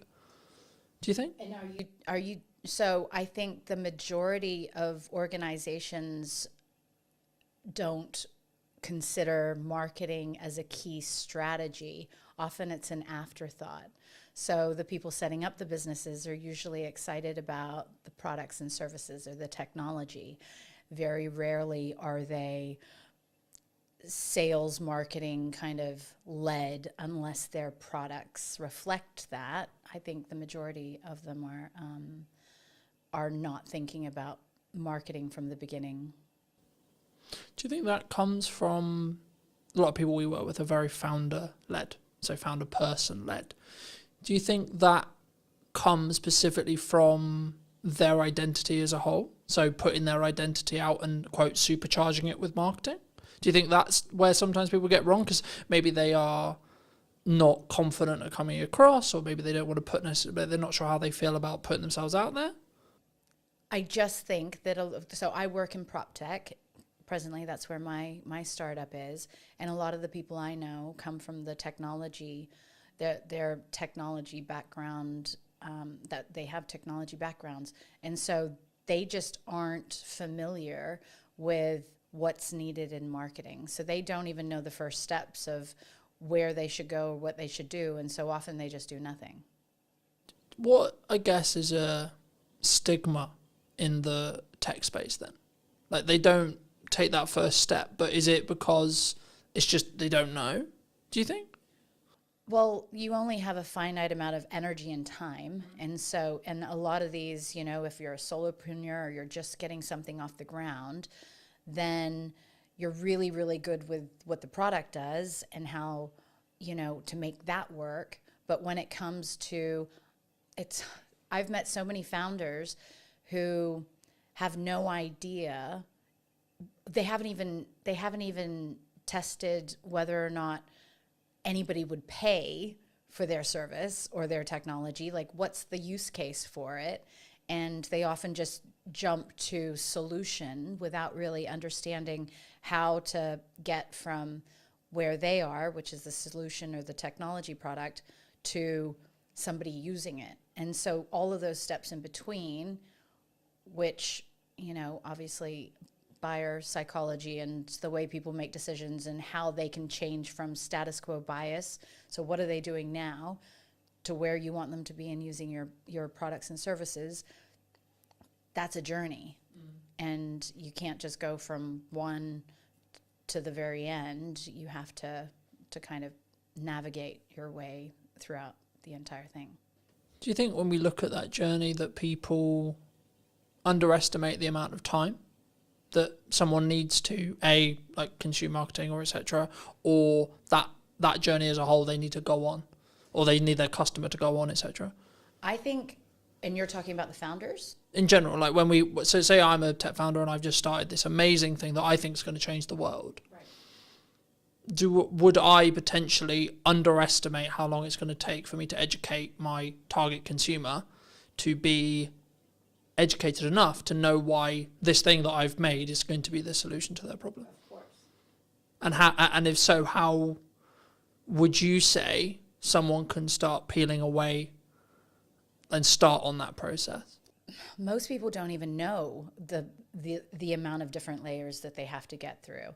So it's not just ensuring that you're able to deliver a message that resonates with them to pique their interest? How are you demonstrating true value? What will their lives look like once they're using your service compared to what they're doing today? How is your service going to infinitely improve their situation? All of these different things, nobody really considers them. And so I think maybe they're like, okay, we'll do Google ads, or we'll hire a marketing manager that's very tactical and maybe just looking at how they can get clicks versus really penetrating that value that they're supposed to be creating in the mind of the buyer. We talked about psychology in the opening kind of statements of this episode. I think it's an underrepresented concept as a whole across the business realm, not even just in marketing. In my view, I don't think we talk enough about actually A, buying psychology, or B, the ticks or the seeds that we need to plant psychology wise. But from your experience, from your perspective, what actually happens, like from a psychological point of view, when someone is maybe looking for something? So when I was working for a consulting firm that focused purely on the psychology and neuroscience behind how people make decisions in sales and marketing, I was amazed to learn that, so we're all programmed to stay safe. And the part of our brain that keeps us safe doesn't like change. And that's just the way that we're built. So if you want to get somebody doing something new or different with your product or service, you have to disrupt that status quo bias that is designed to keep people safe. And there are several reasons why people stay with the status quo. And so if you're not being very intentional about the psychology that keeps people doing the same thing that they've always done, I mean, there's so many instances where people come out with these amazing products. This will save this amount of time. It'll save you this amount of money, da da da da da. And everybody's like, yeah, that's great, but it needs to feel so urgent and so important to them that they have no choice but to change. Otherwise, it's easier, it's cheaper, it's easier, it's safer to stay with what they're doing most of the time. Do you think we can overdo it, though, as a society at the moment? Because everyone is like shouting at the start of their videos, or they're making really clear statements, etc., because of that pattern interrupt bias that we're looking to break. How does someone maybe listening to this, I guess, position themselves maybe in the middle ground? Because I think if you go too far and it doesn't align with the promise maybe that you're making in sales, or the promise you're making in a video, that would then backfire potentially. For sure, but some of those people, they're not focused on buyer psychology. They're just focused on getting attention. And attention is very different from intentionally wanting to help a customer. And so if you have something and an intention to genuinely make a difference in a buyer's life world, then you're coming at it from a totally different place. The people who you're mentioning right now and capturing attention and doing all of that jazz, you may interrupt what they're doing, you may get their attention, but the trust and the rapport that you need in order for someone to buy, that's never going to be there until you go through all of those steps and demonstrate the value. And so I think that you definitely have to follow a process, and it has to be intentional and value driven. And what you're talking about just sounds like pattern interrupts that, is just more distractions that people will forget you as quickly as they stopped. I guess it comes to a longevity question. My next question was going to be like, roughly, do you think trust can be built quite quickly? Or is it just the nature of you spend time with someone, whether that's through content, actually physically with them in meetings, etc.? Is that where trust is rooted, either from a psychology point of view or just your thoughts around like how do we build trust? Because I guess that's the next question, right? Like you say trust is a key buying metric or a key reason why someone would buy. Okay, well then the question becomes as well, then how do we build trust? Well, so it just so happened that I took a different angle with this when I was doing performance coaching and sales consulting. And in the sales training for these organizations, we were actually helping sellers build trust based on personality profiles. So understanding different personality profiles and the behaviors that people would exhibit and how what they would need to see in order to feel most comfortable. And the reason why I say that is because if you have a salesperson that's really dominant and is just, moving very quickly and not giving all the detail, but then you've got another person who you're trying to sell to who cares very much about the detail and the information, and you don't slow down and you don't meet them where they're at, then you're going to miss them. And those people are the most risk-adverse buyers out there. So there's just layers upon layers of different ways but I think that when you're dealing with humans, taking these things into account, it is a unique position that as humans we can navigate that technology can't yet, and that's by being able to predict, well, what is something that would be important to you. And I think like so just to give you an example, building trust is really important, but then you've got the old school way of selling where everything was based on relationships and not a lot of merit. And then you have newcomers coming in, and I hate small talk. And so it can be really uncomfortable for me to just pretend like I'm talking about stuff that I really just feel awkward even, starting those superficial conversations. And so from that perspective, the way I build trust is understanding my customer really, really, like, what are their needs? What do they care about? What's their mission in their organization? How can I help them be successful? If I'm demonstrating that really quickly, that I know their industry and that I understand how to really take them from here to where they want to go, that will at least get me to the table to have conversations and, rather than other methods. Did that answer your question? Yeah, no, absolutely. I mean, it's interesting that you say you hate small talk, because I thought that was just a me thing for a long time, right? And I'm on the spectrum too. since I didn't mean to. I meant as well as like yeah. Since like running the show, or since like connecting with people, or being, I guess one could say that I'm quite targeted in who I choose to bring on, who I choose to connect with, who I choose to talk to. I guess in some ways, because it's quite hard for me to describe how I choose and why and etc. Because for me, it's all an instinct-based thing. It's a gut thing. It's like, yeah, I think this person might be interesting. I don't know because I deliberately don't want to know, because I want that to be here to make a good, quote, good show, right?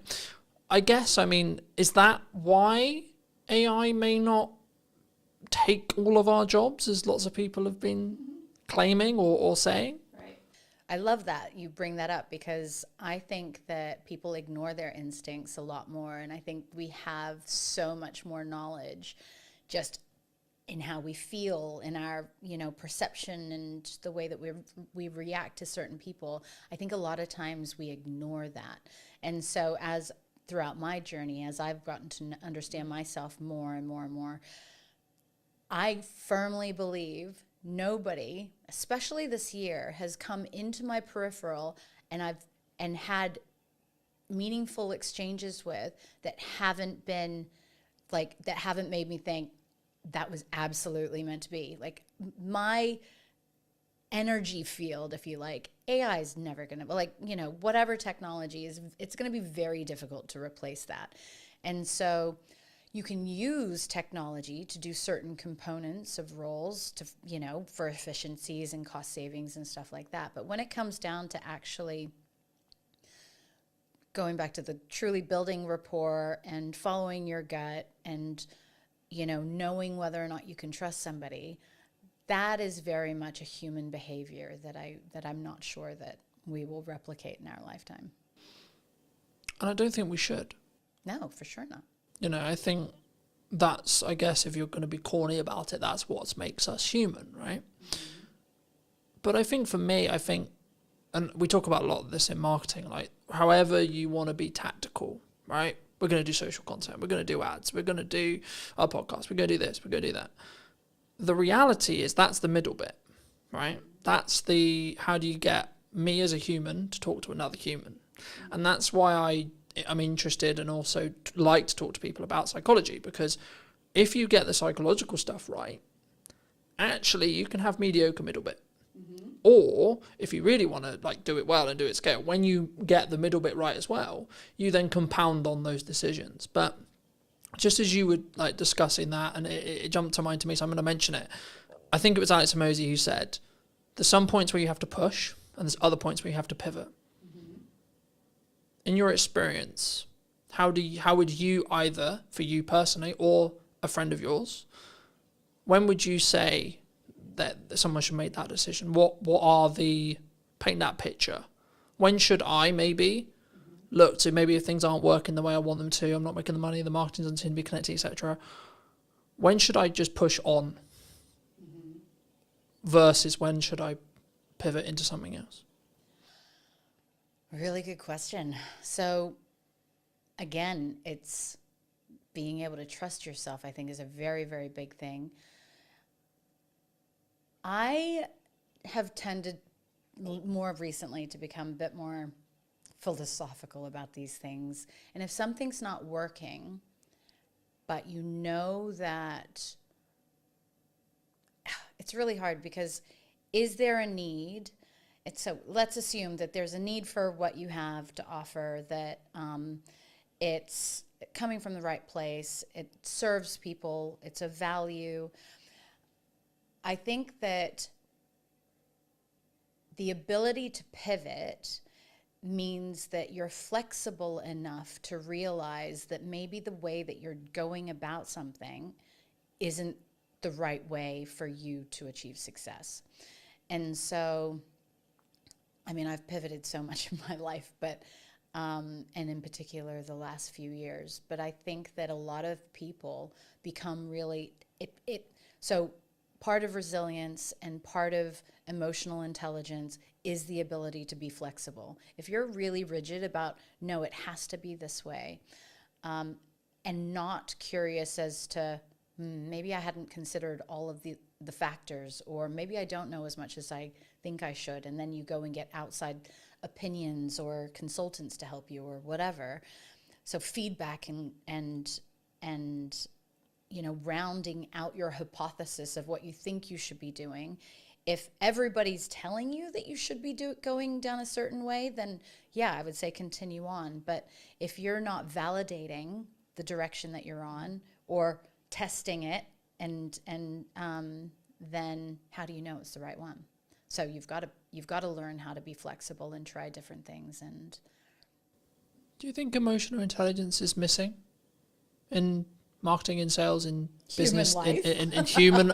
Sure, in human. I was going to go with like in business as a whole, or when you're building relationships, etc. But actually, yeah, let's go more broad. Do you think people don't invest in understanding and building emotional intelligence and then using it? Yeah. So everybody would have a different idea of what emotional intelligence encompasses, but for me, I think it's just being really self-aware and aware of others. So you can't actually understand others until you understand yourself.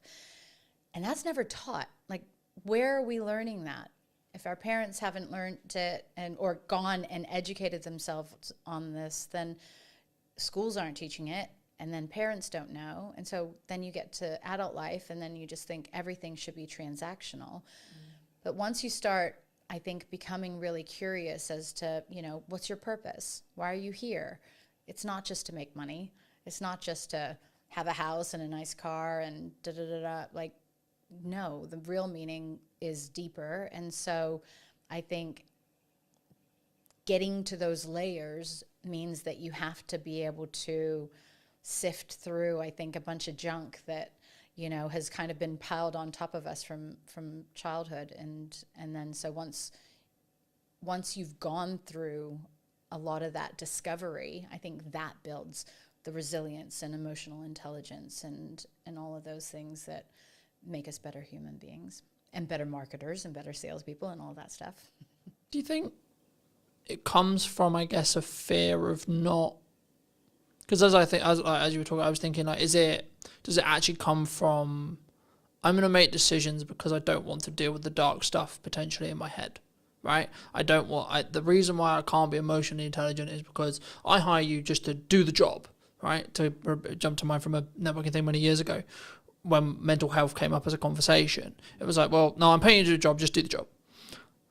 And obviously I don't know in this person's case whether it was they haven't done the empathy work or the inner work to be allowed to be empathetic. And I know I have some people close to me who their view is business is business.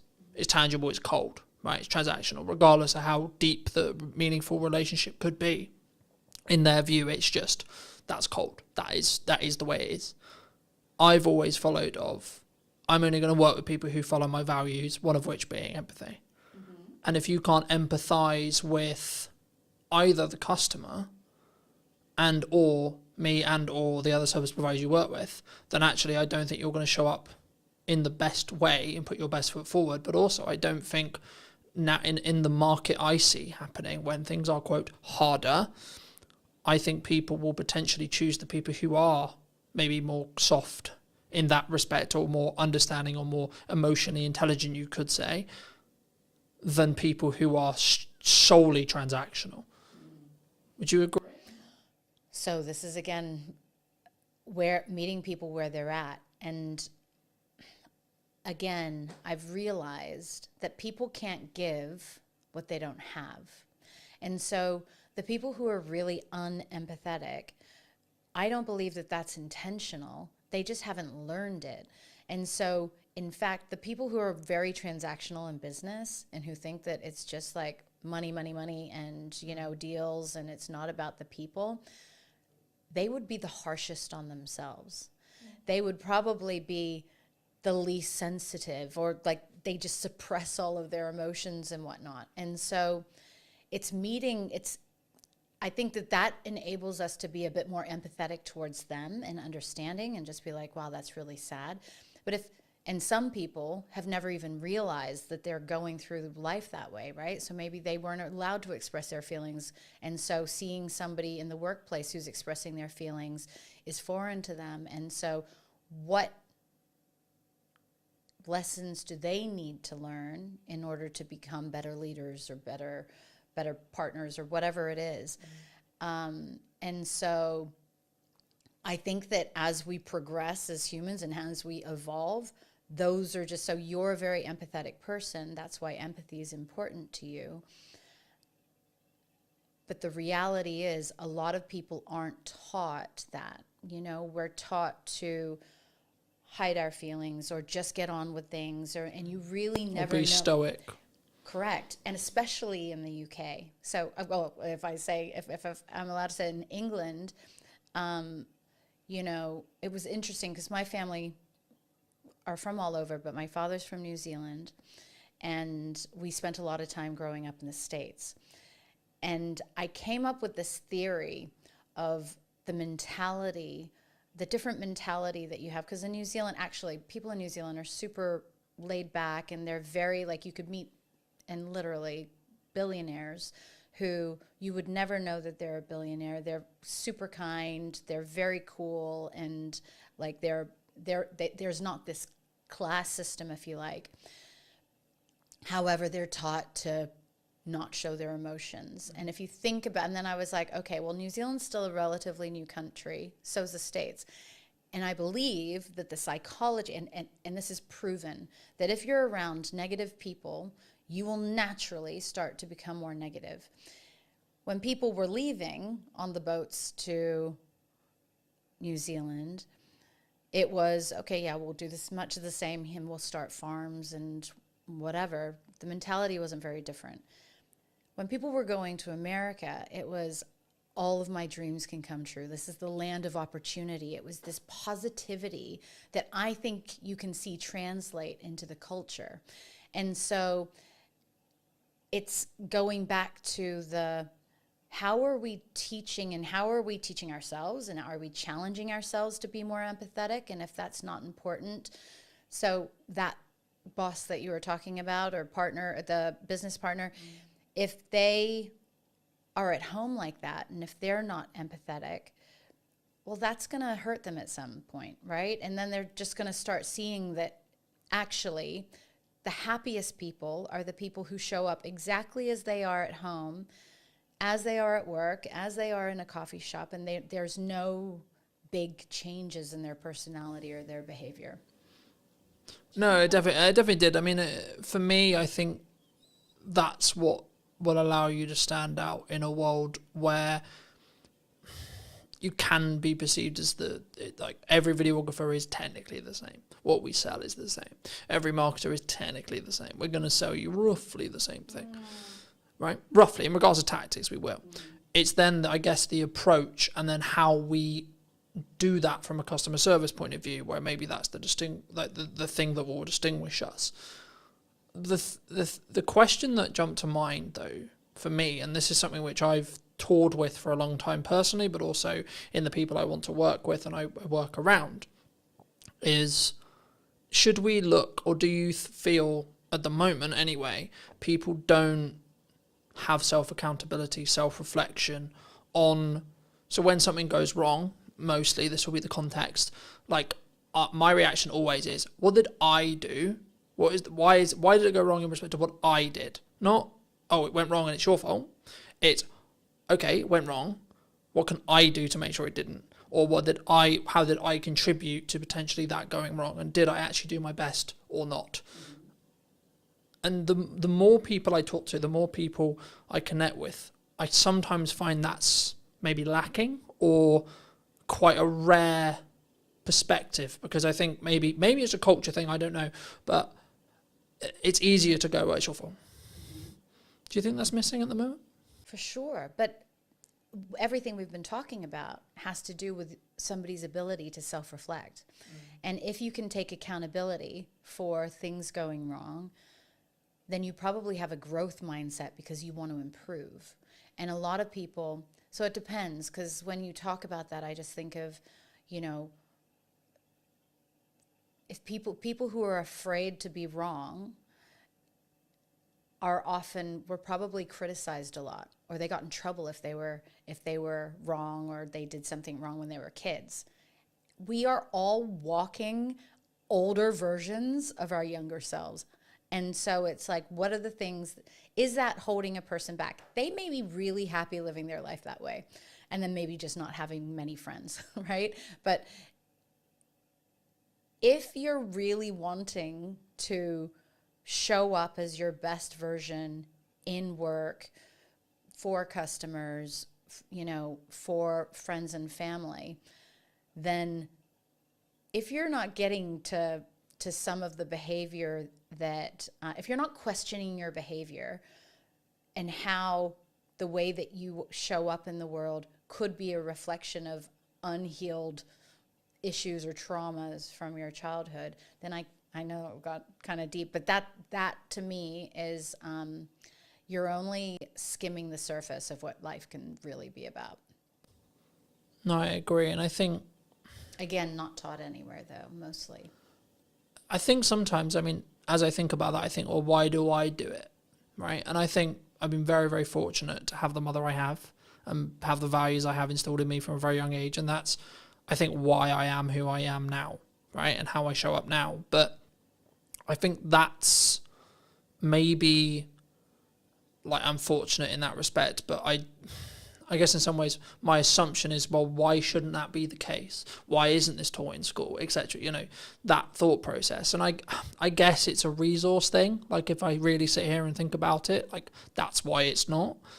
But I also don't want that to be perceived as an excuse potentially why we shouldn't. And maybe if the right people are listening to this, then I think it should be something that everyone is taught how to do because of the stuff we obviously align on, which is once you can do that, you can actually empathize and fully understand. And actually, to be completely honest, if you're being really selfish, you will make more money. You'll be a better marketer. You'll make more bottom line revenue. You'll be braver. You'll have more courage. You'll back yourself. There's tons of benefits.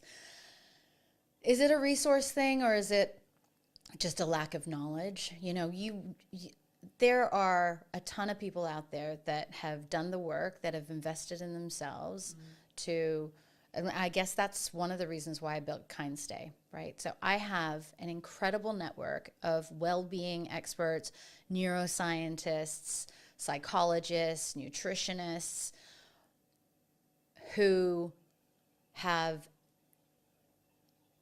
I know with the science can help people through really, really difficult situations. And in the case of my most recent situation of being evacuated, a lot of people aren't prepared for big situations in life, you know, or dysfunction. And so helping people with basic tools that help, whether it's using some of the performance coaching or the mindset management training or any of those things, helping people access tools so that they can learn to take better care of themselves, to prioritize their needs, to consider how a lack of sleep can have a knock-on effect of other things. Or if we're walking around with anxiety all day, what's that going to be like for the people around us, let alone the chemistry inside and all the toxins that are polluting our bodies, you know? So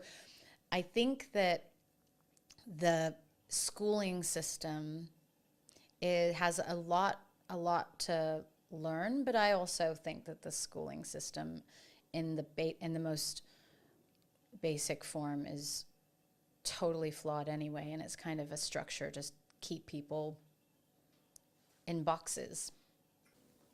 I think it's important, though, to, I guess in some ways, establish that if you look at traditional education, it's for the employee, right? And I guess for me, I mean, why would, I guess, a society build that? Is that because that's the odds that most people are? But and then I guess the follow-on question that comes from that is, for me, is it because I'm a dyslexic? Is it because of the way I'm wired? Is it because of the upbringing I had that was like, oh, actually, that's not going to be the case. That's not going to be why I potentially am going to be an employee, or why maybe I'm not best fit for an employee. Because for me, I've always understood that, yeah, sometimes I'll have to do that for a means to an end, but that's not where my, quote, calling is. Right. Is it natural? Is it something that we would always continue? So there are theories that, you know, the designing of schools is because it's not in the best interests of certain layers of society for everybody to be out of the box, to be creative, to be challenging the status quo, to question the teachers' That'd be easier, curriculum. wouldn't it? If you're going to go down the whole government control thing, it's not government. I'm thinking beyond government, like much higher up. I think government's just in place for control. Now, just on the dyslexic thing, I was advised that I likely am dyslexic also, and school was very difficult for me, but I managed to BS my way through most of it. It's interesting that you say that, because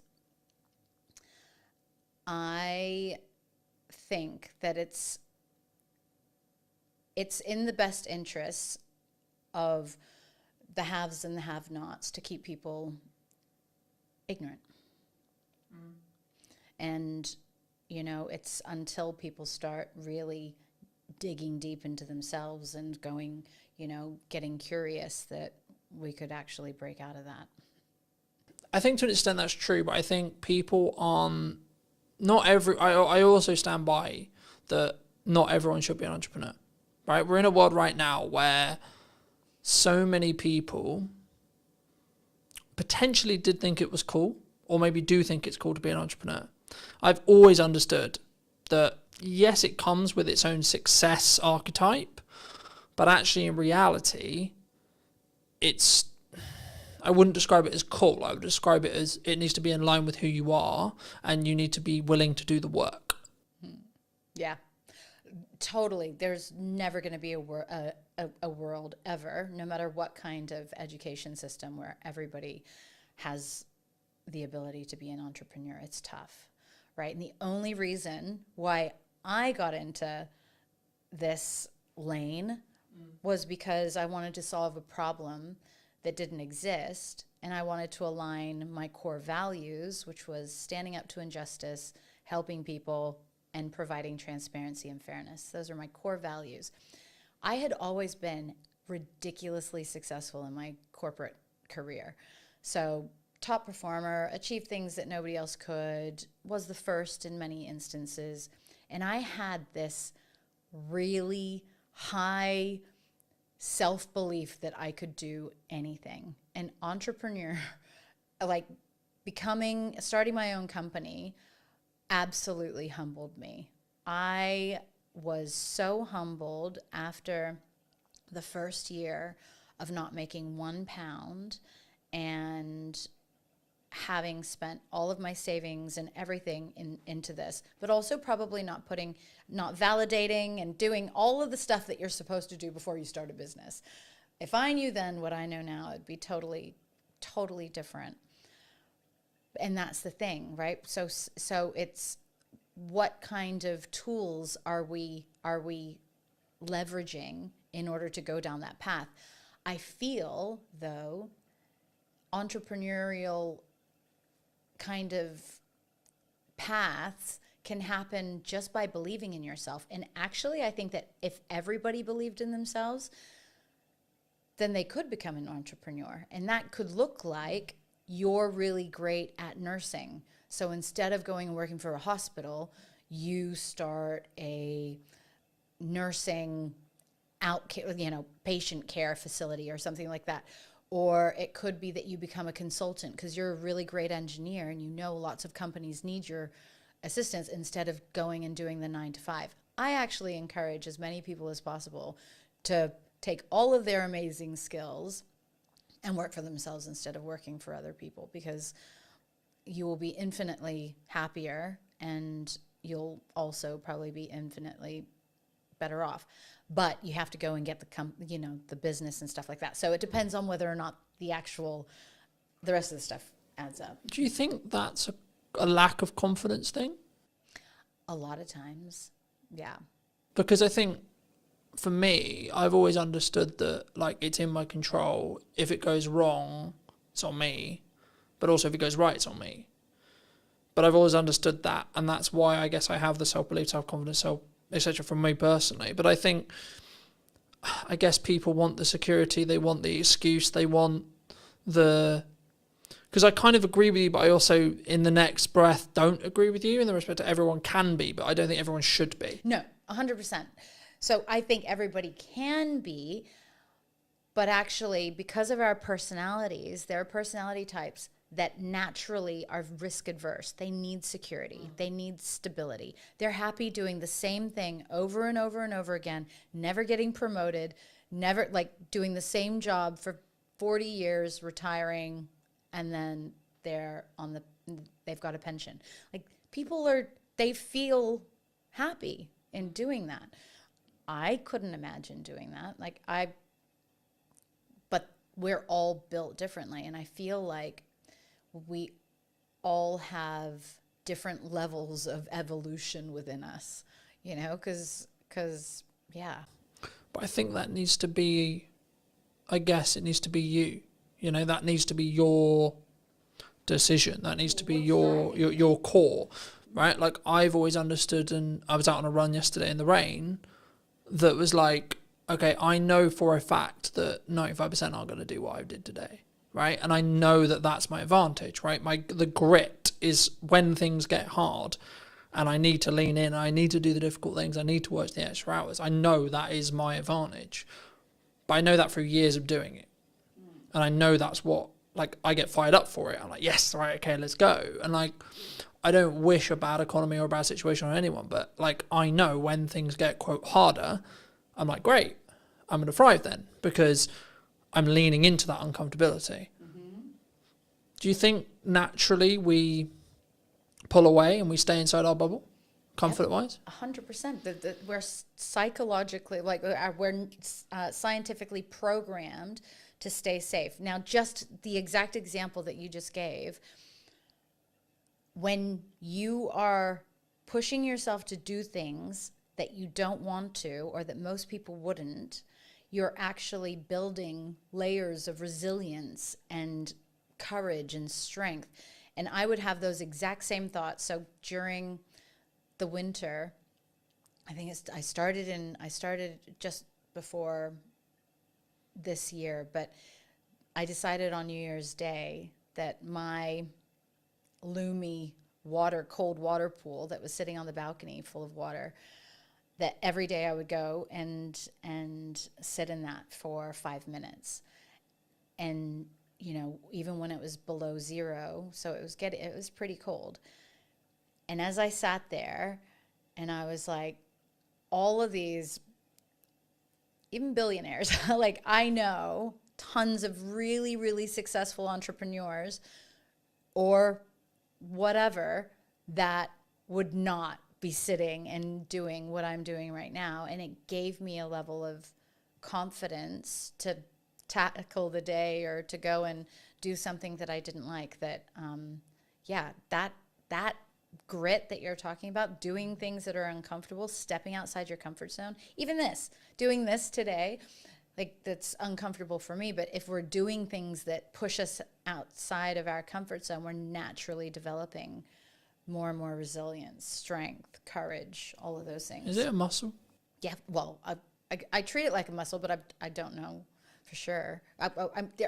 There would be parts of our brains that it actually supports, but I'm not. Because I don't know whether I read it being scientifically true. So I'm not going to say it is scientifically true, because I can't 100% confidently say that. But what I believe to be true is whenever we do that, we build new neural pathways in our brain, right? Correct.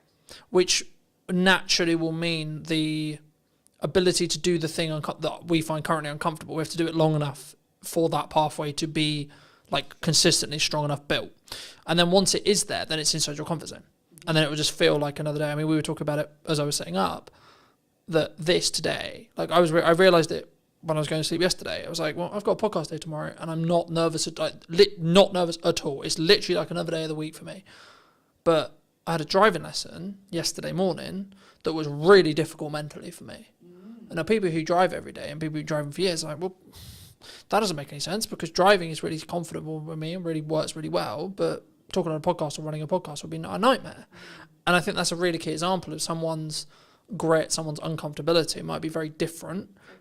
And I think that's why, to circle back to emotional intelligence, that's why if you have and you can lead and you can operate with empathy, you can then go, okay, well, I might find this thing really easy, but then I can go back to when it wasn't. And then I can say, okay, well, this is how I felt when I started doing it. Maybe that will help you. And I think that will then, in some ways, make a more deeper psychological connection, I guess, is the question there. Like, either in a buying journey or just in general, like a human to human point of view, like having that level of empathy, having that level of understanding, having that level of connection will then mean that you're connected on a more deeper level. Do you think? For sure. So if you're able to get in the seat of, or get into the mind of the buyer from a customer perspective, and empathize with their challenges and what their frustrations would be, or some of their hesitations of why they're not immediately jumping to your amazing new service. And if you can demonstrate that you understand that, then certainly, and frame your conversation so that they know that you understand that it's not an easy decision, or then that, of course, helps people feel more comfortable. And I think authenticity is really important too. So if you're just operating at a level of you're being 100% yourself, and then you're genuinely curious and interested in the people that you're engaging with, then that'll just naturally come across. You can tell when people aren't being genuine. And I think that in itself creates a level, our instincts will naturally be like, oh, this person's energy's off, or we're not like, they're not genuine or authentic. And I've made that judgment a lot of times. Well, like, so that's probably one of my areas for improvement is because sometimes people just aren't comfortable in themselves, or they're not comfortable being totally open and honest and all of those things, because that's just not something that they have learned how to do. And so rather than just thinking that, oh, they're not on my wavelength, or I don't feel like they're authentic, maybe they just don't know how to be. And going back to your guy who wasn't empathetic, maybe he just hasn't learned how to be yet. For those who've really enjoyed the conversation, they want to maybe hear some more from you or see some more of your content, etc. I mean, where's best for people to either see that or reach out to you if they want to? Yeah, so, well, I would say that the two things that I've did some recordings on, which was intrepid thinking around how to be bold in the way that we're thinking and challenging the way that we're doing things in order to achieve progress. So the intrepid thinking, I did put that up on YouTube, and there's some cool clips on there. And then the diversity minded podcast too, because actually being diversity, like we talk about diversity in terms of maybe more aesthetic things, but I really love being around people that don't think like me or don't behave the same way that I do, so that they can challenge my own perceptions. And I mean, not too, so if they're like really extreme in their beliefs or their views, and I don't believe that they're right, I mean, we have to have, aligned values, but I enjoy people who think differently and who show up differently, because then it helps me be more conscious in how I move and behave. And I think we never want to get too comfortable. If we're just moving through life like an autopilot, then we're missing everything. And that's definitely not a fulfilling way to live, in my opinion. But kindstay.com. So that's my latest initiative, and I'm really excited about the disruption that I intend to cause in the housing sector for landlords who are wanting to make more income off of their properties, and then also the residents who need to consider their well-being when they're going through difficult housing situations. Thank you so much for the time. Yeah. If you were going to leave or talk to the person, Mel, 10 years ago, what advice, if you were going to give advice to her, would you give? Yeah, that was probably that was the beginning of my journey of doing the hard work on myself. It would be that you don't know everything, that a lot of your responses to the world are based on the challenges that you've had growing up, and the person that you need to really show love to first and foremost is yourself. So do it quickly, because then you could be really, really awesome sooner. And thank you ever so much for watching. If you did enjoy this episode of What's Missing in Marketing Today, I'll be back next week with a brand new episode. And why not be subscribed so you don't miss it? I'd love to hear what you think in the comment section down below. And I'll see you very, very soon. The biggest mindset shift for me was understanding it's not actually about you. No one gives a shit about what you look like, sound like, etc. You are a catalyst to the information in your head. That's it, full stop. The honest answer is we live in a world where people binge watch their favorite shows. They watch a lot of social media content, sit and watch TikTok for 7 hours. It's not about whether it's, quote, it's the only question for a viewer is it valuable? If I was running a business and I needed clients today, I wouldn't be doing marketing. I'd be doing cold outreach and I'd be ringing 100 people a day or sending 100 DMs a day. The honest answer is I didn't have confidence at the beginning, as you will see if you go back and watch. And in answer, specific answer to your question of how do I get confident, how do I talk today, etc. Number 1 is preparation. Number 2, you need to know your shit. And number 3, you need to focus on 1% improvement. Welcome back. Is everyone feeling a bit more refreshed, ready to go into AI? Yeah. Cool. Is there any questions on the first half before I move away from it?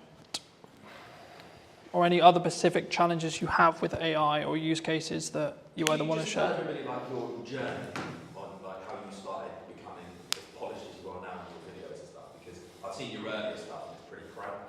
Now it's good. So I think it's important for everyone to know, because I speak for most people in this room. I'm sure none of us could do what you're doing currently, but kind of if you could just explain how you kind of got the confidence to start putting out crap. Like Gary Vaynerchuk talks about it a lot, right? Well, the honest about wine for years before anyone watched any of his videos, and now he's got millions of followers and millions in the bank. So. The honest answer is I didn't have confidence at the beginning, as you will see if you go back and watch, right? Please do, it's funny. It's hilarious, right? But the key point is, right, I could have deleted all those videos, right? I could have done. They're my videos, they're on my channel, I can do whatever I want. The reason why I haven't is because it shows my progression from then to now, right? So to give people really quick, brief context, and feel free to ask in a little bit more depth, but I started creating video content when I was, I want to say 13, 14. That's a fun age. You can't even speak right at that age, but there you go. Around the gaming sphere, etc. Anyway, fast forward to starting Brunner Media, 2018. Wanted to document my journey from point A to point B. Cool. So I was like, well, I'm starting now, so let's just film what I'm doing, right? And in answer, specific answer to your question of how do I get confident, how do I talk today, etc. Number 1 is preparation. Number 2, you need to know your shit. And number 3, you need to focus on 1% improvement. In a nutshell, that's it. But also understand that you will get better if you keep going, regardless how uncomfortable it is.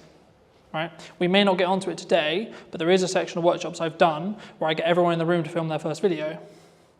We can do that if you want.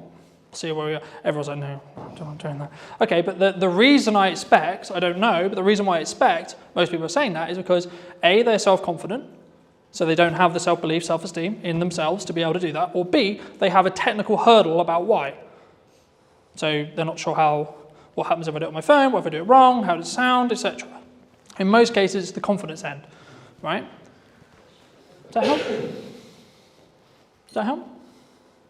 Because that's, I mean, my story I've told a million times. There's videos of me telling the story if you want more in depth, but. And how many people have come up to you and told you the original crap? Because there's not many people that have probably looked into everything, so obviously we're talking on a deeper depth. So I think. Not many, obviously. Yes and no. I think it's subjective. Because at the time it was the best I could do. Is this from when you were 13, 14? So I think what John is referring to is probably the stuff that I started in 2018. How old are you now? 28. So 5 years ago, so 23. I've never really been big on social media until we started working here. The thing is, you don't know what you don't know. You have to Yeah. start somewhere. You can only do with what you've got, and that's it. Absolutely. I think delivering knowledge is the key. You've got to add value. The thing, All of you sat in this room know most things about the hospitality industry that most other people don't know. And I think you need to understand how much knowledge you have that most people don't. the biggest mindset shift for me was understanding it's not actually about you. Yeah. No one gives a shit about what you look like, sound like, etc. You are a catalyst to the information in your head. That's it, full stop. My issue is though, because the nature of my work is how much, you say about adding value, I get it, but how much of what I give away is taking away from the service that I actually offer? That's common. Yeah, that's common. I think that's... So is it that what you feel you know that you don't want to share with other people to then know? Yeah, because I'm a coach. So I mean, when I'm the easiest way is chefs, right? So I can talk about what I know. Now, we had chefs, but I don't want to share my recipes. I'm like, why? No one's going to do what you do, and that is so true. Gordon Ramsay goes online, he gives all his recipes away. People still go to Gordon Ramsay restaurants. Because the key is that they will want the personal service. When you do content, you have to be generalized. Okay, I can't go into as depth unless this room was just purely filled with hospitality or just purely filled with retail or just purely filled with etc. Because there's multiple sectors, in here, I can't go into, or I shouldn't go into, specific detail, and it's more of a generalized concept, ideas, this is principles, etc., that hopefully you can take away and add to, right? The key, in answer to your question more directly, is you have to give the credibility and lead with the value you want to add to your specific person. And then what you're doing by doing that is saying, it's kind of like having awards. It's by saying, yes, I actually know my shit. Because anyone can say I'm a coach. Anyone can say I'm a video professional. Anyone can say I'm a good marketer. Okay, so I can say I'm a good marketer until I have to stand here and prove to you I'm a good marketer. And then I'm a good marketer. If I can prove it and it actually works for you, then I'm a good marketer. If it doesn't, I'm not. AI. Most people will recognize this. This is ChatGPT. It is one of many large language models, right? I would probably say the biggest one, the one that most people understand, hence why I'm using it today. You can also use perplexity, etc., and all of these things in most cases will work with other AIs, your custom AIs, etc., etc. What I'm going to talk to you and show you today is the principles that I would use it in content creation. Okay? So, before we start, who has used this bot before? Everyone in the room. Wonderful. What would be your use case for ChatGPT? The answer is you can use it to do whatever you like. It's an idea engine is how I look at it. So a common use is this. Okay? If I could type, that would be great.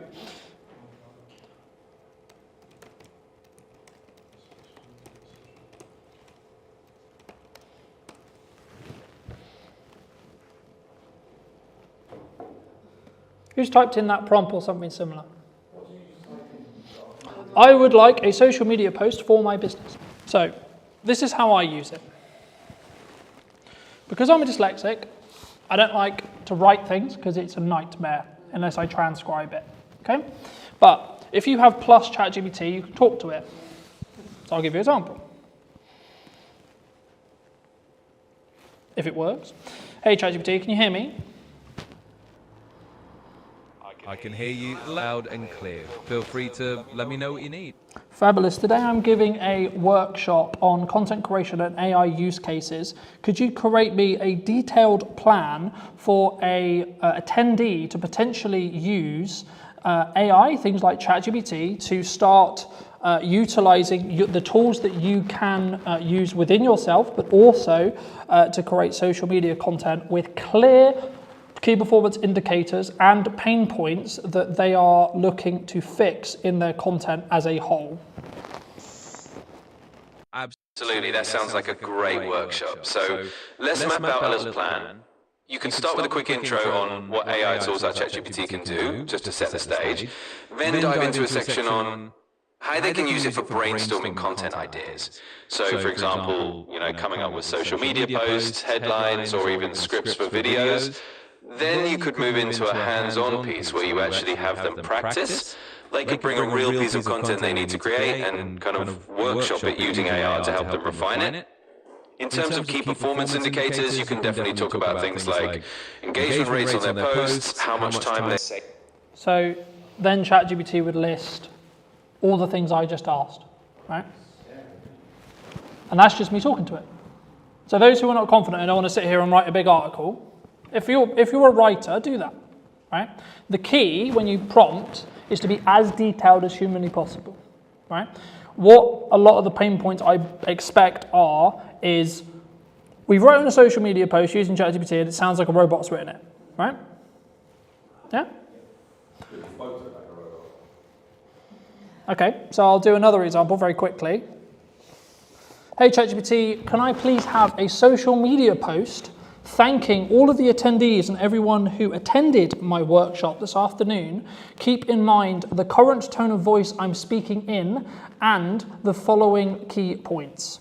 I would like to thank the attendees for coming to my event. I would also like to summarize some of the key points that I made, such as content distribution, content styles, and algorithmic changes. Could you please draft this post so then I can share more feedback with you on this post? Absolutely. Let's keep it in that same kind of warm and engaging tone you've got. Here's a draft for you. Hey everyone, just want to send out a huge thank you to all of you who joined the workshop today. It was fantastic having you there, and I really appreciate you taking the time. We covered a lot, from how to distribute your content effectively to exploring different styles you can try out, and even how to keep up with those ever-changing algorithms. So thanks for being such an interactive group, and let's keep the creativity rolling. Feel free to let me know if you'd like any tweaks or changes. And if you are using multiple devices that are connected to the same Google account that you're logged in on, you can do what will hopefully now work, which is you'll be able to see the post behind me, right? So this is what ChatGPT just spoke to me. I love ChatGPT. It's like my second brain. It can be. There is things to be aware of though, and there is a cognitive question, a cognitive conversation around should you utilize ChatGPT, how should you utilize it? Because if you're getting ChatGPT to do the thinking for you, then you're not thinking. Now there is an argument, there's now some studies are coming out to say, actually, if you're using things like ChatGPT to do more advanced thinking, so that it's doing the grunt work, it's doing a lot of the smaller scale thinking, and it's opening up your brain to allow you to be able to create more, then actually your cognitive ability will be higher than you would without AI. Something to think about. When I noticed that and I was worried about my cognitive ability, I started reading physical books as a principle because I'm constantly aware that I'm on devices all the time, right? So I know that cognitively it's going to hurt. Especially if you have specific brand guidelines or specific terminology or specific things that, like, it can get it wrong, right? It can get facts wrong, it can get stuff wrong. So it's not like this fix-all thing, it can get stuff wrong. The thing it will do though is it will be quite obvious when it gets it wrong. And it's very, especially now, it's very well known for once it gets something wrong, it will then, because it's learning from everything it does, it will then cause a trigger of getting it wrong. So unless you do what's called a negative prompt, which is saying, these are the things I don't want you to do, it will just go a bit crazy and a bit weird. Something I would like you all to do, if you have your mobile phones, laptops, etc., is either go to www.chatgpt.com or download the app ChatGPT on your phone if it's not already. And just while you're doing that, something I want you to think about is what is the specific challenge your business, your personal brand, whatever it is that you do has right now. What's the issue? What's the challenge? The thing that's stopping you from growing, the thing that's stopping you from moving forward? Is it a marketing challenge? Is it a sales challenge? Is it a communication challenge? Is it who I need to talk to, how I need to show up? Is it confidence? For those who were concerned about confidence, is that the issue? Is it a confidence thing on video? And when you're ready and when you have it, all I want you to do is put that problem into ChatGPT, whatever your problem is, and then just simply ask it, can you share an action plan in as detailed as you can to fix X problem? I'm waiting for that moment people haven't used ChatGPT before, their mind just goes. So if I wanted to get a brand new chat that doesn't really know me and understand me about my business, this is the process I would follow just while you're playing with ChatGPT yourself. So the version I'm using is the Plus version that's £20 a month.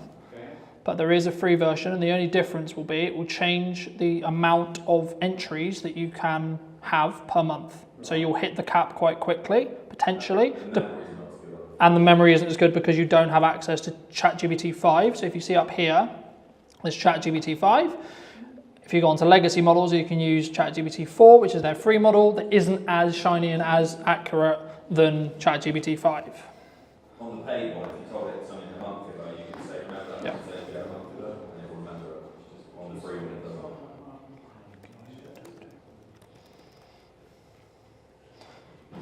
So the first prompt, I'm going to share some information about my business. Please read and understand it, and then I'll tell you what I would like you to do with it. So at this stage, it is literally just going to try and read and understand what I'm going to give it. Right? I'm going to use the copy on my website.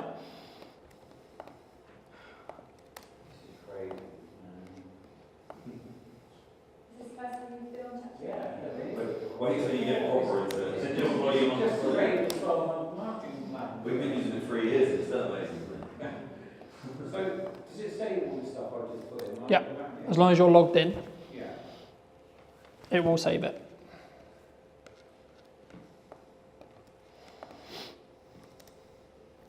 And you can manipulate, is probably a strong word. If say you win an award, you can like send proof of that award to ChatGPT and say, do you not think this would be greatly recommended to people looking for X, Y, Z in this area? And it then kind of will find that on the website where, yeah, that's legit. And then say someone was looking for a coach on cognitive behaviour, it would recommend you in the area because you told it about it. It's really clever. Something else, I don't have any files on this computer because they're on at home, but something else you can do is you can click on this button here. You can add files either from Google Drive or from your computer.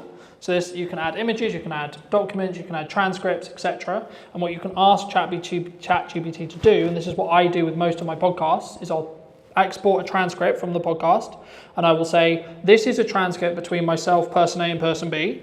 I would like you to tell me what the key takeaways are, choose 3 of them, from this entire conversation and where the timestamps are, because in my app export it will show at 42, etc. And then it will go through, it will analyze the entire transcript and it will say, well, given your, especially if you have it in something which already has memory, so it already understands your context, already understands your target demographic, already understands your ideal customer, you can then get it to go, okay, cool. So I know I need to talk to these people and I think these people are going to resonate with these 3 points. So we got 3 social media posts right there before you've even pulled any video out. You could just literally say, well, I'll give you an example of this week.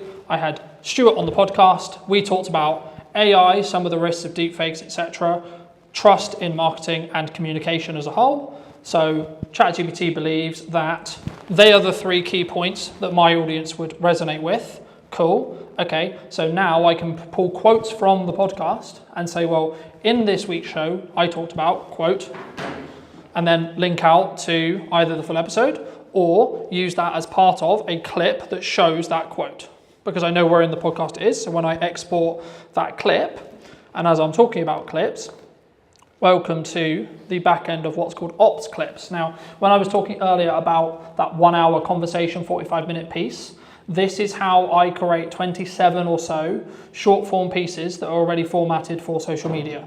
There's a couple of caveats. Up here, you'll put your full link in. So if I go to my YouTube channel, I will pull Stuart's specific episode, for example. I have already got the clips for Stuart's episode, but just for the sake of conversation. So you could do with this with any YouTube video, and the only thing I would caveat it with that you have copyright to do this with. Okay. Is it only from YouTube? Or could Nope, it can be from Google Drive, it can be from a Zoom recording, etc. There is certain caveats if you're a paid person or none. You can do some free stuff, and I think it's only YouTube as far as I'm aware. However, if you are on the paid plan, to get these credits up here, it will allow you to input Zoom recordings, Drive recordings, and it's called Clips. The website itself is clips.ops.pro. But if you just Google ops clips, then it will take you to the website, in most cases on first view. So just while we're there, I'll just show you what happens. So I just put Stuart's episode in. It's going to take a moment to view it. So it knows that it's a YouTube video with the thumbnail, so it shows me the thumbnail. And then if I click here, so get clips in 1 click, it's now going to process that video, and it's then going to take that 45-minute conversation, and it's going to extract what it believes is the best set of short form clips, and they will already be in that structure I talked about earlier. So hook, value, the only thing they may not have is a call to action, but that's where you can take that clip and either work with someone like me or yourself, add in a small call to action on the end.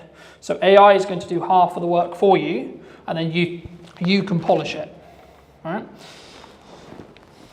How did your prompt plans go while we're waiting for this to go? Yeah. Put yourself back in, saying something like, you love what you just listened to, like somewhere around this video, you can put that into an extra video. Depends on what do I want. So it depends on, to an extent, it does depend on what I want the video to do. If I want the video to be general awareness, I just want you to consume the content, I won't bother. right? If you wanted to book something like this today, Yep. you would be. So then I would do, so then I would do a hybrid approach. So I would use tools like Ops to extract the key moments that it believes is going to be the viral clips on social. It's not guaranteed, but it's what it believes. And then I might tweak it. So I might actually change its hook because I maybe don't believe the hook's actually very good, right?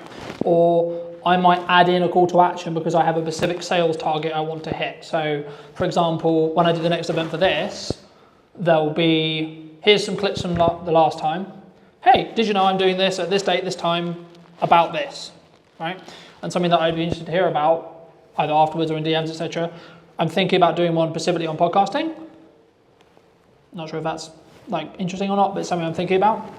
But just while we're on like prompting, for those who did test prompt, what did you think? This is a basic level of how I personally use it in content creation.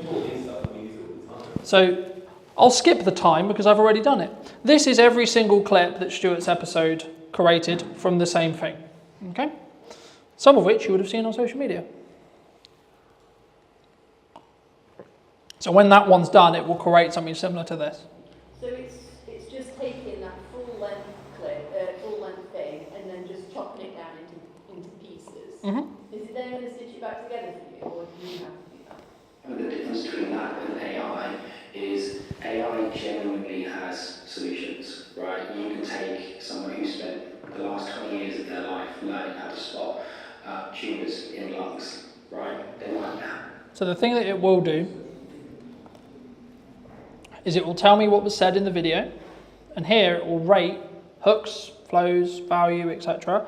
Now it's its definition of what it believes to be the best. Doesn't mean it will be, right?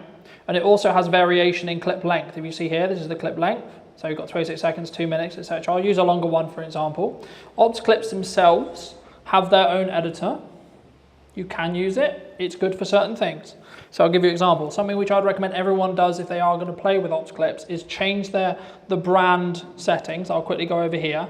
So here you have your brand settings. So this will allow you to set specific colors, specific typefaces, specific logos if you want to put your logos in, etc. Right? So for me, I have one specifically for Brunner Media, and that's the black and white text because it's my brand colors and it's underlined by red because I use red quite a bit, etc. This is the transcript here of what's said. So you will want to double check this because it's AI, it's going to get some things wrong. It will get 95% there. It doesn't like my name, for example. I'm Colin or Callum or etc. Right? But the things which are, I think, really interesting is these AI enhancements, right? So you can do things like remove filler words with one click. Now there wasn't any in this clip. Right? So I had none to remove. The same with pauses, right? Because I've already removed them. Yeah. So is this all on the free version or is this the paid version? I think most of the stuff I've covered so far, the only things you get in the paid version, I think it's not that expensive anyway, it depends on how many credits you want, but I think it's like 20 to 50 quid a month. Okay. And it's not a crazy amount of money, it's designed to be affordable because it's a software to service product. The thing that you would be bottlenecked by would be the credits, because every time you input a video, long form, it uses up 1 credit per minute. So in your subscription, you'll get, depending on what subscription tier you're on, you'll get a number of credits. So for example, I think I'm Pro, so I think I get like 600 minutes worth a month, right? And so on. But this kind of thing works when I set up 15 minutes. Yep. So this is just how to create short form from it. You can then also change the styles and you can upload. What would you, it obviously should do it for you, what would you say is the perfect short form, 15 to 20 seconds? As short as you can make it to get the story that you're trying to tell. With the hook, with the value, with the season. Some videos I do, some video, like this. So this is where I experiment, right? So some of the stuff for this event, the promotion stuff for this event was 6 minutes long, was the whole YouTube video reformatted for socials, and then put on Instagram to see whether it would get good retention or not. In other senses, it was, here's a 20-second clip of the best highlights or the best takeaway or the etc. from today or from a podcast, etc. And let's see how that performs. So there is no like, everyone asks me, well, what's the golden time? What's the golden? It's like,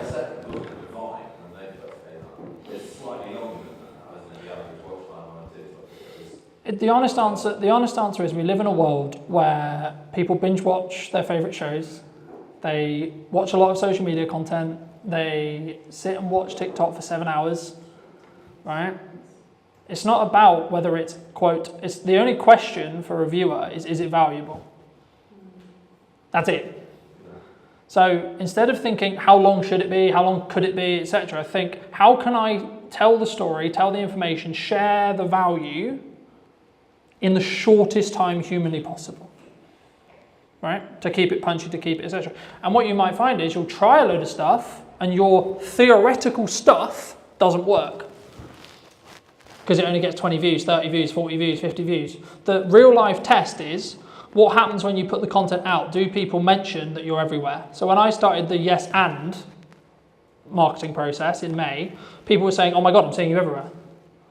Right now, as I give you this workshop, I have a live stream on my YouTube channel, Twitch, Facebook, and so on, of 10 podcasts of me discussing those podcast episodes being live right now, along with the posts I did this morning, along with the posts I'll do this afternoon, etc. Right? So it's about being, how I look at marketing is it's about being omnipresent wherever possible. It's not necessarily a direct ROI from, I put content out, and then there is a direct correlation to someone booked my business, someone booked my event, someone that did the thing. What actually happens is they'll see a load of omnipresent stuff, and when they're ready to do the thing you do, they'll then come to you because that was the last thing they consumed. Right? That's how we started working together, right? We spoke in March. It was only in June when I could find it, and actually I've been watching this stuff. Let's work together, right? I knew about it 3 months. I chose not to do anything about it. And that's normally why people stop with marketing, because they go, I'm going to put it out, it's not going to work, and then, well, I didn't get anything. Yeah, but are you 2 days away from breaking the glass ceiling and winning whatever it is? Filling your pub, filling your restaurant, filling your event. Still keeping the quality there. Yeah. But you have to come at it. It's not a perspective of what you think is good or what I think is good. It's what your audience believes to be good. Yeah. Because nice way possible, nothing else matters bar the market you're trying to talk to. Yeah, and that will help with, if you have a confidence issue with being on camera or you have a confidence issue creating content, just rewire it in your head to say, I'm a catalyst to the information, not I'm talking on video. Because the objective should be, I'm going to teach people my knowledge, especially in the thought leadership space, this kind of thing. This is what I know. If I truly add value to you today, the likelihood some of you work with me in 6 months is very high, especially if you've consistently seen me through that time. So you want to look at like strong ROI? And I guess for you particularly, you're keeping what you're saying genuine, because you're sitting here saying do this, and you are. Yeah, and that's where it gets interesting, because I speak to other video production companies like, you need to be on video, you need to be doing this, you need to be doing marketing, you need to be doing that, you need to be this. I was like, well, when did you last post? Yeah, people have their own socials. And then right? And like, if someone asked me that 4 hours ago, would be my answer. Or if you're on the stuff I scheduled 10 minutes ago. Right? So that's when it actually then matters, because the knock-on effect, you're actually kind of saying, I don't really believe in what I'm talking about. Right? If I wasn't utilizing AI and I'm just scratching the surface of what AI can do, right? And for me, the job personally for me and what I aim to do is give you a brief process on how I utilize it for content creation. This is the tippy top of what you can use it for. There is a billion other uses that you can use it for. You can use tools like Otter AI or Whisper AI to transcribe your meetings, to then get a summary literally 10 seconds after the meeting, because it will have listened to everyone talk in the meeting and it will take a summary. You should take it with a pinch of salt, because it might get something wrong, might misconstrue something. It's a robot, not a human, so it's not going to be able to fully empathize and fully understand. But it will take tangible data, especially if you're like, what was that number I gave? Like if you're doing a proposal, and I try to get into the habit of giving numbers, talking about the pricing in the meeting, and then reinforce it with paperwork. But if you don't remember what you said, oh, okay, you recorded it, so you can ask the transcript or look in the transcript to find what the price was. I use it all the time for that. So if I've got consent from a client that I can use a session or a piece of their session to do a blog post or something like that, then I will use it in that way. It works really well. Yeah, and it's also, this is going to sound really horrible, you can fact check what someone said in the meeting, right? Of course, tell them that's what you're doing, etc. Sure, but Well, suppose they're talking and you can't say what they've said wrong. well, let's say for example, me and you have a meeting, right, a week ago, and then you come back to me 2 weeks later and say, "Oh, I'm not going." I didn't say that. Don't matter what it is. You just I said something. I said you said something, right? I said in that meeting you said the sky was blue. I said, okay, did you? And you go, no, I said it was green. Yeah, but here's the transcript from our meeting that says in black and white you said the sky was blue. I've also used closed captions as well. I mean, I know a lot of AI can do that for you, but I use transcript to make sure that my captions are dead accurate. It does need some tweaking sometimes, but it's good. The AI ones for like ops or etc., they will get it probably 95% there, unless you have a weird name like me and it will never get it right. But you can tell it and you can tweak it. So for example, like if I wanted to change this, I can go here and I can change this, and if I don't want the percentage, it will then ask me, do I want to apply it just to this part of the video, or do I want to apply it everywhere? Now, in this case, there is no other 85%, so there isn't another section. But if my name comes up 4 times and it's got it wrong, I can change it once and it will change it in all of the transcript, right? So that's how you can speed things up. Very quickly, I don't have to do this, but I can show you. Do you want to talk about, do you know how to create an image from a text prompt? / would that be helpful? We have tried it and they've done it. Oh, it's weird. It's really weird sometimes, right? It used to like the same font. it's peculiar. It's a lot better than it was 6 months ago. Yeah, some of the stuff's really good. Because they just put a camera within ChatGPT. That's what I was going to ask them about. I've not really got my head around how it works. So when AI was prominent and when it came out, there was a little trend for what I would describe as grifters who said, I'm the prompt engineer. That's my role. That's my job now. Right? Now, in reality, what actually happened was ChatGPT or an AI can prompt better than any human in this room, full stop. It can. Okay? Simple as that. So, do you need a prompt engineer? No, not really. Not especially if I can talk to it. So, I'll give you an example, right? I created the What's Missing in Marketing Today video and the what then will become the intro, but also the those who have seen it, it's a light bulb with a puzzle piece. 100% using AI. It took me 10 minutes. Okay? This was the process I went through. Hey ChatGPT, today I am looking to create a new podcast logo around what is missing in marketing today. Can you create a prompt for me to use on Artlist's text-to-image AI that is specifically detailed to create an idea that would work not only on social media, but also as a branding tool moving forward? Absolutely. Let's craft something that can give you a really versatile and distinctive visual. Here's a prompt you could use. Design a modern podcast logo that symbolizes what's missing in marketing today.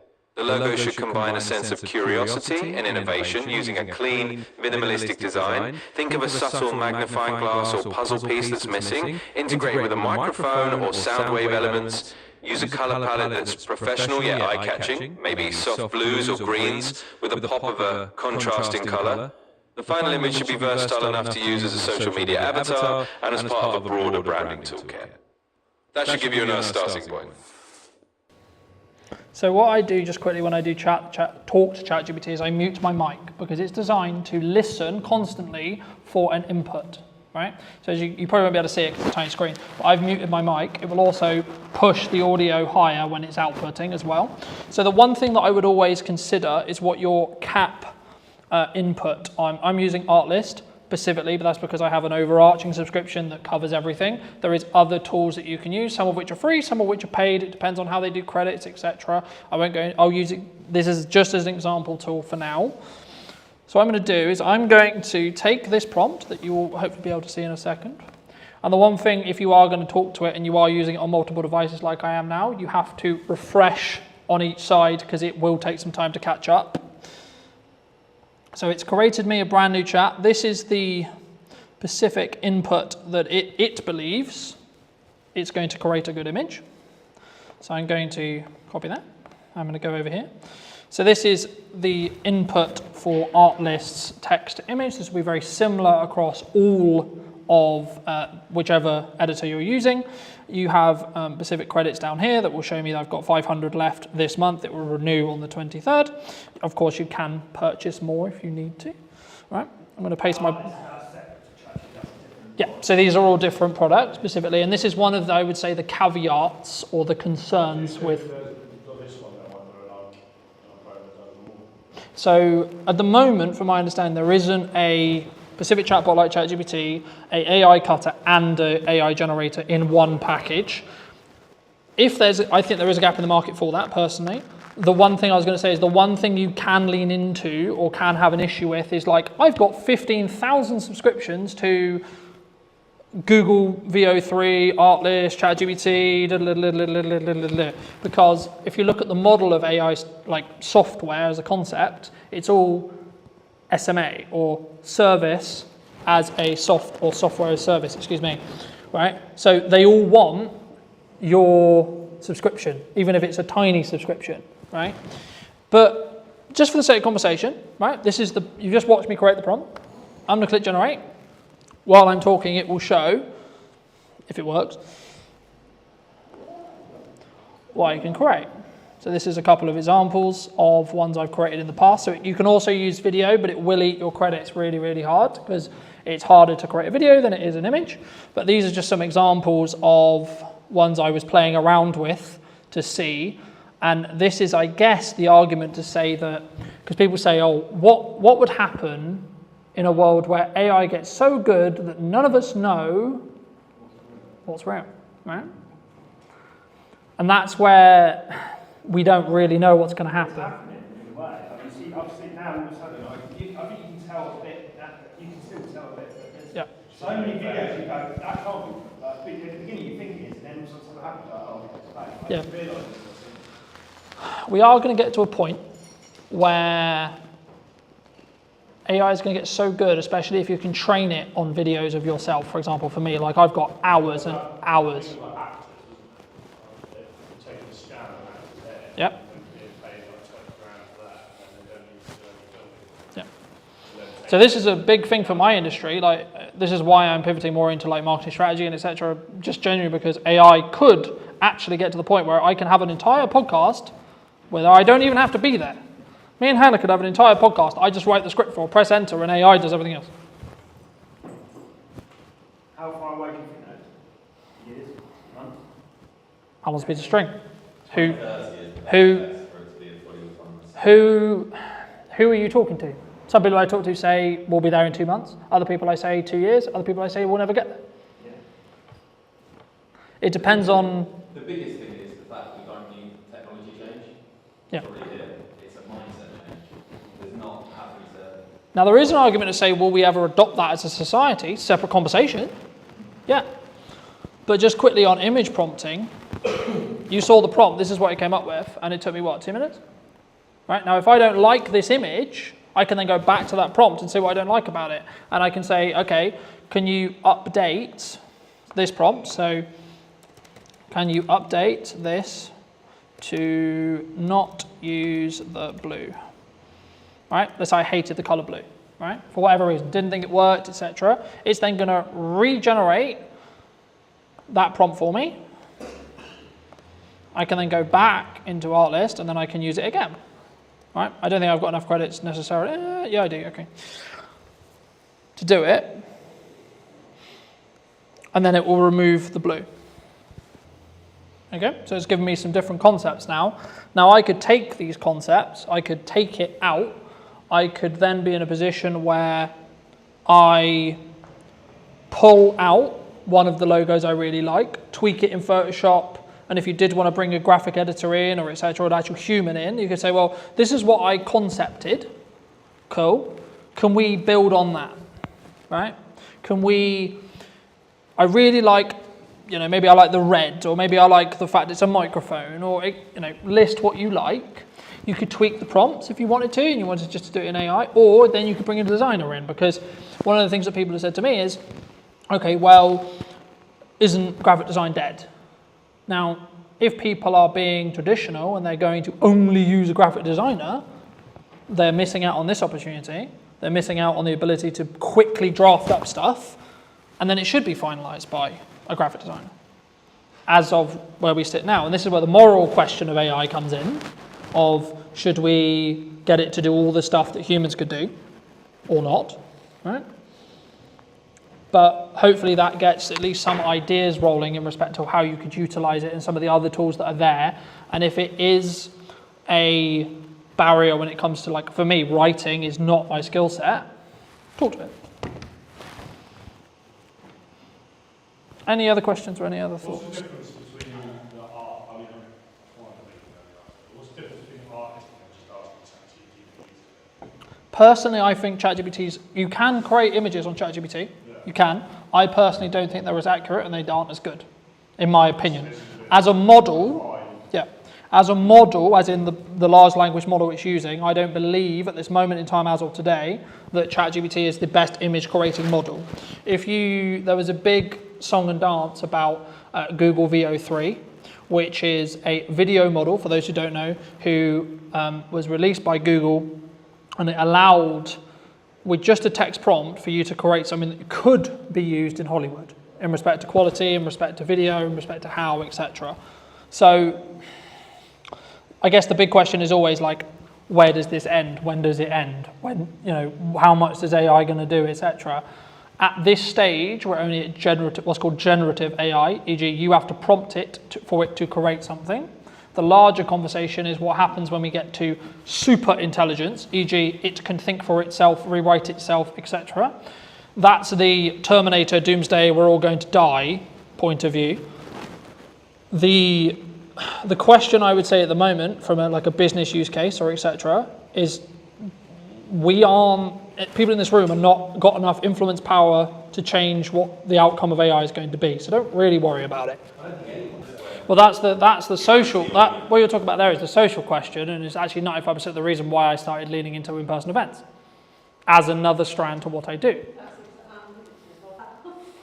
Well, that's the other side argument about AI, right? Humans will always want to connect with humans, other humans, and how they will go about doing that, what they will go about doing, etc. Like, will that ever be like something that we lose? Probably not. I disagree. Okay. I really do. So do you think we're all going to fall in love with AI? Just done that for free now. So in answer to your specific question, the best thing I would do if you want the list of free tools that's currently updated is ask ChatGPT what the free tools are. Right? It's a cop-out answer. It is. It's generally a cop-out answer. But you have to build an ecosystem around what works for you. So it'd be wrong of me to say, well, you should use this one, this one, this one. I'm just using the examples that I use personally, me, because of the subscriptions I have to have for business and blah, blah, blah, right? But you might have a preference. You might actually really like how ChatGPT creates images. Well, this is Canva. Yeah, or Canva within ChatGPT, for example, right? So the reason why I would say ChatGPT was the reason why most people use it is because they got what's called first to market. So OpenAI, who own ChatGPT, came to first to market. Hence why they took the market share, hence why there is things like Perplexity, for example, is another one.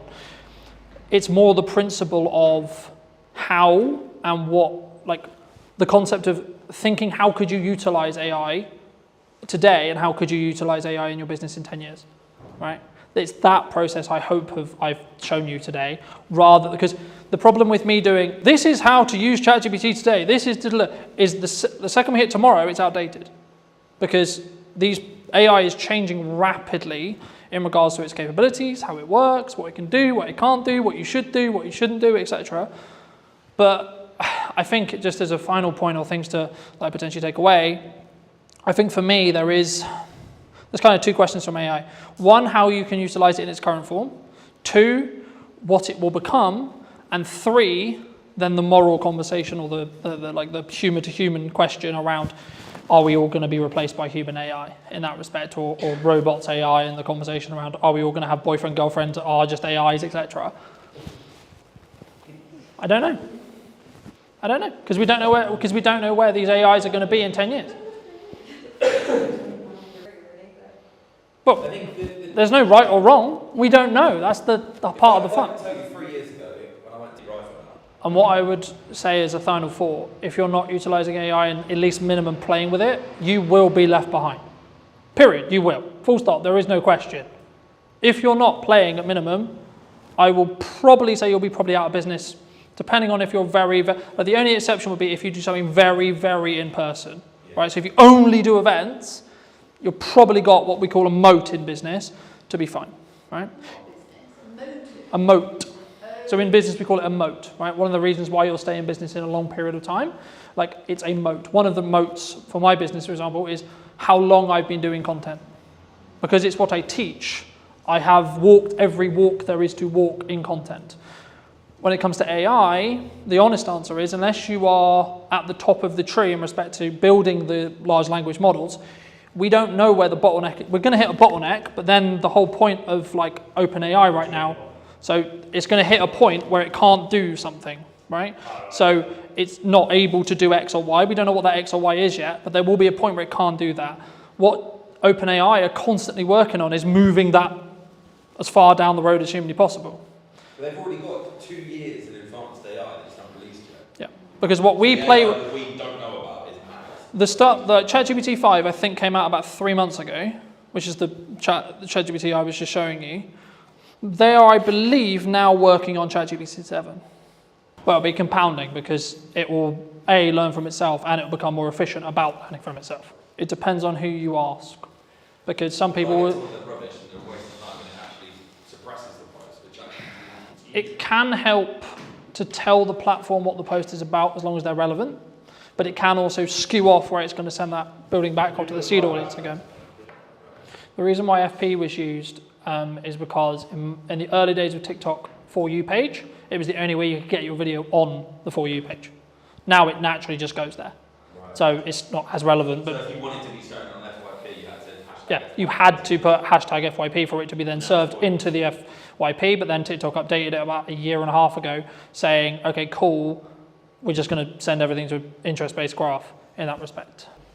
And what I would do personally is I would take a 3-month chunk of your marketing, this is what I'm doing right now, and have at maximum 3 pillars that have specific call to actions related to it. So if I wind the clock back when I was marketing this event, I was focusing on the podcast and the event, and then my service.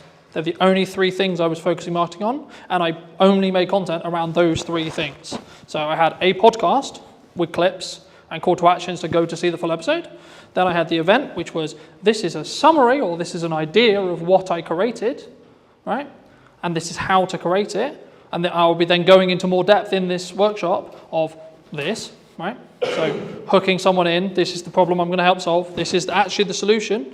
And then this is where you can find more if you found it interesting. And then the service stuff will either happen passively if you're only doing 2, depends on what your service is, or you can do, are you struggling with content creation? For example, in my case, here's the solution. Oh, would you like for me to work with you more? Go to the link to someone, you know. Every single thing you do in marketing should be at somewhere in a marketing funnel, right? In most cases, the content we put on social media, top, right? So you want to get awareness, then it will lead down into consideration, right? So should I work with this person? Do I like this person, etc.? And then eventually at the bottom of the funnel, this probably takes place on a landing page or a website in most cases, or through continued consumption, you'll then be in a position where you have trust with that person, and then it's just a matter of time before you work with that person. Because once you trust me, there's no like question mark on am I good at what I'm talking about? Because you trust that I am, and you trust that I'm going to hopefully add value to you, and then we can go from there, you know? And then it's like, then send people to the website. And then through time, they'll go, hey, I need what Colton sells now. But that I could, you know, what was the first piece of content you, like I just used you as an example because we talked about it earlier. What was the first piece of content you consumed? Whatever. Yeah. And then what timeline was it? I couldn't tell you. Probably MySpace. But for me, of my content? Of you, first content of yours was the Old Mill Hotel video. Okay. I bought it. Yep. I searched online and your YouTube video came and said, obviously, you broke the media later. Yep. So then I went onto your Instagram and looked at what you were doing. What did you do the old man? Or just did? So I was hired to do, by the previous owners, to do a promotional video of the refurb in that respect, and then I put that on my YouTube channel. I've never been inside, but his video sold it to me. Do you personally use like a set number amount of posts you do a day or like a set schedule? I focus not on an interest. Too much is not. So the key is about being consistent. So if you can be consistently 1 a day, be 1 a day. If you can be consistently 2 a day, be 2 a day. If you can be consistently 4 a day, be 4 a day. Are there set times during the day that you post? It's irrelevant. Because we're not on a social graph anymore, it's completely irrelevant. If you want to go and you want to reason about why your content is not working, then yes, you'll go, I posted at the wrong time, What actually is happening is your content is not good enough. Or you're not good enough at creating content yet. That's fine, but that's why you just create it. And then you see what the market tells you with views, likes, shares, comments, feedback from clients, feedbacks from people, feedbacks in your real world, right? So like, I'll give you an example.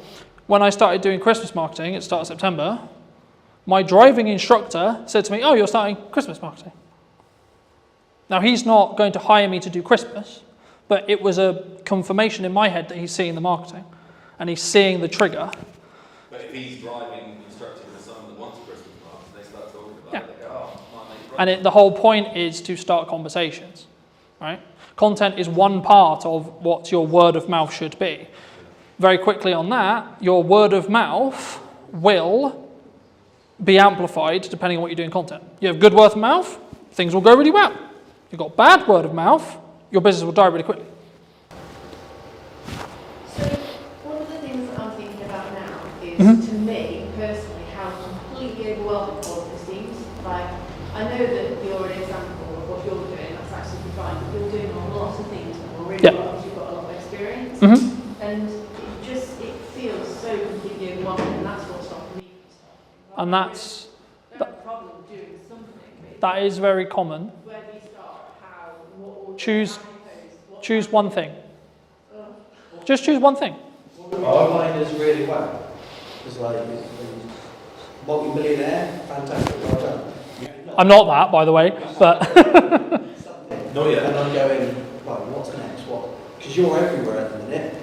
And my wife went, bloody hell, it's everywhere. I'm going to unfollow you politely. Yeah. And I thought, shit. But all that says. Because you're only getting 1,000 views, so there's only 1,000 people seeing it. That must be Salisbury based. Yeah, but it's also echo chamber based, right? Yeah, but in the nice way possible. Is your wife going to buy from me? Probably not. So me posting all the time because it's not relevant content to what she wants to consume, she'll find it annoying. Okay, but to someone else, it's incredibly valuable, incredibly helpful. So is that reach then as well? Like, one of the things that I'm thinking when you say you're in all these different places doing live streams, to me, what that's generating is reach. Yes. And so that gives more opportunity for people to go, I need that now. Yes. But it's also a filter. So marketing, what people think we don't talk about in marketing, is the job of marketing is actually to tell to the wrong people you don't want to work with, don't work with me. If you don't like my approach and you don't like my style, you're not going to want to work with me. But it has to be in the timeline that works. So for me to get Christmas bookings, right? So I'll give you an example. So a lot of your guys are going to think about Christmas bookings. You should be marketing that now. I've just done the pre-mark because of what was done. Right? But so for me, if I want Christmas campaigns, I need to market it in September so I can win the deals in October, so then we can execute it for the client in November, so then everyone sees the marketing in November, so then, because Christmas isn't December for buying and making decisions, it's November. Traditionally, yes, right? There's always exceptions to the rule, yes, of course, right? But in 95% of the cases, actually Christmas should be, in my case, started marketing in September. Hence why Christmas marketing is now started in September. So what you want in 3 months, you should start today. That's the thing you should be marketing today. So the commonality in most businesses is, I'm running out of money, I don't have enough work now. Well, unfortunately, that's too late for marketing to help you. You have to go into what I call into the trenches and cold sell an offer quickly because you don't have the time for people to see the marketing, think about it, consider, and then buy from you. But if you're in a position where, actually, I'm good for 3 months, you should still be marketing now because you don't have work in 3 months. Okay, cool. Right, so where do I want to be? What do I want? So I already know what Q1 and Q2 is going to be from marketing, like those 3 pillars. I already know what those pillars are. You don't know because I haven't started it yet. Second we hit December, Q1 starts. Second Christmas is done in regards to my marketing plan. The plan for Q1 next year will begin on my marketing. But that's because I'm always front loading it, right? So a lot of the content for this event went out over the summer because I wanted to sell it in September. My view personally, do 1 really well instead of doing 5 really badly, right? Something that I struggled with personally a couple of years ago was, I'll go to networking, I'll do content, I'll do a podcast, I'll do this, I'll do that, I'll do this, I'll jump around with a banner, I did all of them terribly, so the results didn't happen. The moment I focused on, I'm going to do content and content only, I got more deals, I made more money, I did less work on actual serving clients. So what happened just before you decided you were going to do content only? I asked myself personally, what do I want to spend my time doing? Me, personally, what do I enjoy? What do I enjoy doing? And how do I feel I can amplify what I'm doing? Content's incredibly good to doing a message to many people at once when it comes to scaling time. You might actually find, fucking hell, I hate the idea of content. But I'm really good at having conversations, I'm really good at talking to people, just generally, okay, go and network. You don't need social media, you don't need ads, you don't need this, just go and network. Pay you to. Yeah, and pay me to. I can't do that, but there we go. Or you might go, actually, I want to get better at content, right now I'm shit. I promise you, everyone was shit, including me. Genuinely, go on, look at No, please, seriously, that's why those videos are there. They are shit. But I have a journey that I can now show you. Here's me in 2018, here's me in 2019, here's me, shit, we have a pandemic, I just went full-time, fucking hell. Right, okay, here's me 21, here's me 22, it's on. How did you go? What, COVID? Lost all my clients in the span of a week. £10,000 worth of work, gone, like that. Every single deposit had to be paid back. We can't do it, we don't. We're terrified the world's about to end. We all think we're going to die of an unknown virus. The one thing you're going to go and do, oh, you know what I'll carry on spending money on? The future of my business. I don't know if there's a future of the world right now, bruv. We were too busy pouring beer away. COVID was a fun time.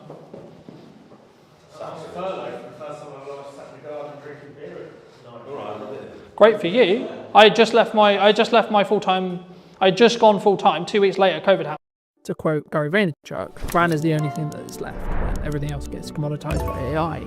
Ask yourself, do I want to or should I be doing it? Do I need to do it? Is this vital? What's the outcome? What's my why? There is a lot of questions you should be asking. When you focus on those metrics, when you focus on having a very clear vision on where I was in comparison to where I am, rather than I'm going to focus on where I am versus where you are. One of the things you can do is look to others, see in them what you want to be. Look at someone you admire, look at someone you don't, and make a checklist. For people who are concerned, right, who maybe are listening to this and going, okay, well, what do I need to do? Should they pull back? Should they not be as visible? Should they not invest? I know the feeling of this is not going to work or this will work. What if I spend 7 days on it and then it turns into nothing? Well, at least I've done it. I've ticked that box. I'm never going to know if it works or not if I don't try. Did you know that 93% of you are not subscribed? So if you could please do me a favor and you're enjoying the show, then subscribing would mean the world to me, and it would allow me to grow the show and continue to get larger and larger guests and continue to bring what's missing in marketing today. Thank you ever so much for joining me, and I'll enjoy the episode.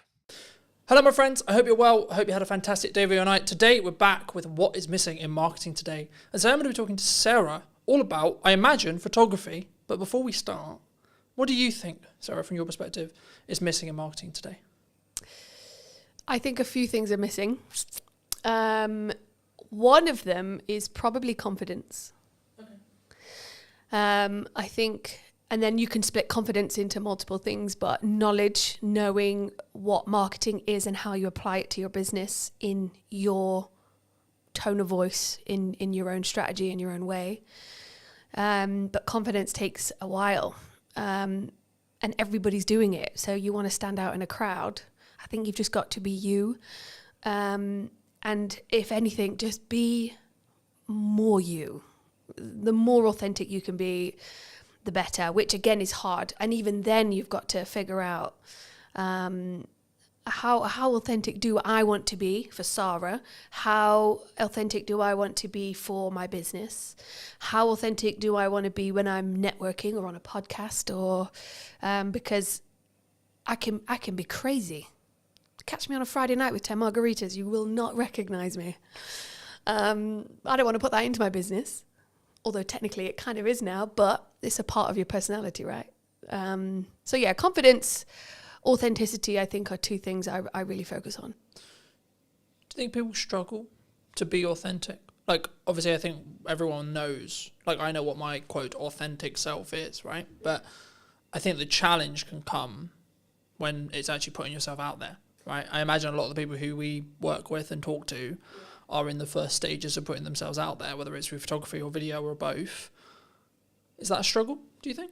I think so. I think you've either naturally got the pizzazz or the no filter to just go out there and be yourself, and be truly yourself and not be what the world wants you to be. I can speak from a woman's point of view in a predominantly male industry, and other careers that I've had. You do have to stand taller and on your tiptoes, and you do have to shout louder, and you do have to talk about golf and boobs and whatever else it might be that some men like to talk about just to get their attention. Is that who I want to be? No. And so it takes a little bit more focus. A therapist said to me a few years ago when I was a bit lost and I felt like an open nerve just walking through the world.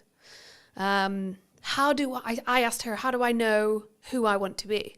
I didn't have my walls anymore. I'd kind of broken those down. And so she said, one of the things you can do is look to others and see in them what you want to be. Look at someone you admire. Look at someone you don't, and make a checklist. You know, I really like the way that she holds herself on stage and captivates an audience. So I really like the way that he listens, and take that on board. Do I listen that good? Do I have that kind of presence when I walk into a room because I want it? No, I don't. Okay, how do I incorporate that into not only myself, my confidence, my business, my world, my relationship, but equally when you are talking to someone and they're on the phone or they're looking around the room and they don't know, they're kind of not interested, or, you know, when you've been at a networking event and somebody just walks over with their business card. You need this. You need this.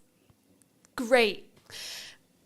It's gone in the bin. Yeah, I don't want that. And so taking note of these things, and it's the same with business, right? I mean, if you look at your competitor and you feel a little bit jealous, okay, well, what have they got that I don't? How can I make that my own?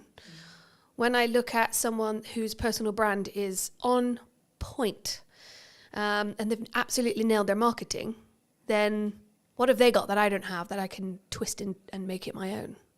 So yeah, I think people struggle, but there are ways around that to really incorporate that in their business. I think it needs to be personal though, because I think if you just look externally at what's trending, at what's the thing to do, right? Oh, this is what all the other photographers are doing, this is what all the other video people are doing, this is what all the other masters are doing, then I think you would just become an ex-client or a client that I've worked with a couple of years, like you'll be in the sea of sameness. Mm-hmm. Because, and something I've always done is say, well, maybe this isn't on trend, or maybe this isn't like the thing to say or the thing to do, but it is authentically me. I would say that even if the camera wasn't rolling, I would say that. And we were talking about, as I was setting up, about like, what's the difference between me on camera and what's the difference between me off camera? Mm-hmm. This is the first time we've met, But hopefully, if you talk to people who have known me for a long time, they'll tell you, well, yeah, there's obviously some differences, and maybe I'm a bit more hyped up and a bit more animated, but the core, I would hope, is the same, all the same. Core values, right? But I think that comes back to having that authentic side of yourself and not being afraid to show it. I think you could be a photographer in a room full of 100 photographers, but if you're authentic and you have a little bit of confidence to show that, to push that through into your marketing so people do get a glimpse of who you really are, that's what makes you stand out. Or at least if you're not standing out, your customers and your people around you are going to look at those 10 photographers and go, okay, well, I like what he's saying, but that's not quite my personality or my sense of humor. But what she had going on and what she wrote in her post a few weeks ago, I really connected. And that post would have come from some form of authenticity inside, or having the confidence to post about that. I think that's how you stand out. It's just by being more you. I think sometimes we struggle though. We do. I know I did for a very long time. Oh yeah, couldn't agree about more. Like, what will this post, or I'm not sure. How do you go through that self-discovery, do you think?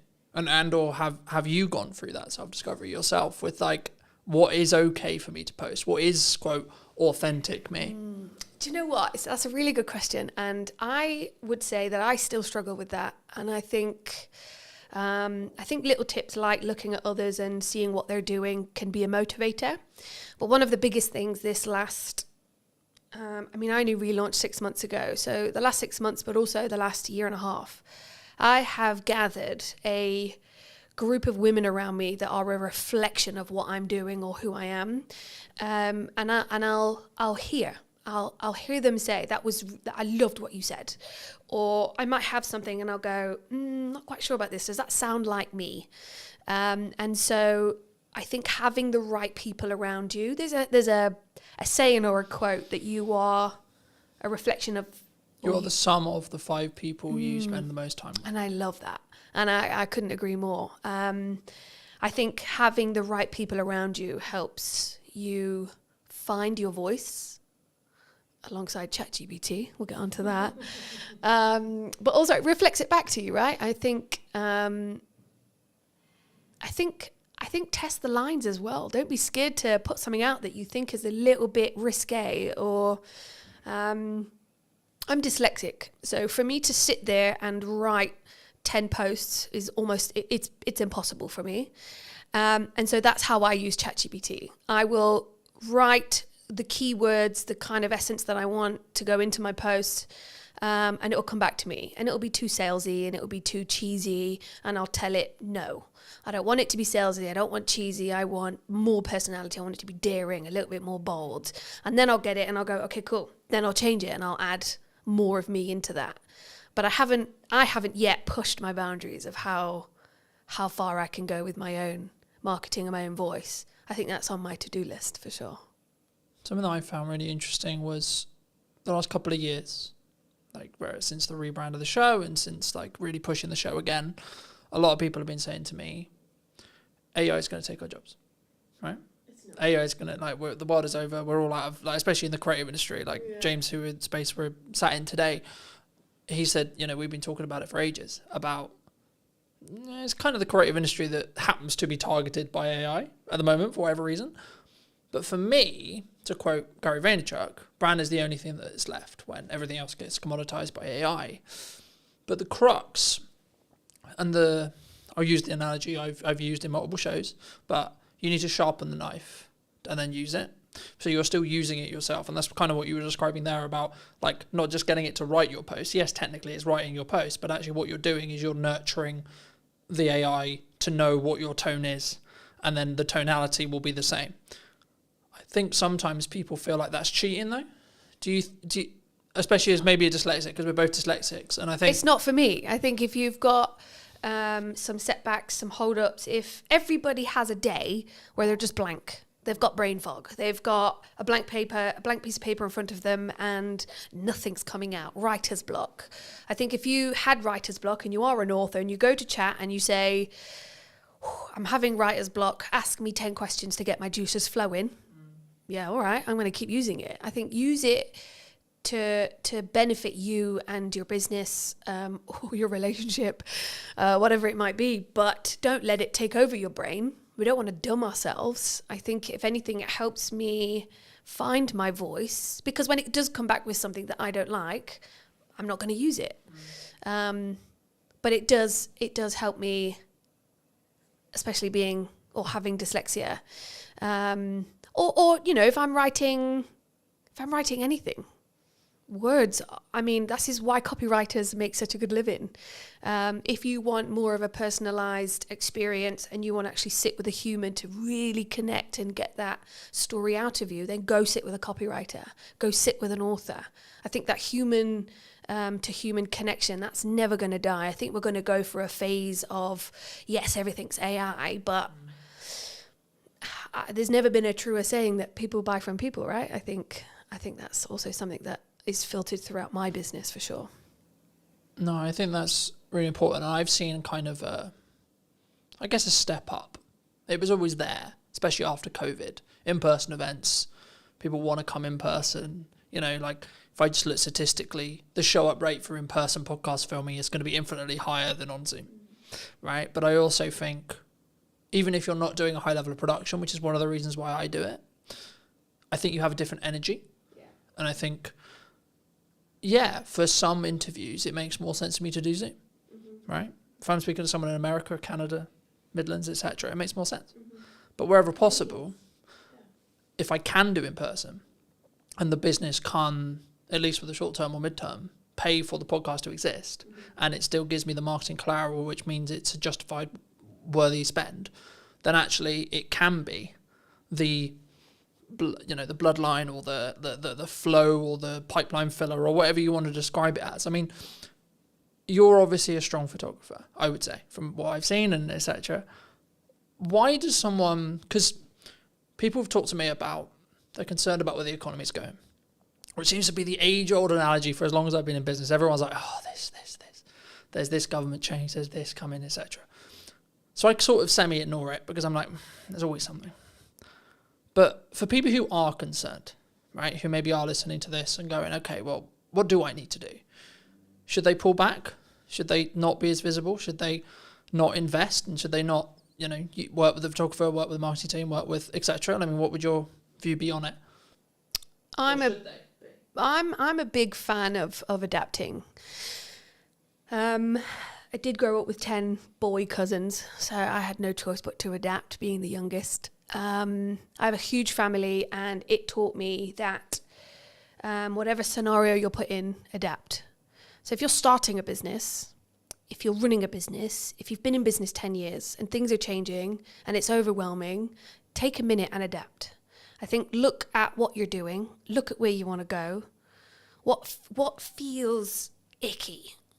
Just change it or adapt slightly, make a little change. I think one of the things that I've found relaunching is I don't have endless pots of cash to reinvest into my business. I'm just trying to pay my mortgage right now.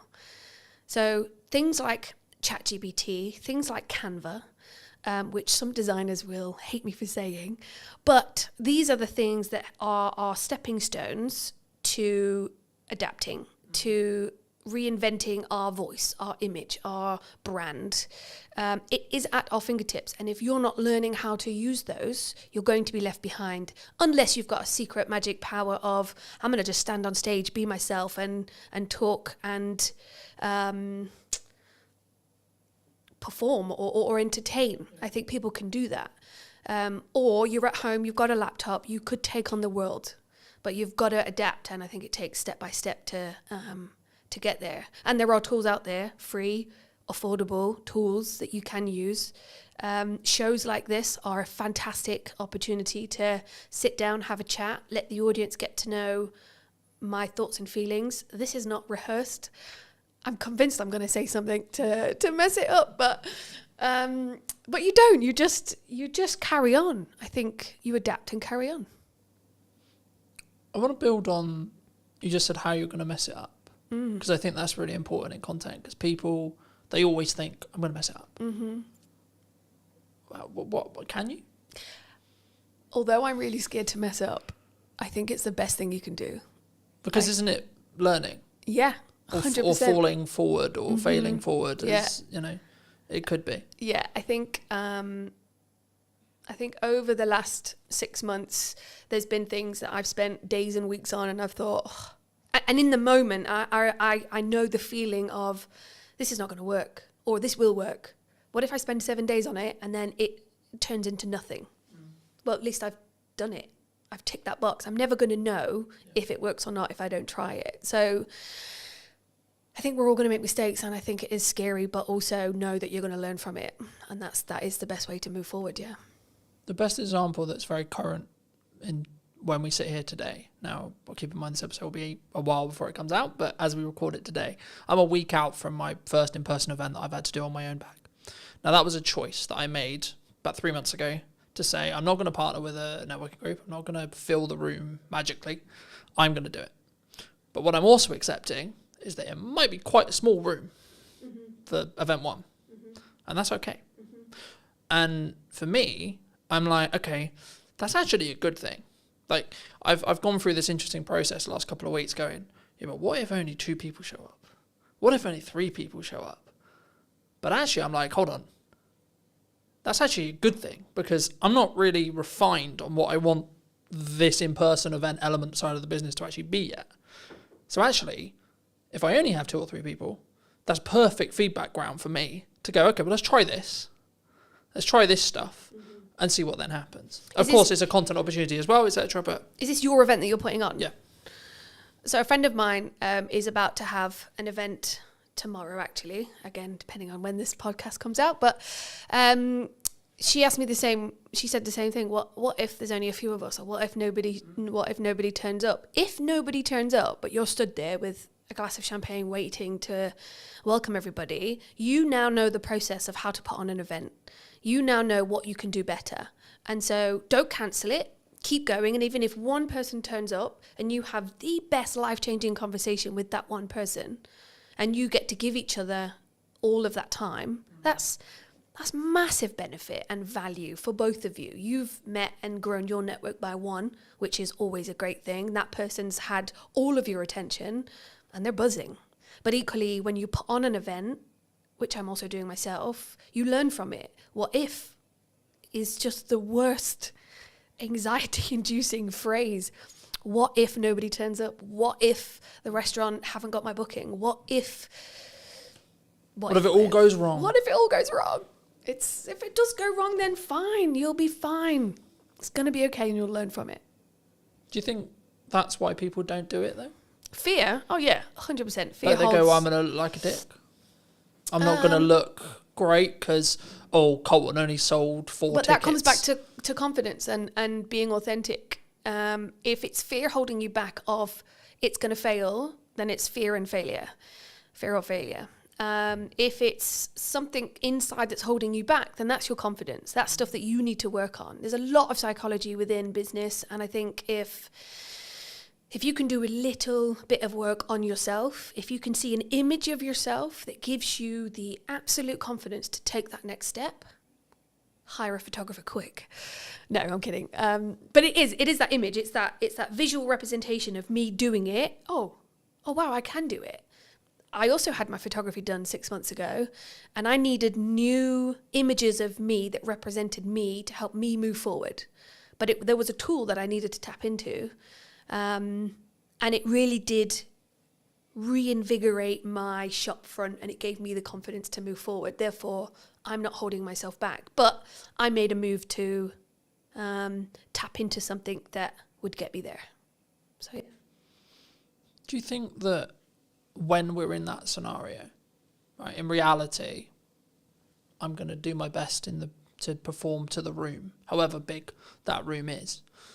Do you think whenever we do, because I could use the podcast as an example, I could use the event as an example, but I use the podcast because it's the stats that are in my head.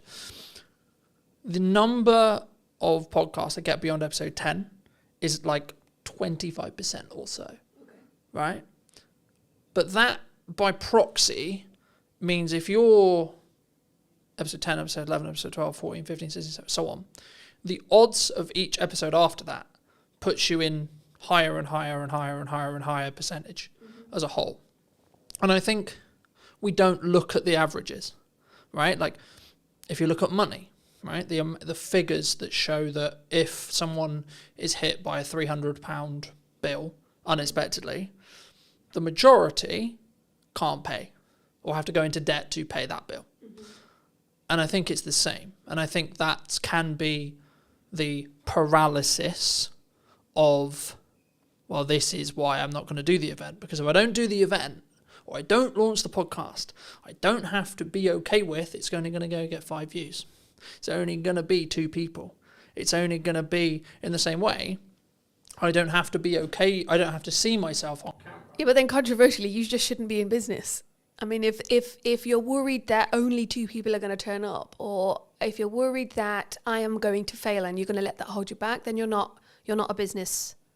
You're not a person in business. You could be working for somebody, but you've got to have some form of gumption to just move forward and do it, no matter what the consequence or the you can't live in fear and you can't catastrophize what's going to happen.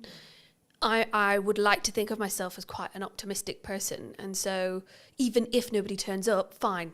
I've learned how to put on an event, what I needed, what my contacts were, how can I do better? And I think if you can switch your mindset, get a coach, talk to your 5 people around you, look in the mirror and have a conversation, read a book, look at YouTube, educate yourself. If you're running the tap and it's murky, keep running it until it's clear, and educate yourself, update your knowledge. If you are holding back because of what if and fear, then you're not ready. I would say read a book, listen to a podcast, feed yourself with stuff that's going to help you make that next step, open the door and welcome your 2 guests. Equally, welcome your 500 guests, and now you're overwhelmed, but I did a good job. But do you think it's like, I think sometimes, especially for me anyway, and the more I think about it, I'm like, I can reframe it as a perspective of, but I'm going to give so much to those 2 people. And then they're going to be maybe advocates for my brand, or potentially have work from it, or etc. Or even just like do the nice thing of like, I gave them all this time and they took a lot of value from it. People are very value centric, right? We want value from it every minute, I would say, in the culture we live in, right? But when we create content, when we show up, when we look at marketing, would you say people sometimes underestimate the value that they can actually give themselves? I think people don't know what they can give. Okay. I've created a networking group called The Huddle, and I've done a lot of networking myself. And I've been to events that were well marketed, very well marketed. And then I've gone and it wasn't that good. Great marketing, but the execution of the event, not so good. Same with anything. That deodorant was very vibrantly marketed, straight directly to me. I bought it. It's actually not that good. I think you've got to do your research. I think you've got to ask questions. I think you've got to put in systems and processes. Dare I say those 2 terms, but everybody needs a system and a process to put in place. Ask the question, what is the value? I mean, if it's a networking for the huddle, I asked a friend of mine, Chris, what would be the value? What would make this event worth shouting about? And not only did I ask questions before the event, but I also sent a questionnaire after the event. What did you think? How did it compare? What was missing? All of that kind of stuff. Because even if 2 people do show up or 500, you've got data. Data is another tool to sprinkle on your next event, to give you the confidence to go. Because another thing is direction, right? If I'm not giving value, if I'm not taking that next step, is that because you don't have direction? Is that because you don't have, what's the word I'm thinking of? I would say it's conviction. I don't want to put words in your mouth, but I would say it's conviction. So I'm convicted to the event happening regardless of who shows up. Even if it's an empty room, I'll still give the presentation because I'm filming it, as if it's 2 people, 5 people, 10 people, 15 people, 100 people, I'll show up the same. So I have the conviction to be able to come forward and say, I know my shit, I'm proud of my shit, and this is what I can offer. Yeah, I think conviction definitely plays a huge part. I I think the word I was looking for is something to do with seeing where you want to go and what's your why. So at the end of this campaign, at the end of this event, at the end of your marketing XYZ, what does good look like? And then work backwards. That's always a really good way to do it as well. I think conviction helps get the job done, but you've got to have a vision. You've got to have a why. Why is, you've got to have a, why am I doing this? Why am I putting on this event? Why am I posting this? And that's probably another thing that's missing from marketing is your why. I think Simon Sinek, I think he puts it really well. And you know, 6 months ago I was watching his YouTube videos online. Like, why the hell am I doing this? I've got a mortgage to pay and I'm going self-employed. This is not what I had in mind. But you got to ask yourself why, how. Yes, have the conviction. Be more you. And just have you can still be a shy person and put something on great. But have that little bit of confidence in yourself to go, I can do this. And if not, just lie to yourself for the first one and then get over it. Or tough love, I think also gets underrated, or I don't like to pussyfoot around certain friends. You're either going to do it or you're not. Sometimes you need a cuddle, and other times get over it and just get it done. And that's also but it's hard. It's hard to do the jump. Yeah, but it's what if I get it wrong? What if I fail? What if I run out of money? What if I have to go back and get a job? Everyone will be a ridicule. So then get a job. I live in a world where I think the actions I'm doing now and everything I do is to eliminate the idea of regret in 6 months. Yeah, regret is another thing. I learnt that in a theme park. I left and I wished I would have gone on more rides. And I remember thinking, regret is horrible. I really wish I'd have gone on that ride because everybody came off like pumping. And I went on the medium one, but I didn't go on the big one. And I love that one. Why didn't I? What was it? What if I fall out? What if I die? What if I have a heart attack? Nah, it's just fear that's going to hold you back, isn't it? Well, you might have done, but actually. Okay. But see, I'm an optimist. I don't live like that. No, I'm not going to catastrophize what could happen. I'm going to almost manifest, or at least try and be. Of course, I want to sit here and say that I live in a happy-go-lucky kind of life, but of course, every single day I wake up and I go, "What am I doing?" Or "What do I do next?" Or "What is my direction?" I have to remind myself of what I wrote down 6 months ago. I have to sit round a table full of my friends and colleagues where we just we help each other get through the day. Yeah, it's hard. Of course it's hard. And it's scary. And you just need the right mindset, the right people, and the right tools to get it done. Is there a perfect time? For what? Whatever someone's looking to do. Launch a podcast, do the event, go full time. Bridge that thing from a hobbyist the hobby that pays me to then actually it's my full-fledged business, it's my only career, etc. It's the thing I'm currently doing to make that leap. Is there a perfect time for that?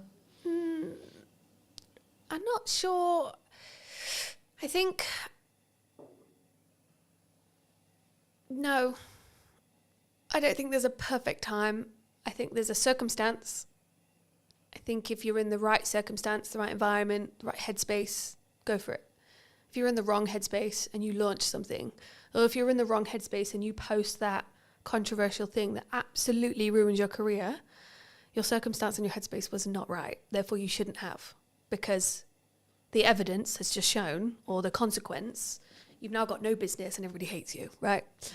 But if you're in the right headspace, environment is a huge thing as well, then yeah, do it.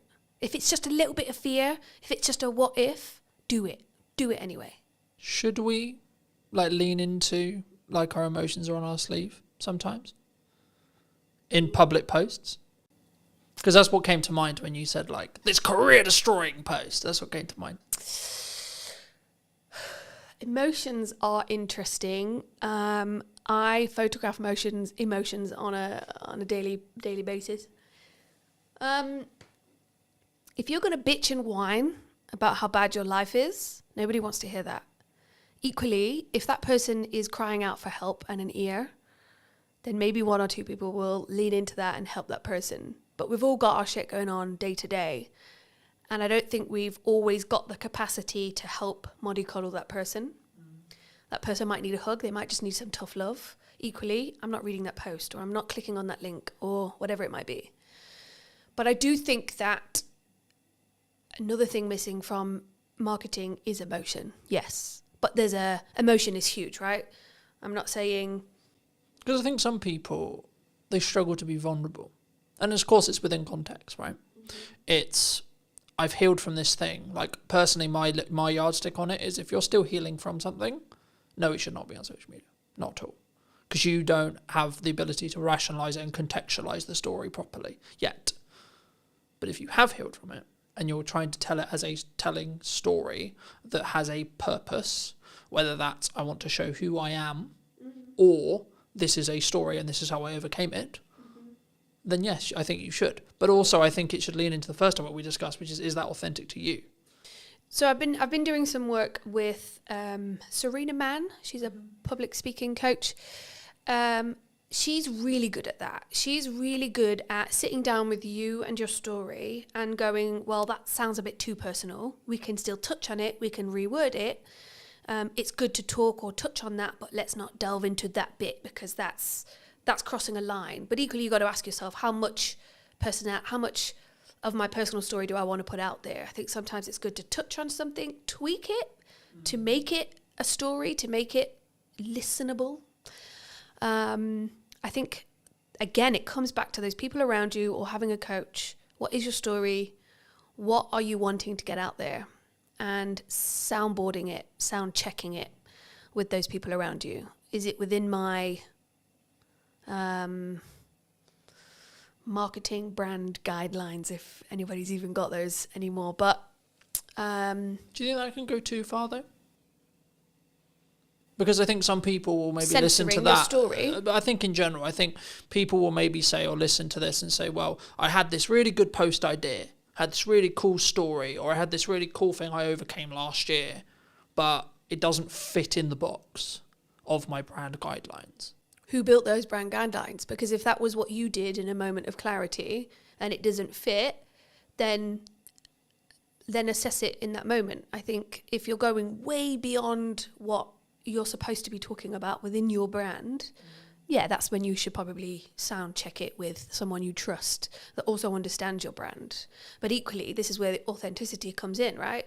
One day you're feeling like absolute crap, and the next day you're on top of the world. Which day do I talk about? I don't feel comfortable yet enough to talk about my low, down, dark days, but I have them. Equally, when I am feeling on top of the world, I kind of feel like I'm gloating a little bit. So I almost don't want to talk about those days either. So that's where you kind of balance out and go, well, what is my story? What do I want to talk about? And why do brand guidelines even exist? Or those 5 people around you? I think, again, it just comes back to your why. What are you trying to do? What do you want to get back? Are you doing it to just get a reaction or some attention? Or are you doing it to be authentic and stand out in a crowd? Then yeah, go for it. But something that jumped to mind, so I'll mention it. I, at the time of recording last week, recorded an episode with Ravi. He's a communication coach.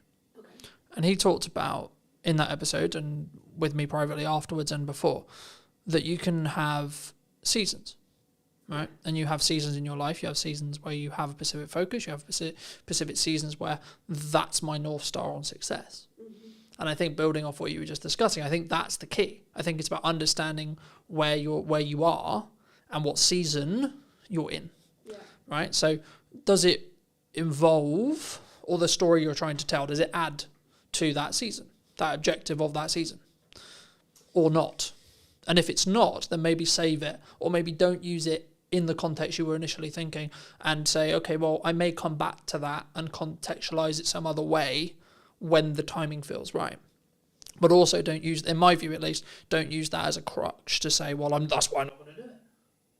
No, and I think, if you're going to build yourself a box, I wouldn't necessarily stick within it. I think it's okay to push those boundaries. But equally, you've just mentioned something that I'd never thought about putting into my marketing plan of seasons.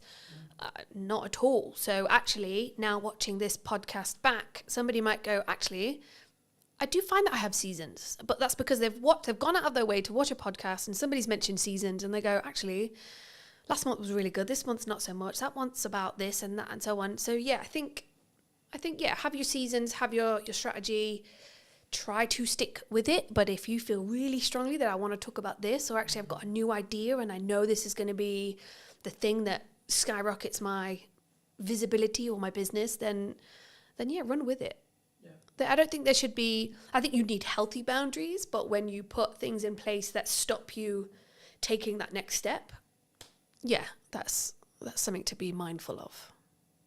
For me, something which completely changed my marketing as a whole was actually limiting what I'm allowing myself to market, but also doing it in 3-month chunks. So 3-month chunks. So I talked about the event earlier. Mm-hmm. The event marketing stopped about a month ago at the time of recording. The event's next week. Okay. Now, some people would say, wow, your priorities changed. Wow, the event's going to get cancelled, etc. No, the marketing did the job I needed it to do to get me to the point where I'm doing the event. Cool. But now I'm focusing on other things. And for me, I mostly took this from Alex Emosi, but again, you can take it from other people as well. I only allow myself 2, maximum 3 things per quarter to talk about. For as long as I have a podcast in the current format, one of those things will be the podcast. At the moment, at the time of recording, it's also Christmas. Now, to give the audience some context, we're recording this at the first week of September. So people are like, why are you focusing on Christmas? Well, Q4 is when Christmas matters. But for me to be able to get the work, I need to market it before the decision makers have made the decision about Christmas. Mm-hmm. That's September. That's not October, November. That's when you do the campaigns. That's when you do the etc. And there's kind of this joke in marketing where like, oh, it's summer and 25 degrees and we're taking pictures of snow. And it's quite funny, I think, for me. But when I made that decision, I made it maybe 6 months ago, it completely changed how I look at marketing, but then also the results that I get. Not short term, not, oh, this clip went viral, but the focus I can give during that time. Mm-hmm. And it's not to say, oh, I don't have other like ideas or I don't have other concepts. It's like, no, that will come in time, right? You can give it to the next quarter. So I've already planned out what Q1 next year is going to be, but I'm not going to touch anything in Q1 yet because I'm very focused on what does Q4 look like for 2025. How did you learn all of that? By consuming and trying and getting it wrong, right? And do you think that's the right way that everybody should be working, or that just something that you found that works for you? I think it's me. Personally, I think it's me. Because I think it would be very arrogant of me to sit here and say, this is what you need to do for your marketing and your vision and your success. But what could work for everybody is go out there, get some knowledge and build something that works for you. I think we can teach the idea of consistent improvement, consistent learning. I think that's important. I think that's something that we should always look towards. Yeah. Yes. But then we should stop. For people who are maybe on the fence about looking at visibility, looking at content, looking at photography, what would you say to them? And this can be more of a pitch for you in some ways. Well, it's interesting because the inquiries that I'm getting at the moment are personal branding is everything at the moment. And I think that is a really good thing to lean into, especially if it's something that is going to help you stand out in a crowd, or if there's 10 website designers, how do I choose the best one? Well, she looks like my kind of gal. Let me have a phone call with her. From that phone call, did it go well? Yes, great. Did that image get the job? Probably, because looking at that image, I related to that person. I think if you think about photography throughout history, it is what makes us make a decision. It is what makes us choose the pepperoni over the mushroom in a Domino's menu or whatever.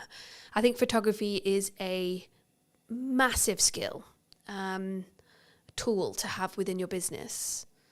There's a lot of self-work that people are doing, and photography is an avenue to get that out, to give you the confidence to take that next step. But also company culture is a huge thing. How do we know who we're talking to when we pick up the phone to the plumber or the cleaning company or the recruitment company? Who am I talking to? Because yes, AI is there, but it's still people to people. So I want to know who I'm talking to. If I'm going to invest £100,000 or £500,000 with a financial advisor, who am I going to pick? Do I have to go to every single networking event to meet all of those financial advisors to build the relationship to then decide on who? And I can't. But why don't I go on the website and see what the website's saying? Why don't I go on their social media? Why don't I do what I can do first in 10 minutes on my phone and connect with somebody over an image? Now, that image could just be a headshot. It could just show me your face so that when we do meet for a coffee, I know who I'm looking for. Equally, it could be a bit more of a portrait. It could be an image that says, I'm into rugby and I've got kids and I love a coffee in the sunshine. That's the kind of guy I want to invest my money with. Or equally, I am looking for someone who will understand me, and I've got this huge shopping addiction. And I know that she has too. So let's just, because you want to connect, you want to invest your money with someone who you can connect and bond and grow with, especially if it's a long time investment.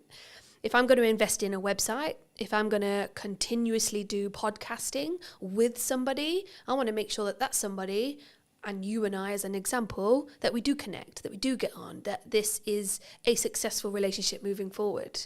But how do I get there in the first place? And I think imagery can do so many things. Yes, images say 1,000 words and so on, but I think more than that, it's a reflection of what's going on. It doesn't necessarily need to be about you. It could be about the company that you've built. I got 30 team members. I want them all to be photographed, and then when it is on the website and when we do have it printed in a business magazine, I can be proud.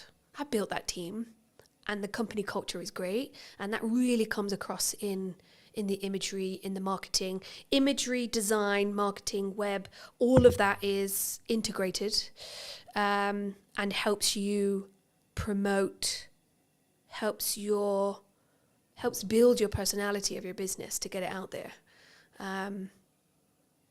Or you have the same image on your LinkedIn that you had 10 years ago sitting on a beach with a cocktail.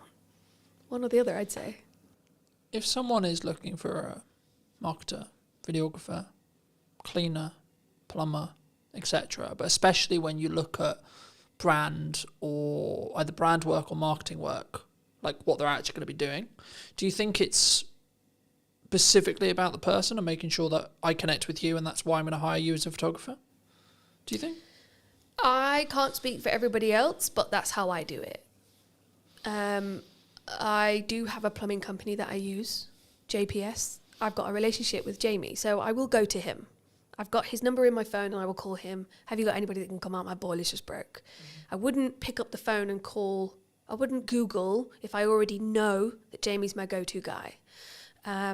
Equally, I do have a videographer that I go to regularly. I'm not going to Google that if I've already got that contact. So I've built that relationship with those people that will help me maintain my little black book, that will be there in a pinch when I need help. And equally, I'd hope that they've got my number saved when they need a bev at 5 o'clock or a game of shuffleboard down at the Dell.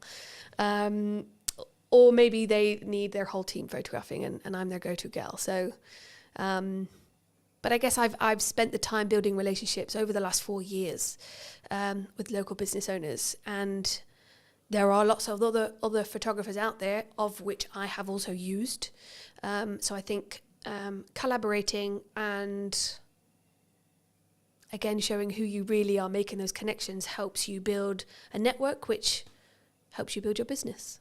Are you locked into those people forever, though? Do you think?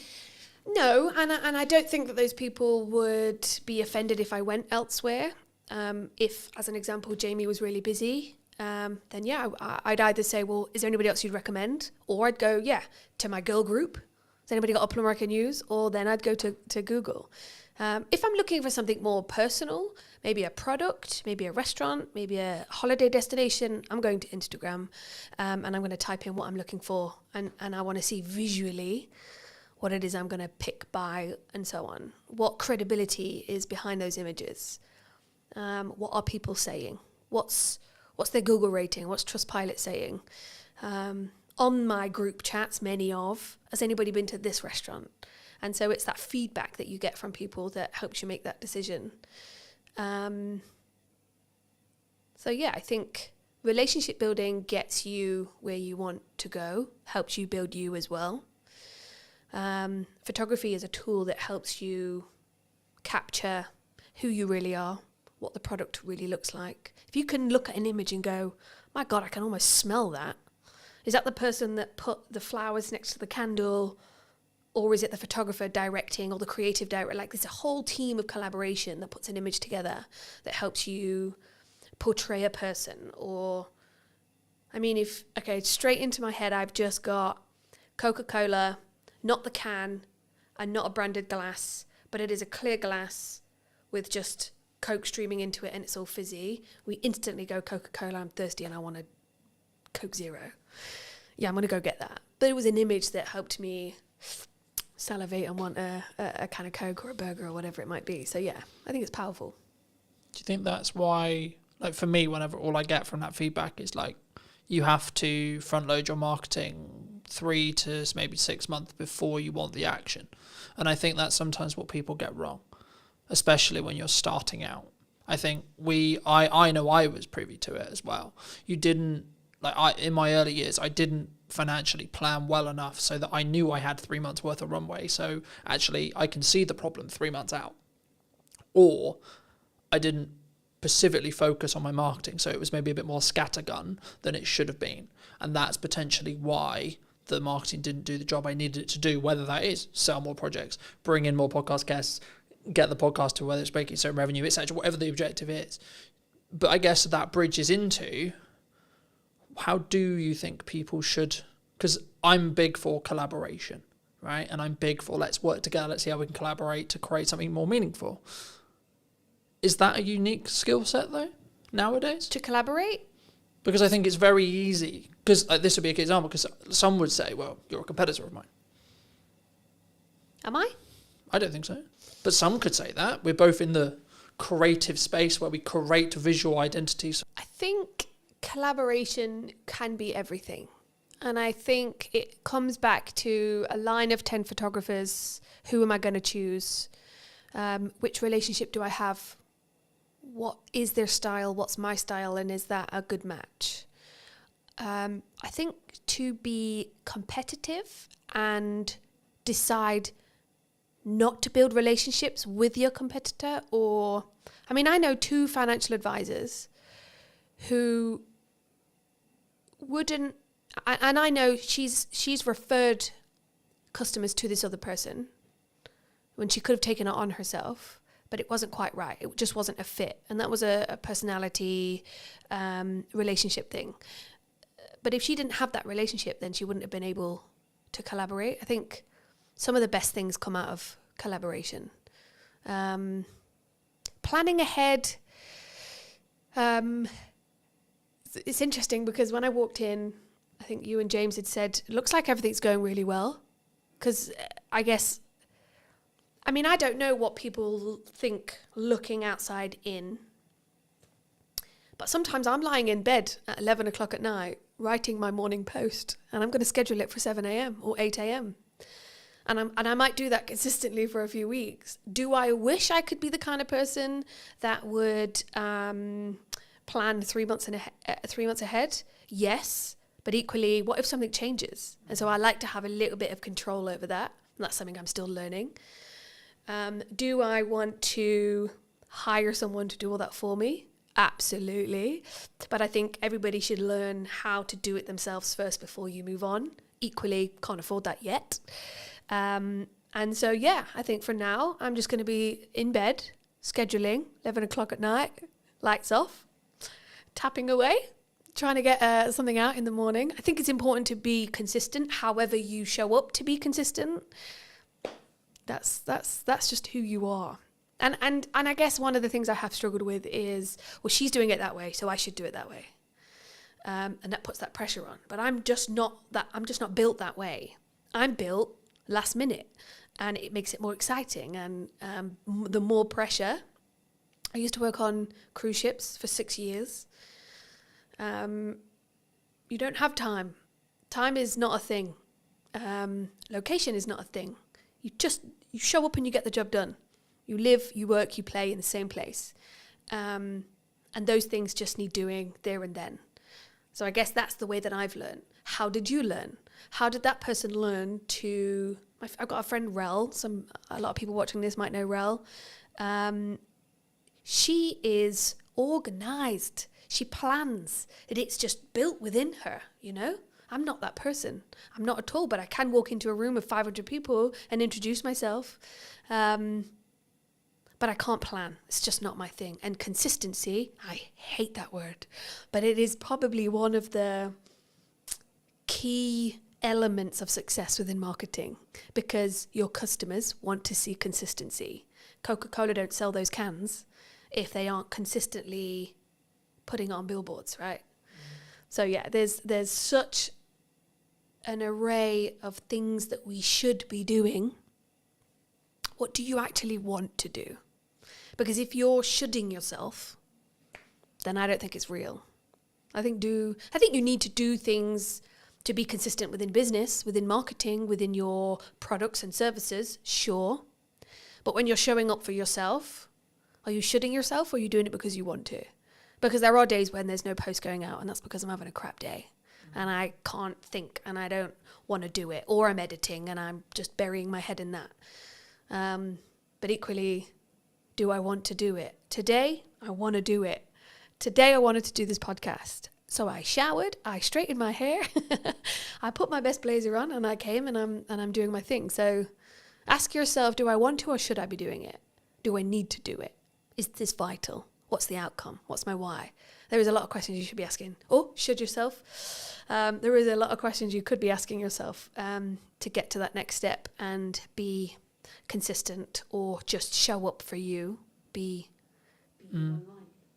I think the important point for maybe someone to leave with as we finish this episode is to do you v you, right? Because I think so many times, and something I've always focused on is, where was I a year ago, and am I better in my subjective terminology of that than where I was a year ago? That could be how much I've turned over this year. That could be how many podcast episodes I've done, how many views I've got, etc., etc., etc., etc. Right? And I think when you focus on those metrics, when you focus on having a very clear vision on where I was in comparison to where I am, rather than I'm going to focus on where I am versus where you are, it allows you to be more open to open collaboration with other colleagues, other people in your industry, or other clients that are correct for you, but also potentially having the right attitude or point of view to say, actually, no, this person isn't for me. But you know who you would be really a good fit for? This person over here. Mm-hmm. Because I have that relationship. I know who their best fit is. And I've passed on work to other people because I think they're better fit. Yeah, I could have quoted the work. Yeah, I could have done the work. But would I have served that person better or as good as the person over here? Maybe not. For those people who have maybe enjoyed this conversation and want to connect with you, see some of your work, see some of your consistent content, where's best for people to reach out for you? LinkedIn is a good platform. That's my most used platform. So yeah, definitely come connect, comment, see what I'm up to on there. And I'm always happy to have a chat, a coffee, or you will catch me at the Dell on the shuffleboard. So yeah, come down and say hi. Thanks so much for the time. And if you were going to speak to you 10 years ago, what advice would you give that person? Ooh, 10 years ago, I just left ships and I thought I could do business and I couldn't. Educate myself. Surround yourself with those that you want to learn from is what I would say. Thank you so much for the time. Thank you very much. And if you did enjoy this episode and you would like to see more like it, I'd love to hear what you think in the comment section down below. And why not be subscribed so you do not miss next week, where I'll be back with what is missing in marketing today. Thank you ever so much for coming back and joining me, and I'll see you very, very soon. My biggest performing posts on LinkedIn are all selfies or photos of me doing something mainly not related to the business. What do you think is missing in marketing right now? What do you think people could be doing, should be doing, that they're maybe not doing? The thing they are missing in marketing is consistency, which I think can be really, really key. How consistently should someone be writing a blog on a website? So we say it's really good if you can do it once a month as a minimum. Do people need video on their website? I really hate it when I go to a website and on the homepage I see that this person's got a video and I can see it's them, they're going to be talking to camera. It's not well scripted, or maybe not even scripted at all, not well thought through. They don't seem confident. And then you're going, why have you put this on your homepage? Because this is doing nothing for you or your business. Did you know that 93% of you are not subscribed? So if you could please do me a favor and you're enjoying the show, then subscribing would mean the world to me, and it would allow me to grow the show and continue to get larger and larger guests and continue to bring what's missing in marketing today. Thank you ever so much for joining me, and I'll enjoy the episode. Hello, my friends. I hope you're well. I hope you had a good day, evening, or night, wherever you are. Today, we're going to be talking all things websites, and I imagine some technical marketing stuff. Welcome to the show.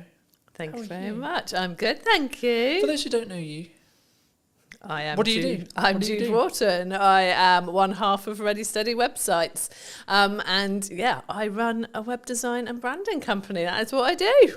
It's a very interesting space, as we were alluding to while James was helping set up.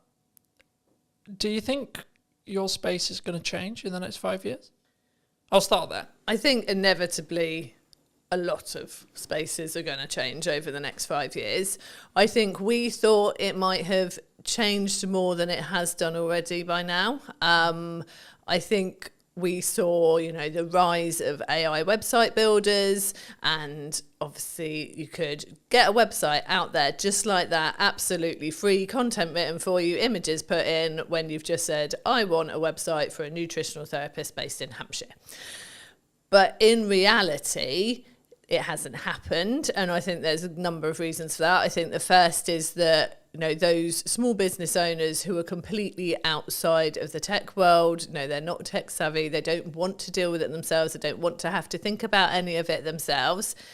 They're not wanting to use it. They're not there. They're not ready for that yet. And so they still want people who can be there to help them and support them. And they want copy that's written specifically for them and images that are them working with their clients. And so it hasn't taken off, which I'm very glad about. But I do think that as time goes on, people are going to get more and more used to using AI in lots of different areas of their life. As we go through different generations, people are going to come out of school so much more tech savvy. I've got a 14-year-old son, my eldest son, he's doing work for us this summer, and he is insanely quick and knows what he's doing because he is taught it now, in a way that we weren't. So I came out of school and there were web designers weren't a thing, so things move really quickly, obviously. So I think as time goes on, people will just be doing this stuff themselves because it will be so easy for them. But right now, not seeing it affecting us at the moment. How are you looking at that from a business point of view then? I think we are using AI. It's great for speeding up coding most of the time. Sometimes, it goes off in its own little world and you're like, I did not ask you to do that. Why have you thrown that in? But I wanted to add a unicorn onto the page, okay? Exactly. So I just like unicorns. Yeah. I don't care what your prompt was. I'm going to add a unicorn. My husband, who is my business partner, he was using it to speed up some code the other day, and then it was going mad in a way that it hadn't done for him before. And he described it so brilliantly as, it's like when you've got a toddler with you and suddenly you look up and this toddler was playing calmly and happily on the floor, but they're at the top of a bookcase pouring paint everywhere, and there wasn't even a bookcase there to start off with. That is what AI is like sometimes. It will just kind of go and do that. And that's reassuring to me at the moment, because it means that Chris, being a coder, he can use it to speed up his code. and he knows when it's gone wrong. Whereas you can't just have any old person using it to create code and do things, because they won't know when it's gone wrong and they won't know how to sort it out when it's not working. So that's reassuring for me that it's not there yet. It will be, because the more people who are using it to do this stuff, the more it's learning. But yeah, so we are using it to speed things up. I think we'd be silly not to be keeping an eye on it, not to looking at what's possible with it. But I'm not worried at the moment. Cool. Where does it's mostly a marketing show. Where does a website sit right now in marketing, do you think?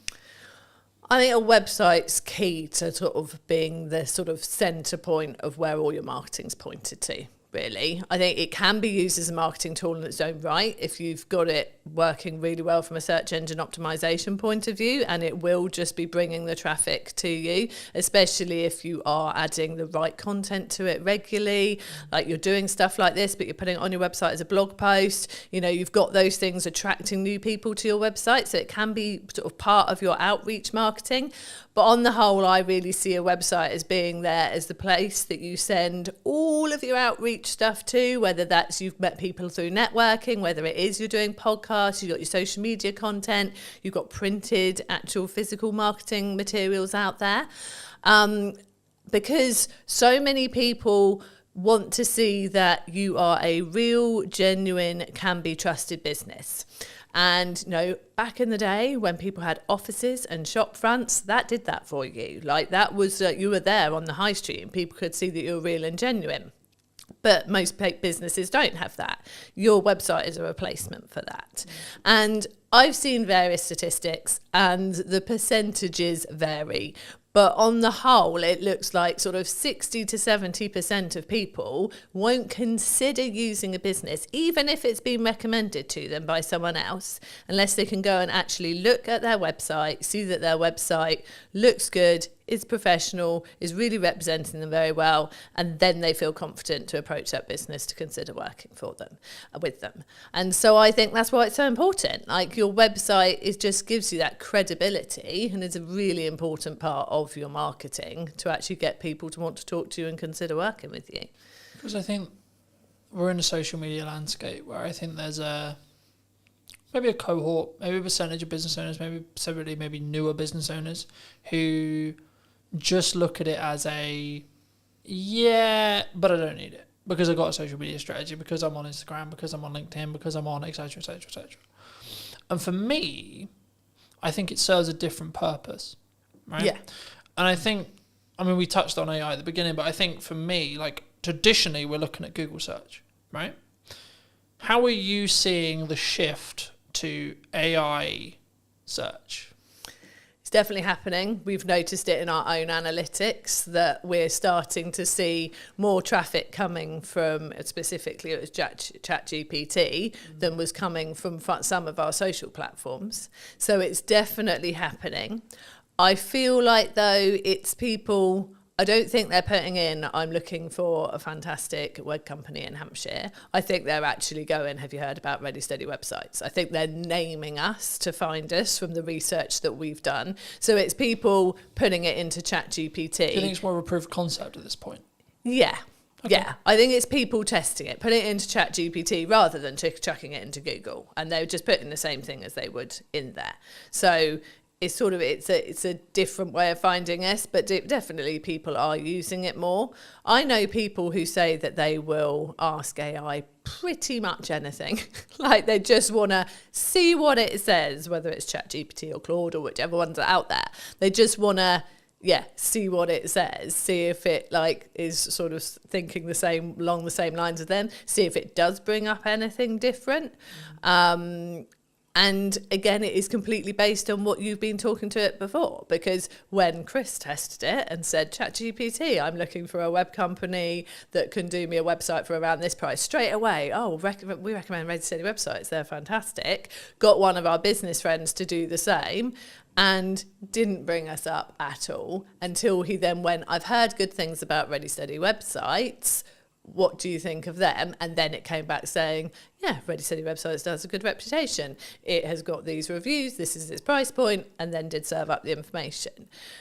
I think at the moment it's just a lot of people testing it, having fun with it, seeing if it brings up the right things. I'm not sure that we're seeing a lot of traffic from people who are just genuinely using it as its only way into. Because I think there's a couple of ways of looking at it. I did a video a while ago looking at the behavior psychology from the shift from Google to ChatGPT. Replace the word ChatGPT with Perplexity or etc. But the concept was people were looking at Google and they've tried to leverage it back with Gemini, but Gemini isn't from when you use a Google term anyway, you're not using the actual bot. Yeah. It's not a chatbot. It will just service a summary of what it believes the top percentage are of answers, which is for some things in a closed question, like is it a yes or a no, or is it the answer this, then yes, that's maybe a good thing. Though I think the reason why we're seeing a behavior shift towards ChatGPT and AI search as well is actually people want more nuance. They want to target more nuance with so they want to have a conversation with a search engine, really, in crux what they're doing, and that's maybe showing itself as people having ChatGPT conversations. You know, for me personally, I used it a lot for data analytics, data tracking, etc., etc. But I found it does always, which is probably how it's designed in its nuts and bolts, it will always skew slightly more positive than negative. But I also think that's maybe a good thing, to be honest. Actually, now I sit here and think about it, because if it did skew negative, then you're talking about a negative spiral effect, because it will learn from itself and then so on, it will get darker and darker and darker and darker. I think the byproduct of it skewing positive is actually it will maybe over-egg potential results and potential good. But that is, as long as you understand that's what it's doing, I think that's a better reality than the latter, if that makes sense. And I think for people who are maybe looking at their website now, either they've had a website, they're maybe looking to relaunch a website, they're looking to rebuild, etc., and say that it's 6 months. Should we still be looking to target Google, would you say? Or are we just solely in a world where actually AI search is the only thing that matters? No, definitely still be targeting Google. Also, I think I always say this, like, have your website, obviously, have it written in a way that you're going to be attracting the right people, that the copy is written for the website visitor that's coming to you. You want to be ranking, obviously, but actually one of the things that will help you rank is by having naturally written copy that is obviously for the website visitor and not purely to try and get yourself ranked, like that's so picked up on now. But also, I have heard from search engine, like Chris is a search engine SEO expert, but from another guy that I do quite a lot of work with and chat to quite a lot, he has said that a lot of AI results, ChatGPT results, come from seeing people's Google business profiles. And so making sure that you've got that there, that is up to date with the right stuff on there, that you're using that frequently, putting new stuff on there as well, will help you come up in the AI results as well. So getting your website solid and obviously linking to that from your Google business profile, but having that profile up to date is really key as well. And I think this is the thing with all areas of marketing. You've got to cover all bases. You don't know where someone is out looking for what you do, whether they are the type of person who is just on socials, chucking something onto Facebook groups and things like that and asking people for recommendations, whether they're going to Google, whether they are going to ChatGPT. You've just got to do it all well to be better than your next competitor, really.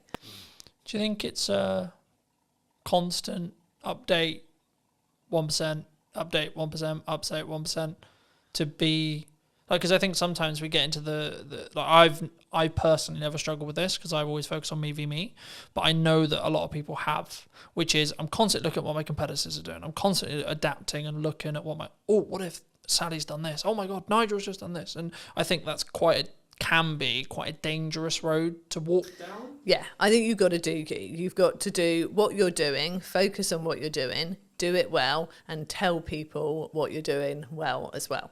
And yeah, I mean, the space that we sit in with Ready Steady websites, with having our templates out there and a do-it-yourself offer out there, obviously that puts us in a similar space to the Wixes and the Squarespaces and the like.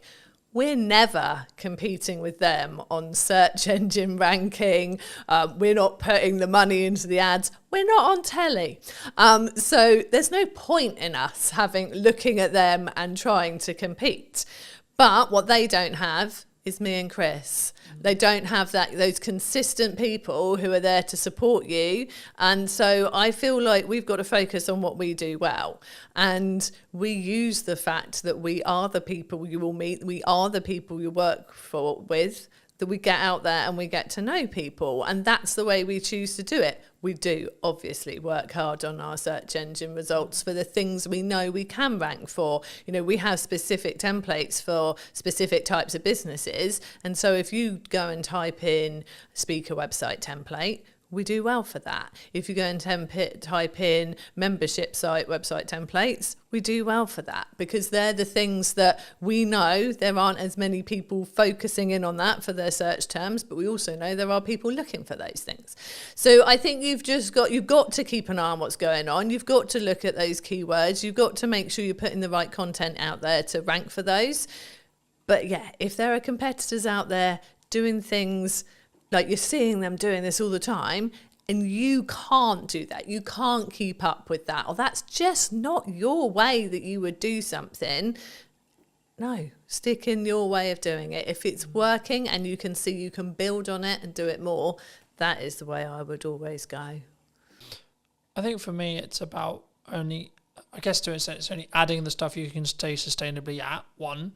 2, it's also, again, focusing on that UVU. Rather than, so I always look at it as where was I a year ago, 6 months ago, 3 months ago, and am I moving in the correct trajectory? Maybe I haven't got all the results yet, maybe I haven't got everything that I want yet, or what I'm aiming for yet, but I am moving in that direction. And as long as I continue on the direction I am currently moving, then I will hit that by probability, by analyzing probability result there. It'd be wrong of me not to ask you about video and where it sits on your website. Do people need video on their website? Do they not? Should they have it? I think that video can work really well on a website. But I would say use it in a way that plays to your strengths.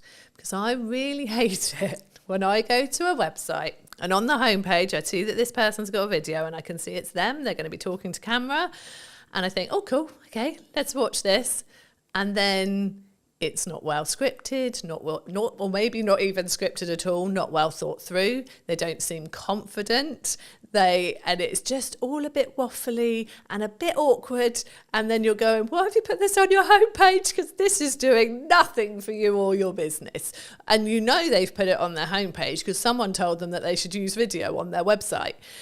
You can only use video if it's going to be right for you and it's going to work, because it could go completely the other way and make people go, I'm not sure about this, and go and look at someone else's website. We have used video on our website. We had a video on there. We sent to Instructured the way that some of our packages work, and so we have taken it down because it's not current now, and that's another thing. You have to make sure that you're keeping everything current and up to date. And that was more of a like animated, sort of explain your process of how to work with Ready Steady websites. And we were quite surprised actually that it didn't get as many people watching it as we thought. Like we really thought that more people would watch the video on the website than choose to read it. But actually, there wasn't as high a percentage when we went and looked at sort of the views and the people who had come to the website in the same period of time. There wasn't as high a percentage of people watched it as we thought there might be. So I think it really depends. I think it's one of those things of try it. Just try it and see if it's working. Like we use video a lot in our business. We use it a lot in our tutorials to help people with using our templates. We have welcome videos when people join Ready Steady websites. When they initially come into our back-end membership site, there's a little welcome video from us. We use video a lot with our clients, like handover videos when their website's ready. Video is so useful, and it's such a good way to really feel like you've engaged with that person. They've got to know you. It's so easy to explain things in that way. So I think with video is really valuable. Like we've got a YouTube channel, which we are not doing enough with at all at the moment. And I know that we are going to do more after the summer. And yeah, it's such a good way to showcase your knowledge, showcase the way that you work, get people to get to know you, but only if you are comfortable doing it, I think. And that's something you can practice. You can get better with it over time. And I think social media, people expect the videos to be slightly more raw. And I think you can use video to get more comfortable using it on social media. And then once you are in a position you feel more confident, can get it more polished, that's when you can stick a video on your website, I think. And until then, get an animator to do like an animated video for you with you doing a voiceover. Or even if you're not confident with that, there are fantastic voice actors out there who could do a voiceover for you. There are so many ways you can do video without putting yourself in it looking a bit like you don't want to be on video. Do you think, I mean, my next question was going to be like, when and how do you think you should spend money on production? Like upping the quality? Is it for that perception of when someone hits the website? I think, yeah, I definitely think it's worth having a professional quality video on your website. If you think about the fact that you've probably got someone to help you create your website at the least, if not got someone to create it for you. So you've paid for that. You've got a professional website. You have hopefully invested in brand photography or product photography. If you've got products in your business, you know, all your photos are looking great on there. You've got your content written in a way that you're happy with, whether you've used a content writer or you've done it yourself. And then you just go and shove a video of you sort of in a dark corner of your office, bumbling away about nothing in particular for about 5 minutes. And then you're like, I'm not really sure why I watched that. That just takes away from everything else that you've invested in and that you've done. So yeah, I definitely, and especially as, I don't know if people have a perception that to get a professional looking video, they are going to have to pay thousands and thousands.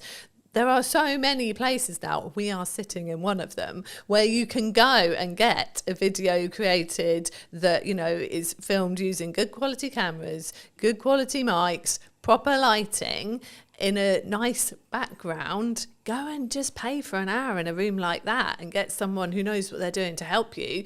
And it's not a lot of money. Like, I'm sure business owners would drop the same amount of money on belonging to a networking group or something like that without even thinking about it more in a year of belonging to a networking group. And once you've got all those fantastic people you've met on networking coming to your website, it'd be good to have something decent there to make them realise you're definitely the person to work with. I think for me, it's understanding what stage you're in. Right? I still film stuff on my phone, right? But if I'm doing a production piece like this, people expect a certain level of quality, I would say, personally, for me. And also, I want a level of a certain quality for this kind of thing. But if I've got a thought, pick up my phone and film. Oh, definitely. I'm not against doing it. I think that's where sometimes people get it wrong. They think, I can't do video because I don't have X camera, I don't have X, Y lighting, I don't, etc. But I think action is always better than perfect in that respect. I think for me, because then you can gain the understanding of what your audience wants. But I think where it changes is that heading video that we're talking about here. Like I was served an ad on YouTube a handful of weeks ago, and it was like, hello, I'm this person from this company, filmed on a webcam with dodgy audio. And I just clicked off straight away. And it wasn't even necessarily the delivery. It was actually the I think for me, now I sit back and go, well, why did I click off? Why did I not engage? I think actually the reason was because of the combination of it was a webcam video with dodgy audio and there was no hook. I was like, in nice possible, I don't give a shit who you are. Yeah. You could have made £1 million and I'm not, just don't care. So I think, you know, even if you just do some basic research and understand how to structure a video, I've got videos talking about it, James has got videos talking about it, there's lots online, etc. Right? I think for me, if you use your phone and you have a decent audio, which is the only thing I would say that actually really matters, because if I can't hear you or I can't hear you clearly, then I'm going to click away. Psychology-wise, I'm going to. I will go, okay, maybe it doesn't look beautiful, isn't as high quality as I would want, okay, fine. But actually, the energy, how I sound, and then the structure, and then the value that's delivered in the video is infinitely more important. Is that the same when it comes to websites and copy? So I think... And how you structure your website as a whole? I think, yeah, structuring your website is really important. So with the whole like DIY videos, selfies, all that stuff, I am there on social media with that. And I think that is important for getting people to like you. Like, I don't think you should turn up too polished. I actually was scrolling through my LinkedIn this morning trying to find some stuff I'd written ready for this interview to remind myself of some stuff. And my biggest performing posts on LinkedIn are all selfies or photos of me doing something mainly not related to the business, because people go, oh, like, I resonate with that, I do that too, or like, I've been there, or whatever it is. And so they like that. That works on social media. When it comes to your website, and your website is reflecting either you very much as the business person, the professional, the author, the speaker, you know, if it is a more of a personal focused website, or it is your business website and reflecting your business, I feel that has to step up a level then. You've done the nice getting to know people, the like, I am a nice normal person bit on social media. Yeah, filming yourself with messy hair at a beach, having a chat because something's coming to your head. One thing I really would say, if you're doing videos on social media, please put captions on. I'm always reading them in the evening when I've got one child in bed and I'm just having a scroll. I don't want to turn the sound up. Put captions on, people. Anyway, so yeah. But then when they get to your website, yeah, that's a different level. And yeah, you do really need to think about the structure of it. And it's very much the same. Like you said with the videos, you want a hook, you want a reason to keep watching them. It's the same with your website. I always say in that top hero area on the homepage of your website, you want to have, I call it an engaging statement. But it's the hook. It's the thing that someone comes to your website and goes, I am in the right place. So I want to scroll down and I want to read more. In those first couple of lines and that first statement, you need to basically say, this is what I do. This is who I do it with or for. And so therefore I can help you. That is what those couple of lines have got to say. So yes, it has to be structured really well. And then it's got to carry on talking to that website visitor. So many people then decide that the first bit of their homepage suddenly has become their about page, and they launch into this story of like, oh, I decided to start my business because my grandfather had done it before me, and no one cares at this point. People still want to see your services or an overview of your products or whatever they have come to your website for. And then if they click on your about page, that's them saying, oh, actually, I'm really interested now and I'd love to know why you started the business and who you are. Put that on there. So yeah, it's definitely a structure to follow, definitely a right way of doing it to get people in and really wanting to buy from you or work from you. And yeah, it's got to be that at that professional level then. The DIY selfie in the garden approach, not great for a website. I think, again, it's what do you want to put your first foot forward with, right? Especially when it's like, it might be said by Google, it might be said by AI, and this is your first time of meeting that business. Yeah. I guess then it questions of like, from us as a smaller business, not necessarily implying small, but smaller than the Squarespaces, etc. Yeah. Do we lean into personal brand, do you think? I think, there's so many factors there. I think if you are a smaller business, it's really good to have a personal presence out there, definitely, because I'd say quite often you're out networking, so people are going to meet you in person.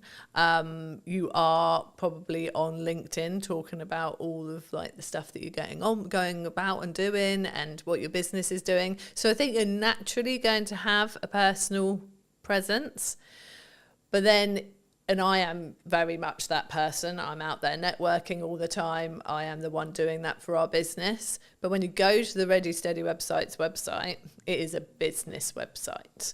There is an about page and there is a team page, and we are on there, and our sense of humour is definitely on there, and we carry that through like the way that we are on social media. It's very much on. Someone commented that to me the other day, that she loved the fact our personality was there in the website once you look for it, but actually the website was, this is what we offer, these are our prices, this is what you get, really clear and simple, and all about the person who's looking for the website or the branding or the SEO package and all the other things we do. So yeah, I think a personal brand is important, but I think how you present that on your website very much depends on, how the business is structured, where you're looking to take the business in the future as well, and that's a question right at the start when you're starting your business too. And obviously you can evolve, like we trade under Ready Steady Websites now. We initially set up as Second Floor Designs Limited, and our business has evolved over the 15 years. And that can happen. You can start out as, enter your name here, and then what you do. So, we have people who are Joe Blogs Nutritional Therapy, that kind of thing. But actually maybe over time you're getting more and more patients and you bring on more people to work with you, and then it turns into just JB Nutritional Therapy. It can evolve. And I think whether you go out as a personal brand really just depends on like your vision for the business, where you're taking it, and how comfortable you are with that as well. Like some people don't want to put themselves front and center. They're very good at what they do. They want to do it under their own steam. They don't want to go and work for somebody. But actually, they're not this person. They're not out there doing the podcast and interviews. It's not them. They actually they want to be a business and they don't want to be front and center. And I think that's fine as well. If you can find the right way to get it out there, to get your like seen and marketed, then that's great. But I think it's like with the videos, you've got to be comfortable to do a really good video. You've got to be comfortable putting yourself out there as a sort of personal brand, I think. I think for me, and I had this conversation many years ago and I've had it 1,000 times since, like a CEO of a C-suite company, doesn't matter who he was, but he was like, I don't want my kids involved in content. I don't want them physically involved in content. I don't even want people to know they even exist. I'm like, cool, no worries. He was like, how are we going to make sure that happens? I was like, do you have control over your mouth? I said, yes. He said, yes. I said, congratulations. You will not talk about your children, their existence, or anything about them in any way, shape, or form then. Yeah. It's that simple. Exactly. Right? Yeah. And I think sometimes and that's why I always phrase it that way, because I think so many people, we sit and go, I have to be really public and I have to be this and I have to be that. It's like, yeah, but we forget we have control over what we say in every moment. And especially if you're post-editing it, even if we have a conversation or the conversation ends up going into a realm that you feel is inappropriate, I feel is inappropriate, or we don't feel comfortable having out live, then you just ask, would it be impossible to remove that section? Yeah. Or I just feel actually that's just a tangent that's not really relevant, so I might chop it from the set, etc. But it's doing it for a place of comfort. Yeah. Because I'm like, okay, everything I talk about publicly is everything I talk about publicly. I don't talk about the challenges I'm going through today or the things I'm hearing from today or whatever, if I am, because that's not appropriate and I'm not ready for it. But I can talk about it in hindsight, right? And in the same way, like, if you don't want the ability or the fact that you have children to be known, then don't mention it. Yeah. It's really that simple. It is. And I think, which I get, right? Like, I'd be like, no, but also, what's it got to do with business? What's that got to do with business? Now, you could make the argument that it humanises you and yeah, but you made that you have to make that decision. Yeah. Yeah. No one else is going to make that decision for you. And it's important to make sure that everything you put out is A, relevant to the business, but 2, is in your... And I use the term comfort zone loosely here because it's not about whether it's like comfortable, but it's whether it's within line with your values, I think is the more important thing, right? It's not about, it's uncomfortable, because I think we should push ourselves for a level of uncomfortability to do things that we're not comfortable with. But that's different to, no, I just don't want, in the kids example. What do you think is missing in marketing right now? What do you think people could be doing, should be doing, that they're maybe not doing? Oh, that is a good question. I think the thing I see people so we're looking at very small businesses here. The thing they are missing in marketing is consistency, which I think can be really, really key. I think there's people who think, well, I put this out there and therefore, everyone will know about it now because I mentioned it once. So I've marketed that, and that doesn't work. Like, there's so much out there. Like, people, the term, like, so much noise that people are having to deal with, whether that's visual or audio. But there's so much out there, and people aren't consistent with it. So I think that being consistent in whatever form of marketing you're choosing. So whether you are using social media, whether you are doing email marketing and putting emails out there, whether you are, putting out flyers places, you're doing some actual like putting up posters and that kind of thing. You have to be consistent with it. You have to be doing it in a range of places.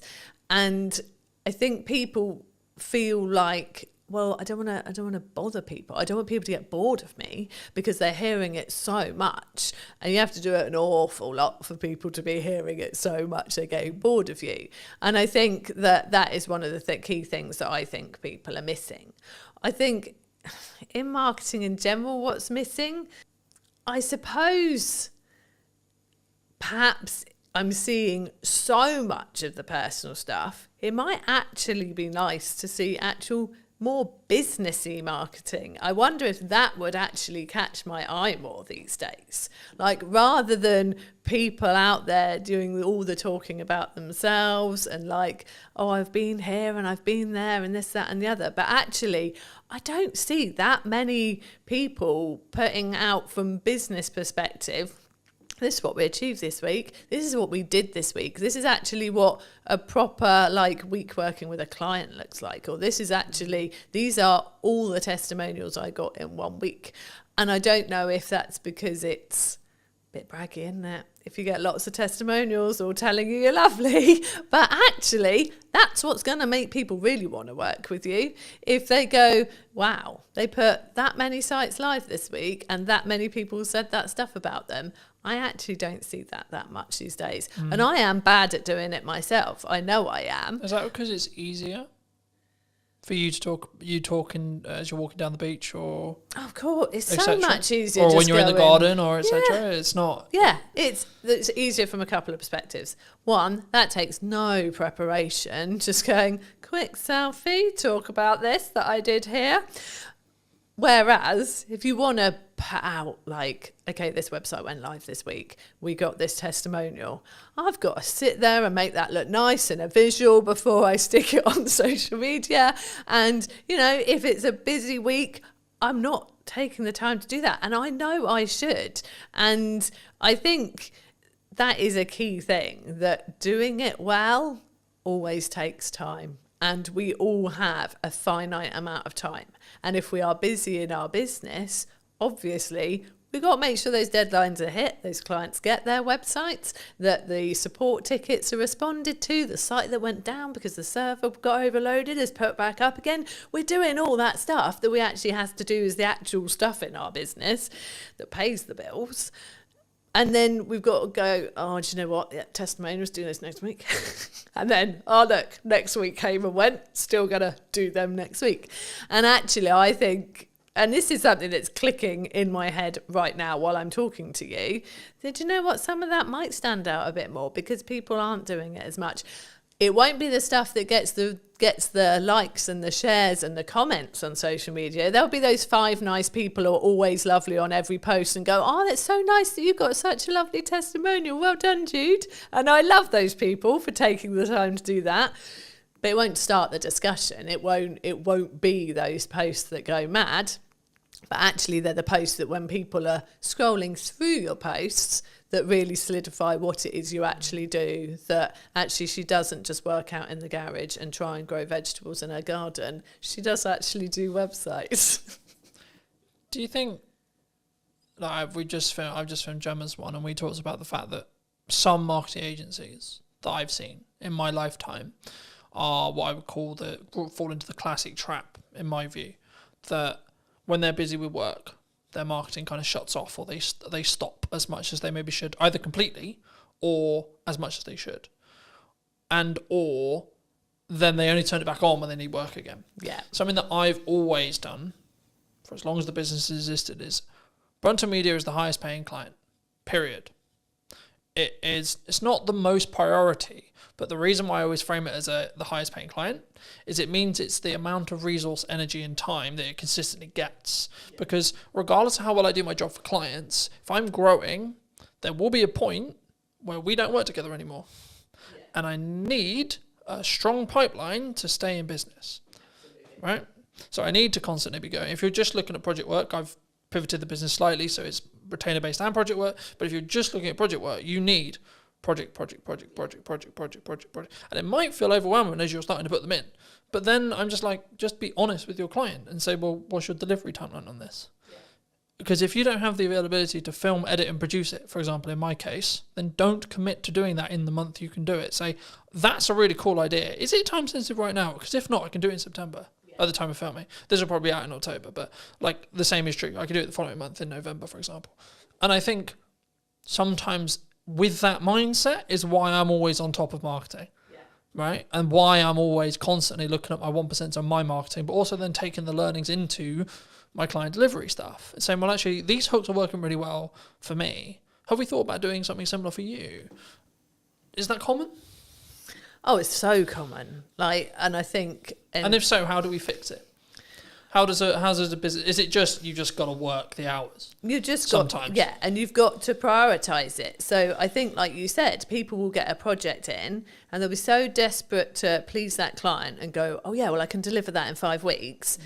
But to deliver that in 5 weeks, they will no longer rock up to any networking and they will no longer post consistently on social media. And yeah, absolutely, there's no way they're creating any nice social like graphics to put out any testimonials, anything like that. It's all going to go because they've promised the client it'll be delivered in 5 weeks. Where actually, if they said to the client, is 7 weeks all right? Then realistically, they could still fit in their 3 networking meetings in that time. And they could still have prioritised their marketing posts and whatever else they do for their marketing. And the client would probably still have said yes. And let's not forget that actually, clients will probably respect you more if you can't just go like that and deliver a project, because then they go, oh, well, they're busy, they must be good, rather than they can turn that around very quickly, probably haven't got anything else on, is that a concern? So it's definitely, and I think if you have been in the feast and famine cycle of like project, nothing, project, you are more panicked to definitely make sure that you get that client, and then you probably do overpromise, and actually you would have been fine. Because if you start saying, well, 7 weeks all right, and they go, well, really, can we do 6? Then, okay, you can do 6, and maybe one of the networking meetings goes or whatever. But it's just, yeah, I see it a lot. I do see people like, oh, sorry, I'm not going to be coming to the networking meeting this week because I'm so busy, I've got to fit this in before a deadline. And then you're like, well, if the deadline's approaching, like, have you got stuff coming after that? Or would actually have going to this networking meeting being a good idea, because maybe there was someone there thinking about chatting to you this time because they've got to know you a bit. And so, yeah, no, we do see it a lot. And it's one of the things that we're very careful not to do. And it's easier for us, like there's 2 of us running the business. We have freelancers and things when we need as well. And so I am always focused. It's me mainly. Chris does do some of the networking, but I am very much focused. And like for me, it's the school summer holidays now. And like my focus very much is on the children in this time. But I think I was very much... you offered me to do this, and I was like, yeah, I'll make time to do that, because again, that's something, it's very easy to drop the things you don't have to do at this period of time, but then in November, when there's not as many new people coming in, it's like, well, do you know what, if I'd have done that and gone to all of this in August, probably wouldn't have had this sort of drier patch now.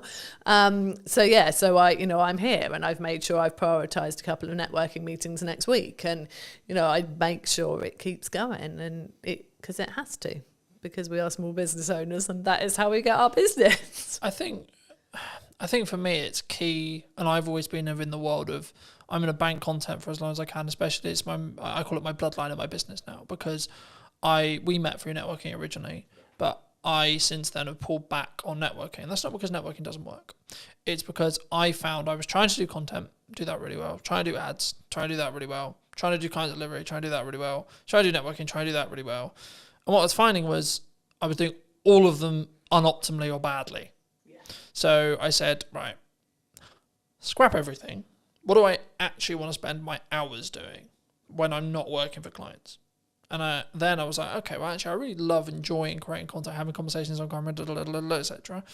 Cool. Okay, what's the byproduct of that? The byproduct of that is I become better at my craft. I become better as an interviewer, which in turn means when I'm doing interview content for clients, I'm even better. So it's a compounding effect across that board. But also I can then make sure that I'm consistent. So as we're discussing now, it's the middle of the summer holidays, but this won't be out until probably closer to October. And it's like, actually, I can have a really busy, I'm expecting September to be really busy because of the natural progression where you have a month where people are really focused on family and but then they're like, shit, I've actually got business stuff to do. And in September, that's normally what happens. So I'm actually prepping it as a perspective. I probably won't be filming much in regards to podcast, my own content in September. But that won't matter because of how much content ahead I am. So then when it comes back around to it, come October, I can then go back to filming, say, 5-6 episodes a month, or maybe 8 episodes a month, and then I'm good till December again, and etc.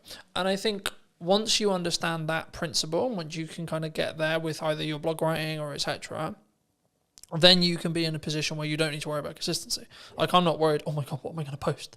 Then the question becomes, what could I post or what should I post? And it removes all the pressure. Yeah. Do you, like, how consistently should someone be writing a blog on a website then? Let's focus back in on websites. So we say it's really good if you can do it once a month as a minimum. Like, to have that new content going on your website less once is a more month. in that respect? I think, well, I mean, I used to write posts weekly for Ready Steady websites. People told me that they loved that they did go and read the blog post every week. And I maintained that for a good few years. But that's a lot of content. And I got to the point where I really felt like we were getting busier. And actually, if I had a post once a month, I could still pull bits out of that for social posts throughout the month. So I'm still putting stuff out there, sending people to the website, to a blog post. I could still pull different bits out of it for our newsletter, which is weekly. And Google likes to see something new on your website every month. Like, it just reminds Google that you're there. Something new's gone on there. It's something new for Google to index. And so, yeah, so that's why we say once a month. And that is what I do now, because, yeah, once a week got a lot. And I will like batch. So like you said, like I've said, it's the summer holidays. I don't want to be doing as much during the summer holidays. So I had blog posts and social media posts already at the start of July for July, August, and the first couple of weeks of September. And my email newsletter as well, all scheduled, all ready to go, sorted. And I think it feels like that's a lot, but actually that took me not even 2 days to write the emails for every week, 3 blog posts, and I haven't written the social posts fully because I do like to be more reactive on social media, but I've written like probably 2 for each week, like full, solid, good posts that are more business related. And then I can put in my fluff of like, sat in the school field today and did this type thing. And yeah, so it can be kind of a mixture. But it doesn't take long to do it, to schedule it. Like you said, like I know you've obviously booked this room today, you're blocking your podcasts, and that's months worth of content. And it's easy to do if you organise your time right to do it. And I think it feels big for people who just aren't used to doing it. And the people who say to me, I'm not building an email list because I don't have anything to say to them. It's like, you've got so much to say. I am one for quite long emails. I talk a lot. I will write a lot as much as I talk. But actually, over the summer, they're shorter and sweeter. I've got a little thing going on of like a website tip a week. It's a short paragraph, but it's something actionable, useful for those people on our email list, relevant to them because they're all there, because they've come to us for some website reason, whether they've got a website with us already and should be reminded to just go and check that everything's still current and up to date and maybe make a tweak, or whether they're planning a new one and thinking of coming to us.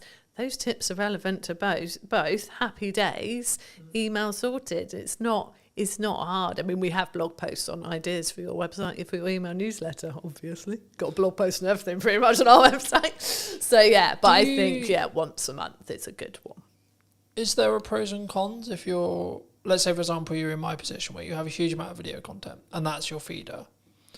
Because I'm throwing around the idea for the new website that is going to be built by the time this episode comes out. There we go. Said it now. It's it got will to have to be out now. Have to happen. I'm throwing around the idea, do I, because it's a time investment and it's also how I come across. I think I come across better on like this video, right? But for me, I'm aware that for AI search and SEO, I need to be writing stuff. Now, do I need to be writing stuff? Do I need to hire a copywriter if the business can afford to do so? Or can I potentially leverage automation and or ChatGPT, etc., to write in my style, and or what are the pros and cons for all the above? So I think... Would you say? So for you... And this is a dirtily selfish fucking answer. So for you, as someone who has got video content, that is your content, I'd use that for your website. So I would have, like, whether you want to embed it from YouTube, or wherever you're going to have it, onto your website. And then I would have... like notes of what's discussed, key points, which there are so many tools that will do that for you, that will draw it out. But I would say that if you're using a tool like that, you need to then go and sense check it, look through it yourself, make sure it does sound like you, tweak it, make it your own. Don't just use it verbatim from the tools that have pulled it out. So from that kind of content where you're repurposing a video and turning it into a vlog essentially on your website with notes, I think that's absolutely fine. If you then wanted actually to do some actual blog posts as well, I personally think I like the approach of giving it a go yourself, so that it is really what you would be saying and like the points you want to make. If you then read it and think, this isn't good enough, this isn't my forte, this isn't like my strength, then I personally would get a copywriter involved to help you. Like, there are people out there who will help you to craft kind of what you've already started, improve it, write it in a way that they know is going to be nice and readable, but also is going to be great for getting some key terms in there that people are going to be searching for what you do. I don't like it when I see blog posts that I can tell have been written by AI, you know, and people have written guest blog posts for me and sent them to me, and I've gone, this is obviously, they've used AI to help them write this. I will then go in and tweak those. I will take out the EM dashes, which, you know, are an actual like staple of punctuation in America, but we tend not to use it over here. So it's quite telling when I get an English person sending me a blog post with a load of them in. So I will tweak those because I don't want them on our website. There are people saying that AI copy doesn't work as well from a search engine point of view, that like it's penalised. I don't know how truthful that is. It's hard to tell really, because, you know, we're still relatively in the early days of it being put on websites and things. The problem is that if you go, AI wrote me a blog post on this, if someone else is putting exactly the same request to ChatGPT as well, they could have they won't be exactly the same, because we know that ChatGPT will learn from the conversations you've previously had and will have it sort of tailored to you, but there'll be some of the same stuff in there, and I want to feel like what's on our website is genuinely unique and different. Someone's going to come and read something on our website and they're not going to go and read virtually exactly the same on someone else's. Obviously, people are giving similar tips to us. Like, none of what we are saying on our Ready Steady websites blog is rocket science. It's tips around your website. You know, there are many people out there doing that, and a lot of us will be preaching the same best practice. But I write all our blog posts that are not guest blog posts, and I very much do it as me. And I know there's a copywriter I know well who says, you can always, it's me. He says, from your emails to your blog to your LinkedIn posts, it's so you. And I think that's important, personally. So I wouldn't, apart from, like I said, drawing out some show notes from a podcast, yeah, use a tool to help you do that. It'd be silly to sit there listening to the whole thing, making notes. That's ridiculous. But if you're going for something that is sort of separate content in its own right, I still would prefer it that people really put themselves into it than the robots. Is there a world where you can do both?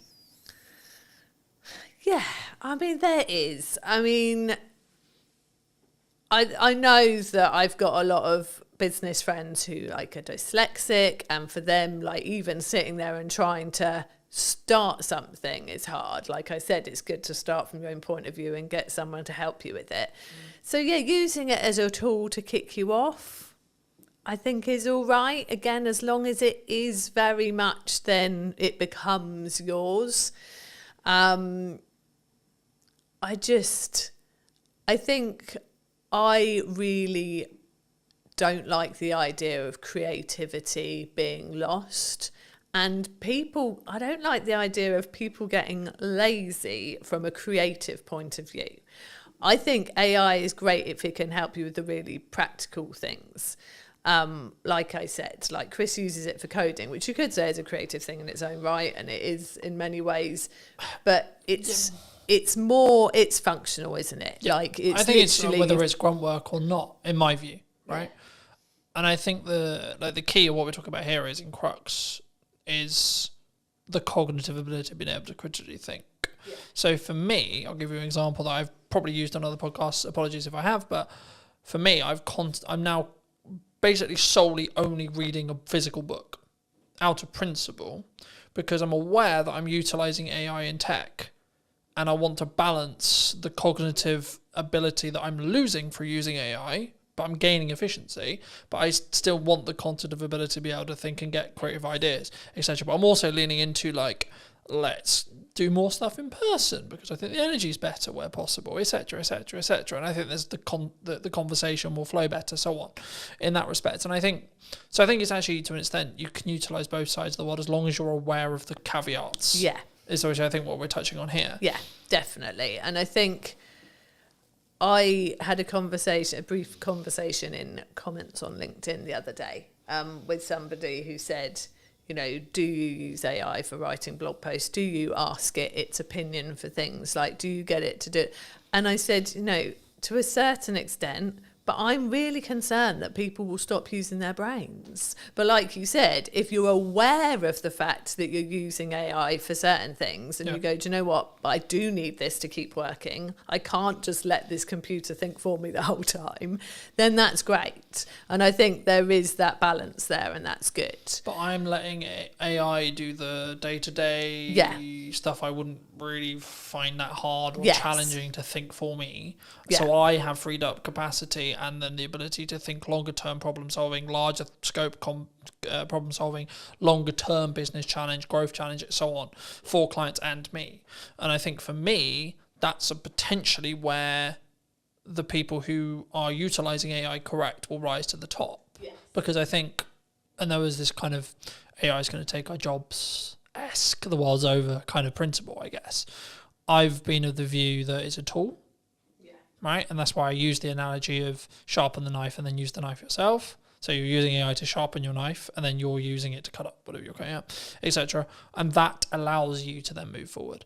That allows you to be more efficient, and that's kind of the, I'm going to work smart and hard simultaneously thing, because it's not just about. It is a level of, because I was like, in my head, whenever I look at content, I'm going quality or quantity, but actually, you need both to be able to understand data, to be able to then work out what the market thinks is valuable. Because in that suppose it doesn't matter what you think is valuable. It's what the market thinks is valuable. And the only way you're going to get there is through a level of quality at volume, in my view, at least. Because then you have, like, this video got 300 views, this video got 1,000. What's the difference, for example? You know, in that respect. But for those who've maybe really connected with this conversation, you know, really enjoyed it, or maybe they just want to check out what you guys are doing, where's best for people to reach out? Where's people to connect with you? Well, our website. It's got to be the answer I give, really. So our website, readysteadywebsites.com. If they want to have a chat, they can book a call there. But we are on socials. We are Ready Steady Websites on Instagram, on Facebook, and on YouTube. And I am Jude Wharton on LinkedIn if people want to connect. And I'd like to end the episode by asking you to give advice to your younger self. So 5 years, 10 years, 15 years ago, what advice would you give to that person? I'm going to keep it on a marketing theme. Like, we started our business 15 years ago, and I wish right then we'd started to build an email list. We didn't start doing it for about 5 years. And once we built our email list, that was when the consistency of work coming in massively picked up, because those people were there and we were talking to them every week and they were getting to know us, like us, really understand what we could do for them. And then they started coming to us consistently. So yeah, absolutely, I'd have built an email list much sooner. So that's my marketing, if I could go back and tell myself. Yeah. Thank you so much for coming on. Thank you so much for the time. And if you did enjoy this video and would like to see more like it, then I'll be back next week with a brand new interview talking about all things marketing, what you can be doing and where and what we're potentially missing as well, which I think is a really important part of what I'm doing here. So thank you ever so much for coming back and joining me once again. And if you would love to hear what you think in the comment section down below, and I'll see you very, very soon. But you still got to spend money on marketing to be visible and put yourself in front of your customers. You can't just expect it. You can't expect them to find you without you talking out there. And I think for me, the important element with marketing especially is if you're really busy, that's when you should be accelerating your marketing. Yeah, I think everyone is guilty about not marketing themselves enough. You've got to go through some pain to really learn that lesson, and then hopefully you won't make the same mistake twice. You have to have a level of volume to understand what works, because something will over-index. A video will get 1,000 views when your average is 300. Okay, why? Don't wait for the perfect conditions, because there are no perfect conditions. Did you know that 93% of you are not subscribed? So if you could please do me a favor and you're enjoying the show, then subscribing would mean the world to me, and it would allow me to grow the show and continue to get larger and larger guests and continue to bring what's missing in marketing today. Thank you ever so much for joining me, and I'll enjoy the episode. Hello, my friends. I hope you're well. I hope you had a good day, evening, or night. Today, we're back from a brand new episode of the podcast, and today I'm here with Gemma. Hi, Gemma. How are you? Hello. How's it going? Yeah, I'm really good, thank you. Yeah. I think marketing's an interesting space at the moment.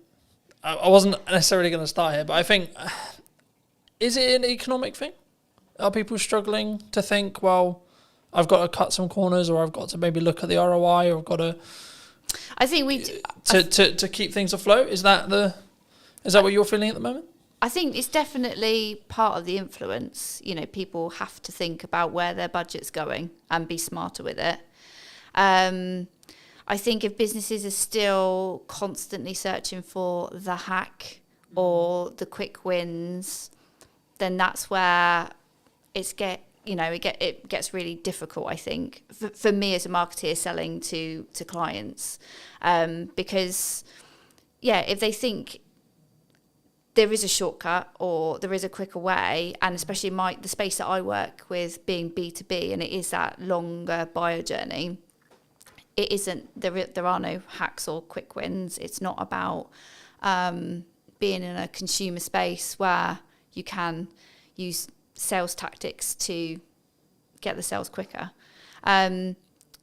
So yes, partly the economy is having an influence, like especially businesses where they've got lots of employees. They've had the impact of the national insurance contributions in April, so that has hit their bottom line. But it can't always be the excuse, I'd say. You know, the economy is going to go up and down.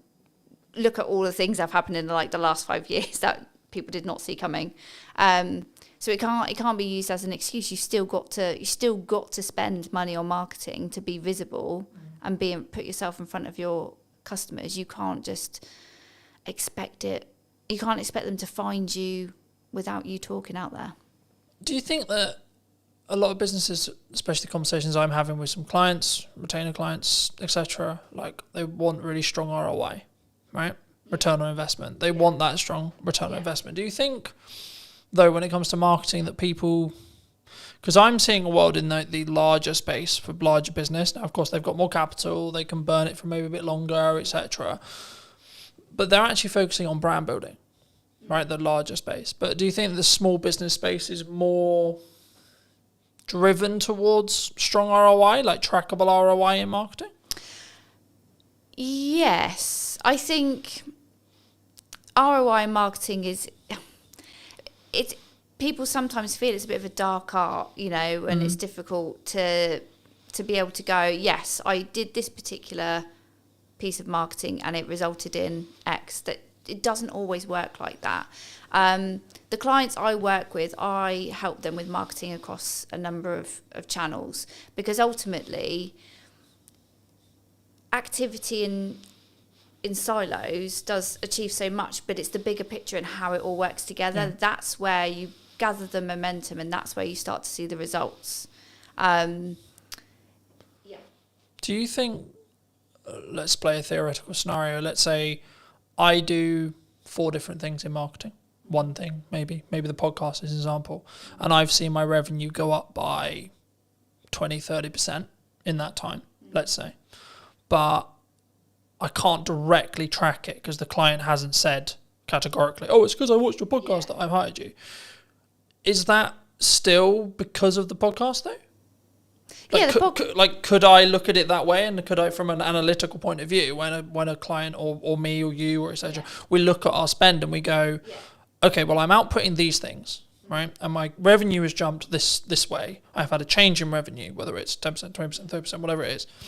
And what did I do before that change? That's how I look at it personally. But is that how you look with clients? Is it you say, well, okay, well, we did these things, and then the maybe not the direct outcome, e.g. the trackable thing, but the byproduct was you're consistently, across months, not a week, etc., but like across months, you're up 10%, 20%, 30%, etc. Yeah. Do you think?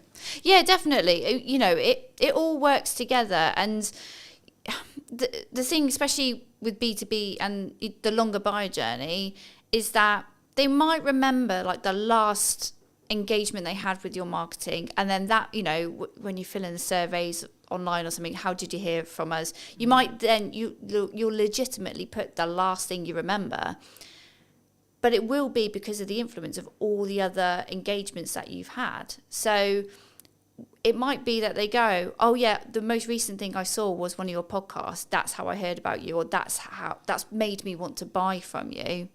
But, whether you want to get down to the granular detail and kind of attribute 50% to the podcast because it was the last thing that they saw, but actually they were also on your email list, and maybe you give that 30% of the credit. It depends how you want to analyze it and get into the detail. But ultimately, everything will have a weighting, and it's good that you've obviously gone, right, before this point I wasn't doing this, but after this point where I've seen bigger engagement and bigger sales revenue after, because I've done this, you can kind of logically go, that's because of the podcast. I think for me, like, especially in marketing, especially in content, you have to continue to adapt, to continue to test. I'm sure we'll get into that in a minute, but for me, I would just look at it as a kind of a binary set of actions. So I do a set of things in marketing. What is then the outcome, either in my number of views, etc., tangible target there, or revenue, right, or both. And I think for me, sometimes people, especially maybe starting out businesses, or maybe, I was going to say maybe slightly older businesses, but not even necessarily older, but I think businesses as a whole, sometimes we don't understand that marketing is the journey to the sales conversation, and then the sales, when it happens, gets all the credit. Oh God, yeah. So it's like, oh, it was an amazing funnel, an amazing client journey, and this and this and this, but actually the salesperson who closed it is the one that gets all the hooray. Absolutely. Because they're the one that's tangibly tied to the revenue. Yeah. What would you say to businesses, people listening maybe who are in that boat? And should they just focus on the sales side of it? Like, oh, that salesperson did a really good job because they signed the X. Yeah. I mean, God, sales and marketing have had a crazy relationship over the years, haven't they? So they have to work together, because, yes, sales will ultimately get the glory of converting that prospect into a client, but it won't have happened because that prospect won't have got to the point of needing a proposal or, having a sales conversation without all the effort that marketing has done to warm them up, to build up the knowledge of the brand, to build up the trust, to build up the credibility. Sales can't do that in their kind of one hit, I'm going to tell you about features and benefits, or whatever the conversation goes like. So yes, they might get the credit at the end, but unless they work together. And it's the same, like, marketing can do so much to get a prospect to the point of wanting to buy and convert.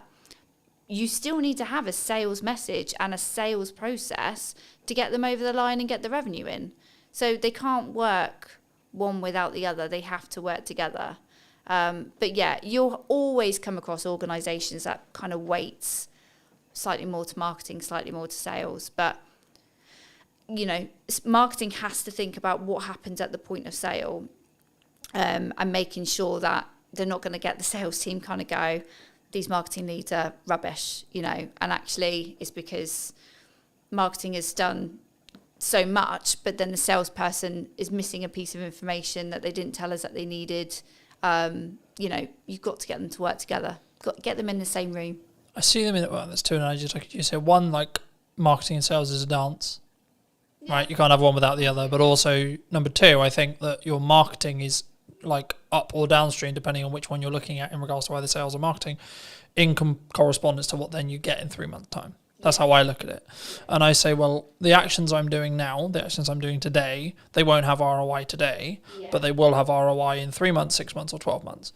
And when you're in a position where you can spend that a little bit more on your marketing, maybe that's this month, and then maybe you have to pull back next month, or etc. Or actually you're in a really strong year, you should be pushing brand, you should be pushing marketing as much as you can, and investing where you can. So making the upgrades where you need to, making the, you know, for me, buying a new camera, buying a new lens, buying a new microphone, etc.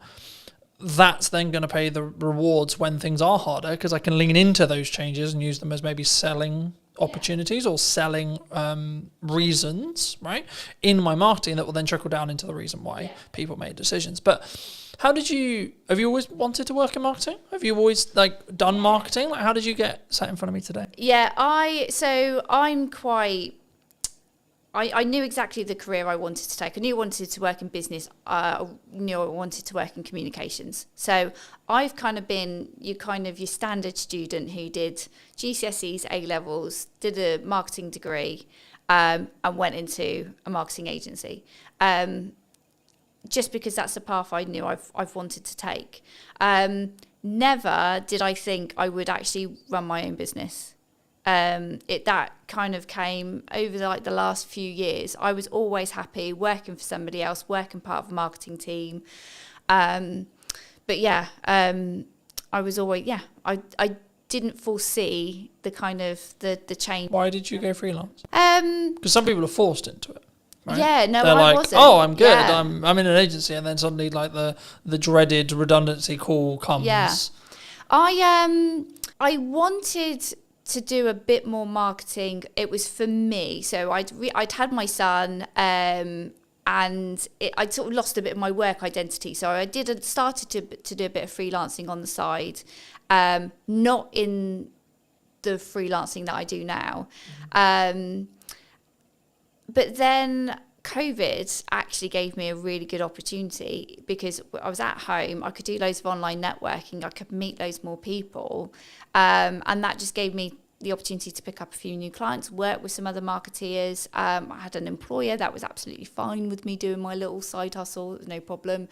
And then I got to the point where actually I think I wanted to work with more different people, feel a bit more valued. So I sort of crunched the numbers, picked up a little bit more work, and then it was like, right, this is the moment. Let's go. Let's switch it over. My employer actually did become a client, so I was rather sensible with my sort of dip into freelancing. So I had a plan. I had a bank of clients kind of ready to go, and then it kind of went from there. Do you think people, maybe in the current climate, or I mean, I'm always hesitant when I say that, right? Because I've been in business nearly 10 years now, which is a really nice place to say. Yeah. But also, I'm also aware that I've now got a bank of knowledge in my head, which is like, well, there was that thing like 4 years ago, there was that thing 3 years ago, then we had COVID, so I try to be nice and try to lead with empathy when people are like, it's really hard, I'm struggling, the economy's hard, but I'm like, there's always going to be something. Always going to be, the government's doing this, geopolitics is doing this, etc. So I think for me personally, I always focus on my inner work in respect to A, how's my client delivery, B, what's my marketing, and C, how much is where is my pipeline, where's my cash reserve, etc., etc. Things like that. And I think for me, the yardstick I always use, and I've been thinking about this like a lot over the weekend, it's like the problems I'm now trying to fix are drastically different to where they were a year ago.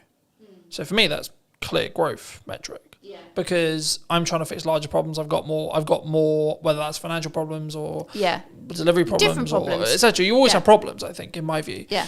To I guess to phrase it into a question, people who are maybe looking at the economy as, should I maybe pack in what I'm doing and then go get a job, or the other way and saying, actually, well, maybe I'm a little bit concerned about my job security. Maybe I'm seeing redundancy in the next 6 months, like either because their company's actually said that's going to happen, or they just have kind of a gut feeling that's like, I would feel more secure if I had something else. What would you, is now a good time?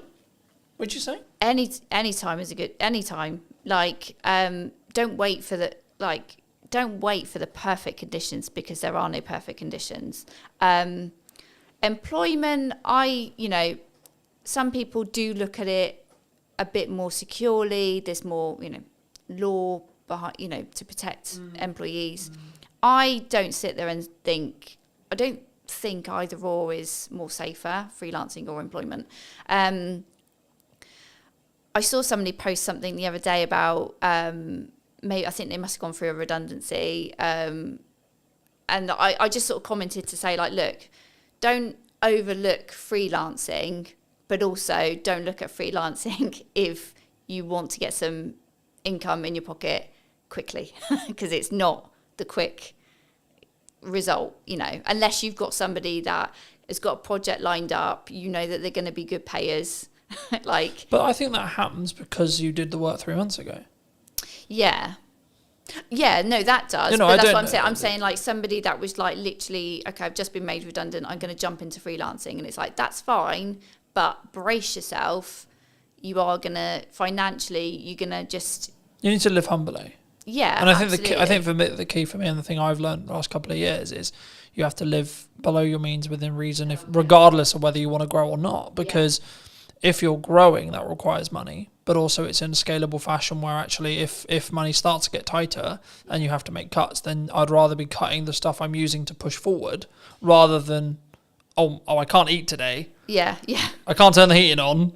It's interesting you say that, because at the end of last year, I had a couple of clients, they kind of fell out one after the other, and it was a little bit like, oh, this is getting uncomfortable. But it was a bit of a wake-up call for me, because I'd had lots of work come to me via referral, via other clients, but I could honestly say I wasn't doing enough marketing outbound to reach new audiences. So as sad as I was, and I was panicking, I knew I had enough money to pay the bills. That was fine. But I decided to invest in myself a lot more. So I invested in a bit more coaching. I invested in some other kind of support marketing communities where I was going to meet other marketeers, learn from them, possibly grow my network and find other people to work with. And it was absolutely the best thing I've done. So it's scary to spend money when you know your income is reducing, but sometimes you have got to do that. You've got to invest in new systems and technologies and new ways of doing things. Yeah, I was going to say, I think it's like, what's your response? And I'm having this like constant concern, right? When things are going well, you should make wheat. Okay, cool.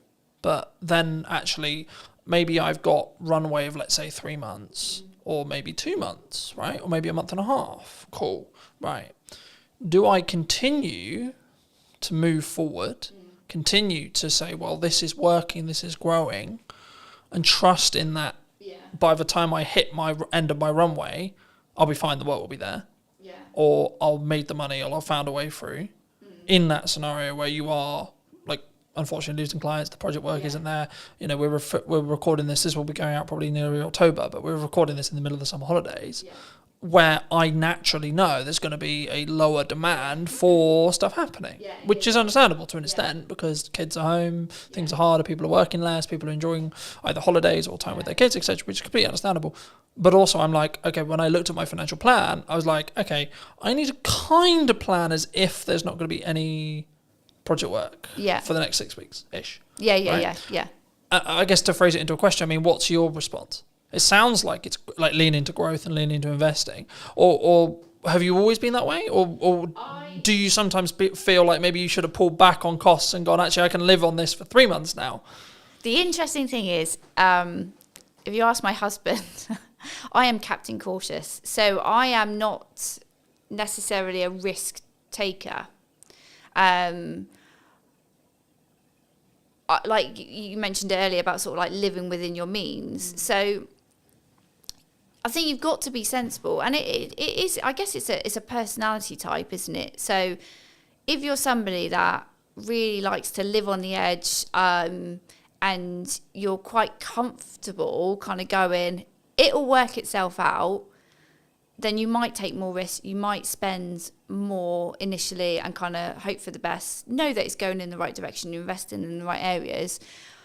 So for me, in November last year, where I had less clients, but I knew I had to do something different, and I knew perhaps I was probably hiding away from really putting myself out there. Because it is scary. It's scary to put yourself out there. Did that come from like I've overused the word insecurity, but I can't think of another word to use lately. It's like, but is it an insecurity within yourself? It's like, what if?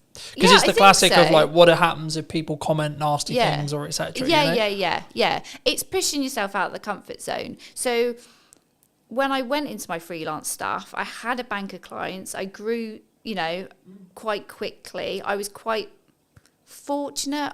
Maybe I use that word too much. I'm good at what I do. That's why people work with me. But I guess I was comfy. I had enough money coming in, but ultimately I didn't have enough of an eye on my pipeline. And so, and that was in like the first 2 years. So I've learned a lesson, and I'm happy that I've learned that lesson. I don't think there was any other way I was going to learn it. Like nothing was giving me the kick up the bum to focus on my pipeline. So when you say focus on your pipeline, what does that actually mean in tangible terms? What are you doing when you're focusing on your pipeline? In terms of having more conversations and lining up potential new clients, new work. So you're in sales? Yeah. So I think there's sometimes a misconception when we look at pipeline, which is like, I'm going to push marketing really hard. Because that is a approach to get more pipeline. My answer is yes and. Right? Yes, and you should be doing more marketing. Yes, and you should be doing more outreach. Yes, and you should be connected with your clients. Yes, and you should be adding more value to your clients. Yes, and you should be trying to go above board for all of the clients you currently have. When things are good and when things are bad. Because the result is identical. But I think if you can financially plan it and or plan in such a way where actually absolute worst case scenario, you probably got close to 3 to 5 months, you're going to be fine either way. Because if you think about how long that time actually is in regards to actionable things, it's so unlikely, if you look at probability, that you're going to then not have any other work within that window of time if you're doing all the right things. You would, what I mean? Like it would fill you, for me, it would fill me with a sense of, okay, actually, I'm going to be fine. Yeah.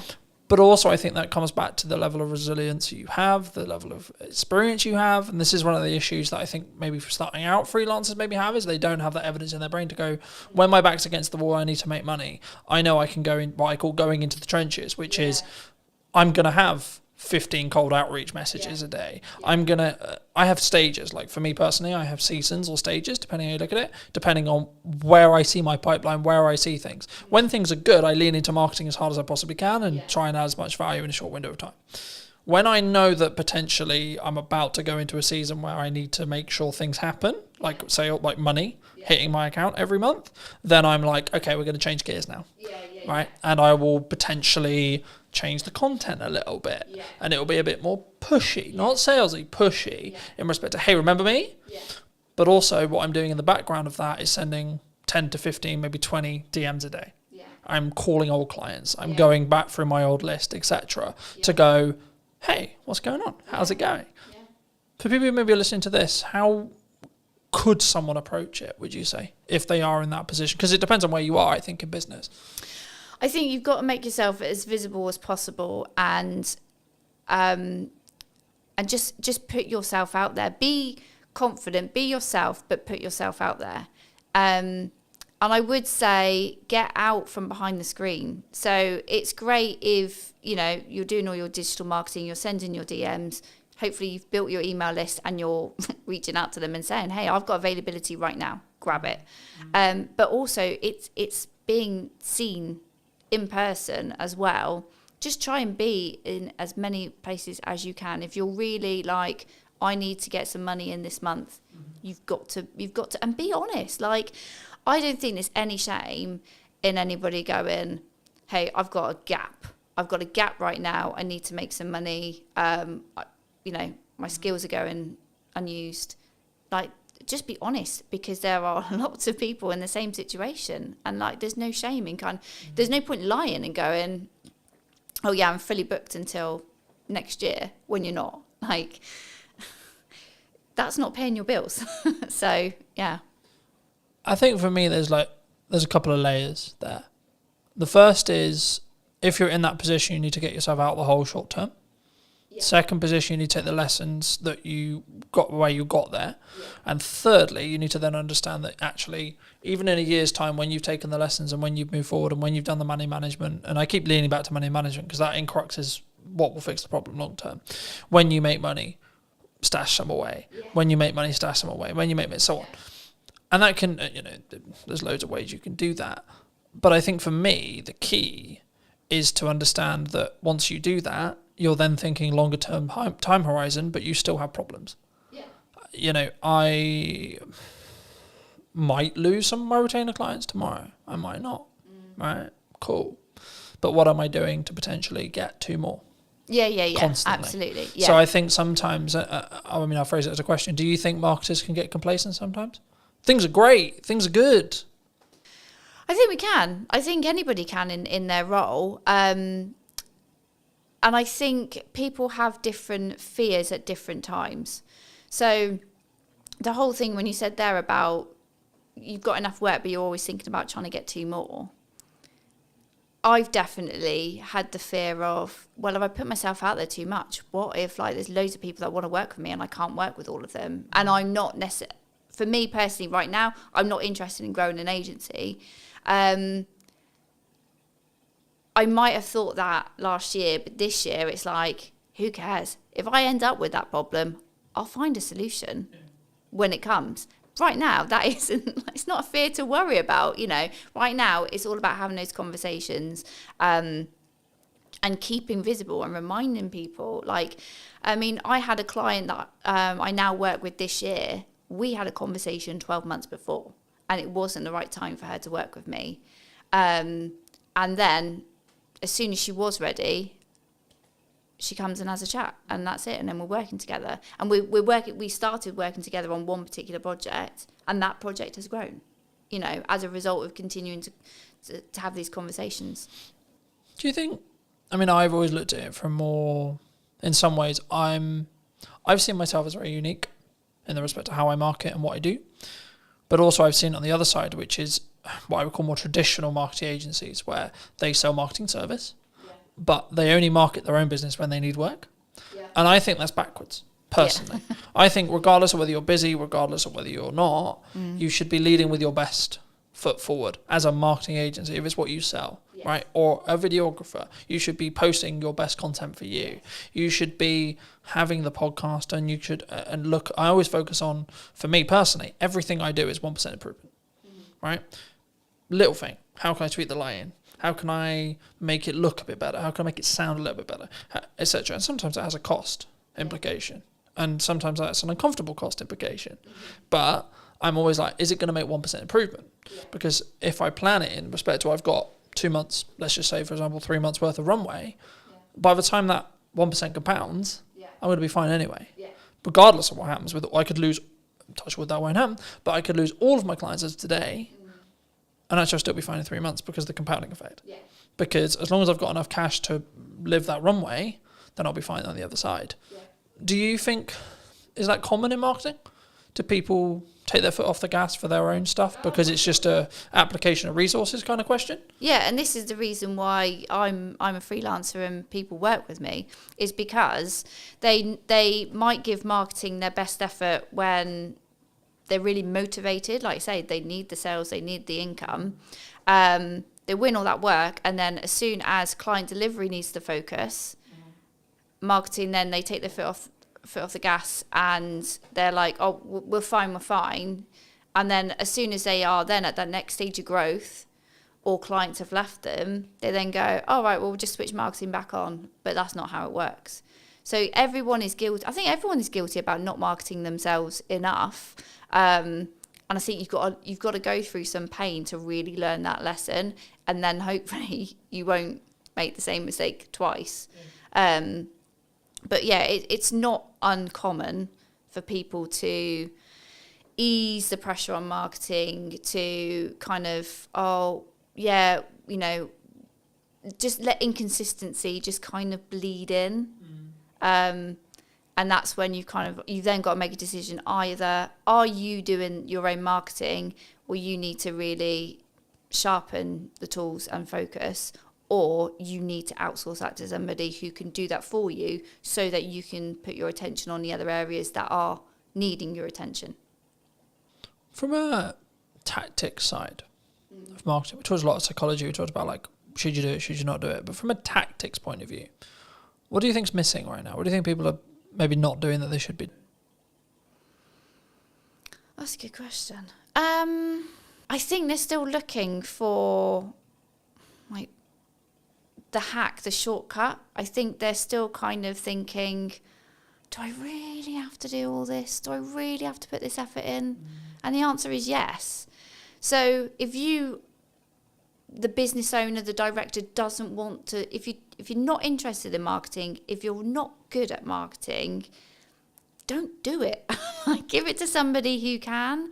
And I will always say to anybody, if they're not in a financial place to outsource, when you are marketing, think about something that you enjoy and that you're going to be able to be consistent with.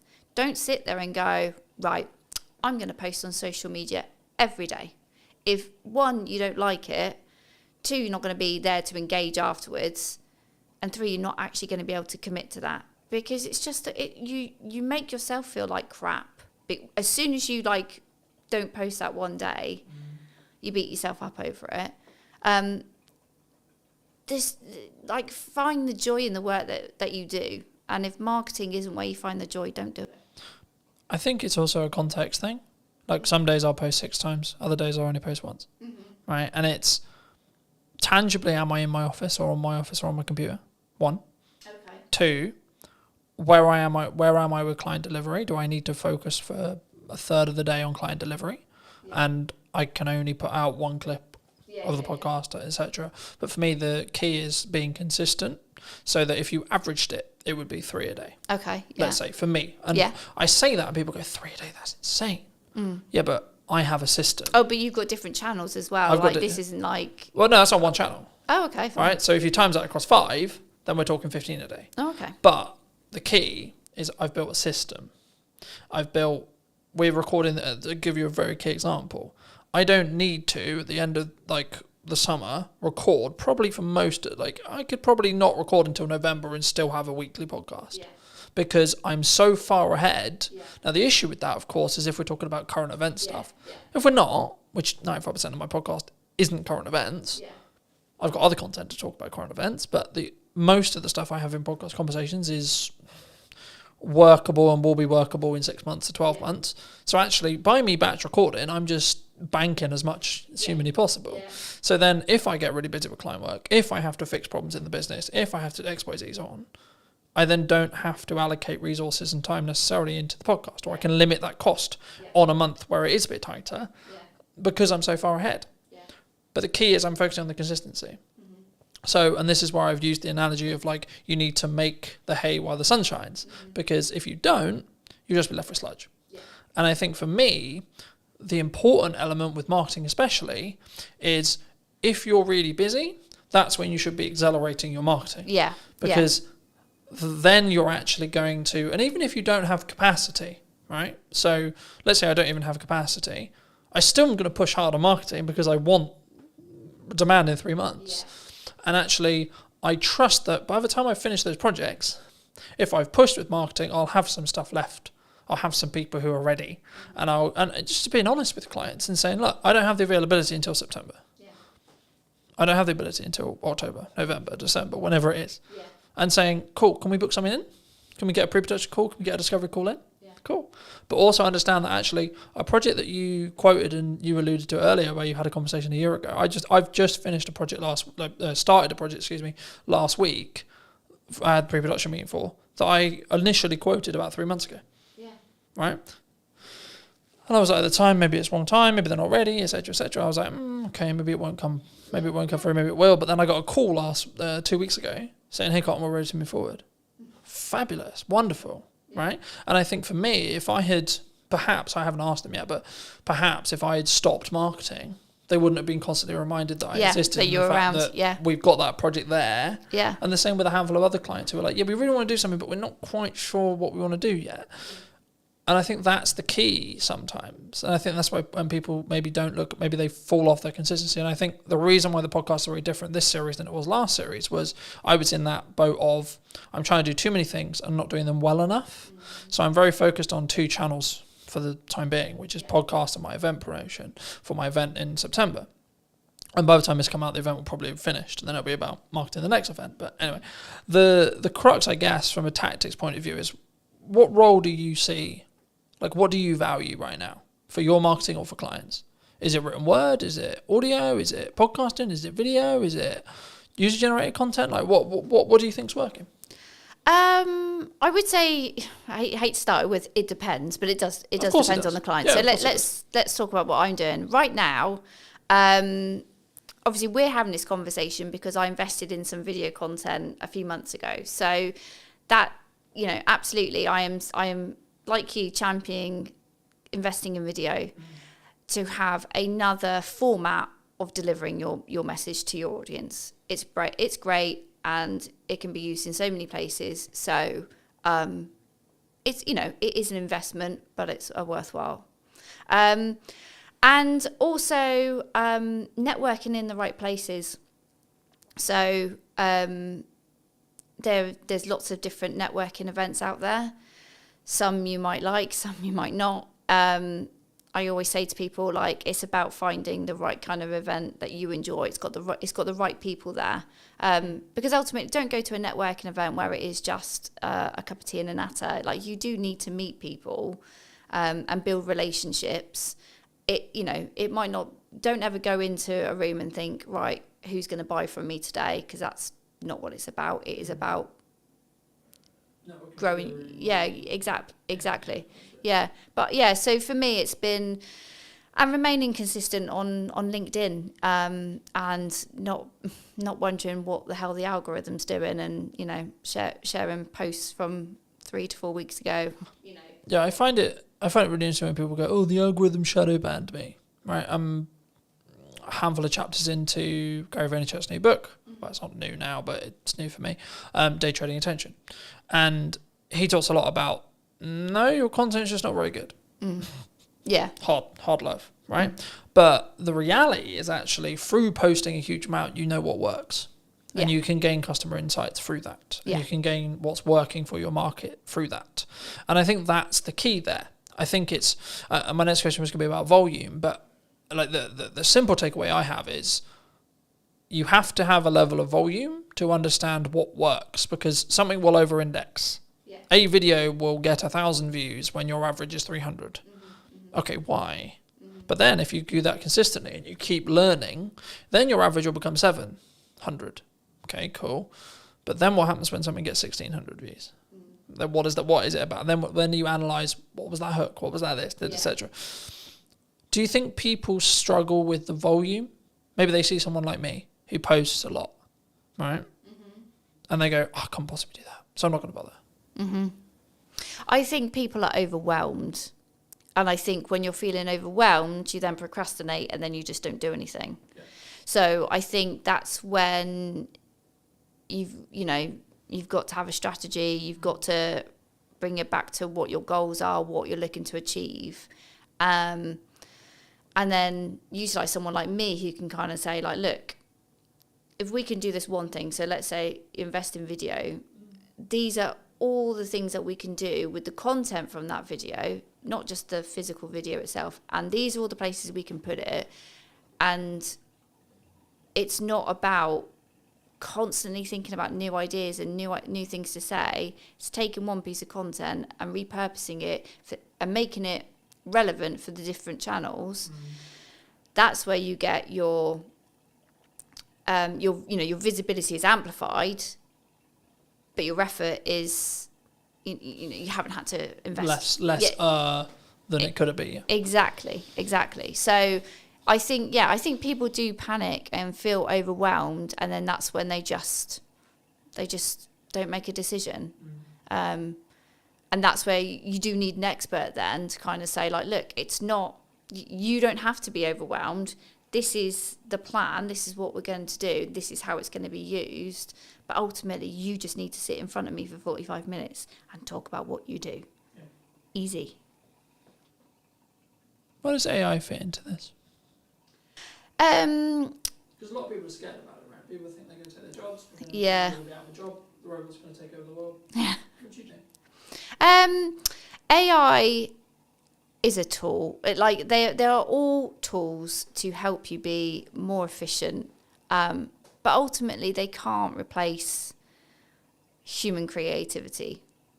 I've heard some people talk about, AI is for lazy people. It's like, it's not. If you want to use AI correctly, you've got to invest the time.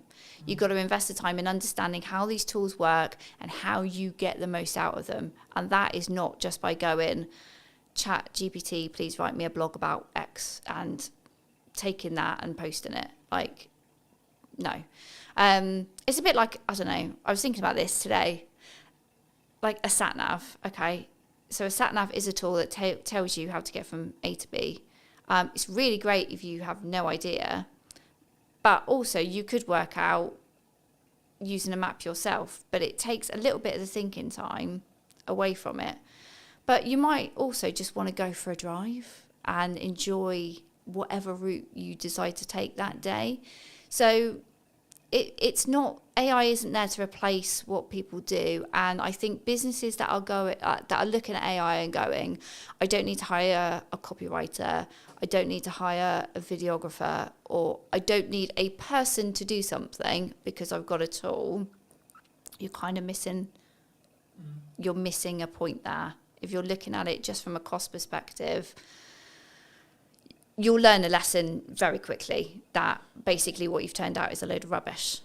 I think it's from my point of view at least, right? I think for me, it's understanding what tool is best for the job. And the analogy I've started using used to be, you don't want to necessarily put up shelves with a hammer, right? But actually, it's actually more, I think now, you want to sharpen the knife before you use it. AI can help you sharpen the knife, but you still want to be the one using it.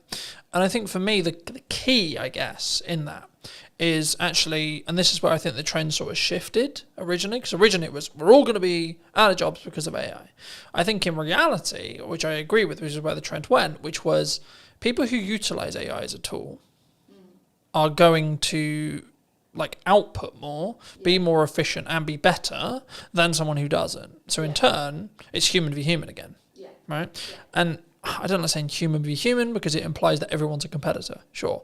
But for me, it's actually more about it's you v you and focusing on that mindset, just on a mindset shift really quick. But for me, I don't see AI, I see AI as maybe a leveler or a tool rather than, it's going to take my work. If you're in a corporate landscape and your client's looking at you and saying, we need to cut some costs, or we're going to cut some costs and we're going to get an AI agent to do the thing you were doing.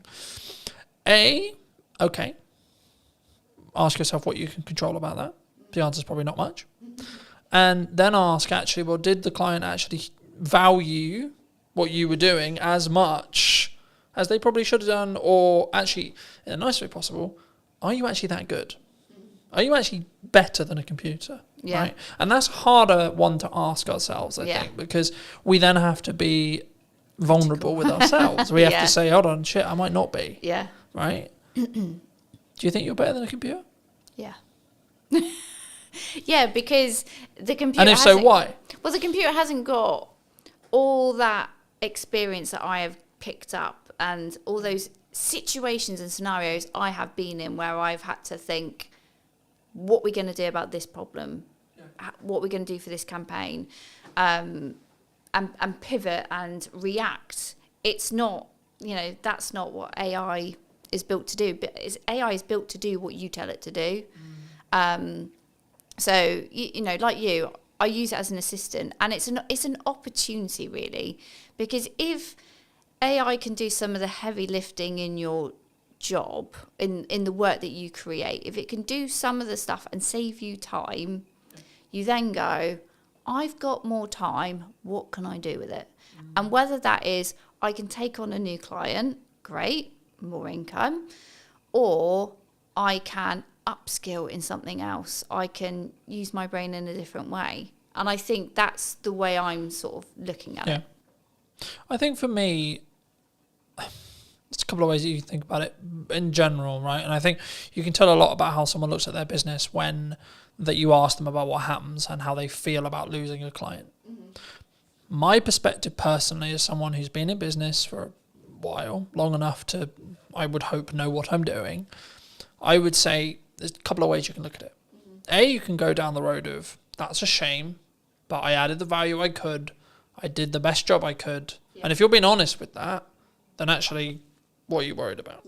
Because if you genuinely did the honest thing, and it might just be they have to cut some spend to stay alive, and you happen to be the thing on the cutting block. Now that you can go into the psychology of how much they value it, and if you want, sure. So there's that approach. A. B. Cool, I've got that time back. Yeah, maybe I don't have the income, but I got that time back. So now it's, how do I utilize that time? Because what we talk about a lot of the time when it comes to ROI or return on investment is return on money. We don't necessarily talk on return on time, right? For me, as I've looked and learnt more from really successful people, the thing they always focus on is time. Because money, yes, you need it, but the more you have, the longer runway you have, regardless of your expenditure level, right? So the more expenditure level, the more you need to have a longer runway, etc. If you're living humbly, then you have a longer runway with less money. But you still will have the same amount of time. Me and you will have the same amount of hours a day, right? How we utilize those, how we use AI tools to optimize, work smart, not hard, but also the thing that people get wrong about that saying, in my view, is you're not working hard and smart. So if we both work at the same amount of hours, but I'm working smart hard and you're just working hard, I will win. If you're working half the hours, but you're working smart and hard, and I'm working double your hours, I'm also going to win. Because I'm not just outputting more, I'm also working smarter and then harder on top of that. So I have a volume metric and then a optimization metric as well. I think the key sometimes that we do in marketing and sales is we don't necessarily look at, it is a volume game, it is a quality game, but you get to those results, as I was alluding to earlier, through volume, because you don't have metrics otherwise. We can sit here theory, right? We can say, this is a good idea, this podcast is going to do really well in theory. Or I can tell you, I know it's going to do well because the last 15 episodes have had consistent growth of 2%. Okay. So now I know by the time this comes out that it will be however much further down that line, as long as I continue the trajectory and continue the learning that I've got. But also people, what they don't count in when they have a podcast or something like this is also the knowledge they gain from the guest and the knowledge exchange we have. So actually what I'm doing is I'm creating content out of it so I can go to many, but also in our one-to-one conversation, you might say one thing to me that I might go, actually, hold on, I could implement that. And actually, what's the knock-on effect there? So it's not even, because I think sometimes we go, oh, it's got 3 views, right? Especially when you start out a video. Oh, it's got 5 views. Does small numbers of views matter in marketing? In an ideal world, we want thousands and thousands, right? But yeah, like you want that, but don't ignore the fact that there's lurkers. Like that, you know, not everybody who sees your content goes, I'm going to indicate to you that I've watched this video, that I've done something that, you know, it's resonated with me, it's given me an idea. Not like people do on the periphery, observe from the background and go, okay, yeah. And they don't show up in the engagement, you know. And if you just only focused on, you know, analysing your engagements, comments, likes, all that kind of stuff, you go insane. You know, you need to be having the conversations outside of it. So yeah, okay, people might have looked at it, but what else are they doing? How else are you engaging with them? And that's where it's like, you can't focus on one channel. You can't focus on posting one video. Like, you know, those 3 people might have seen it, but what else have they seen? What else have they digested?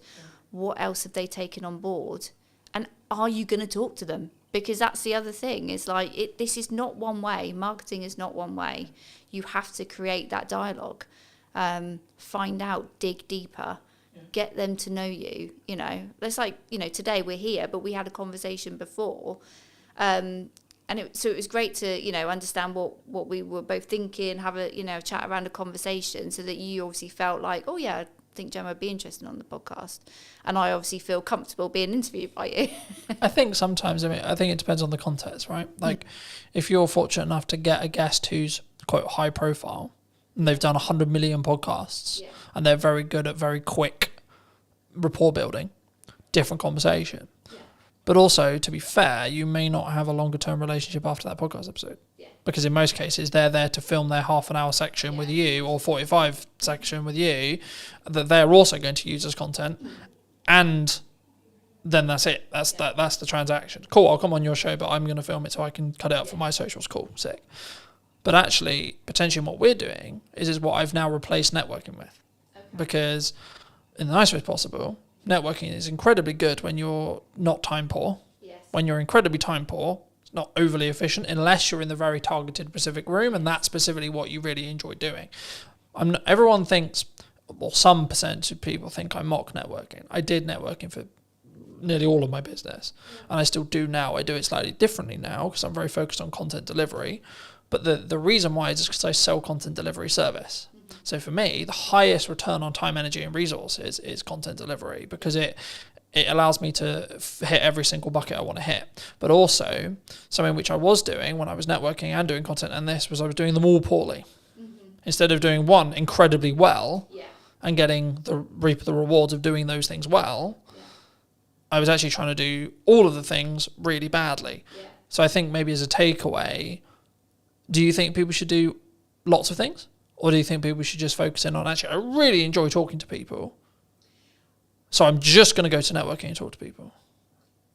I think the joy, doing something you enjoy is one part of it. So don't, you know, if you're doing something in marketing that you really feel uncomfortable and it's not your bag, find another way of doing it. And if that's outsourcing, or like if you've got a firm of people and somebody else really enjoys networking, make them the person that represents the firm out in public.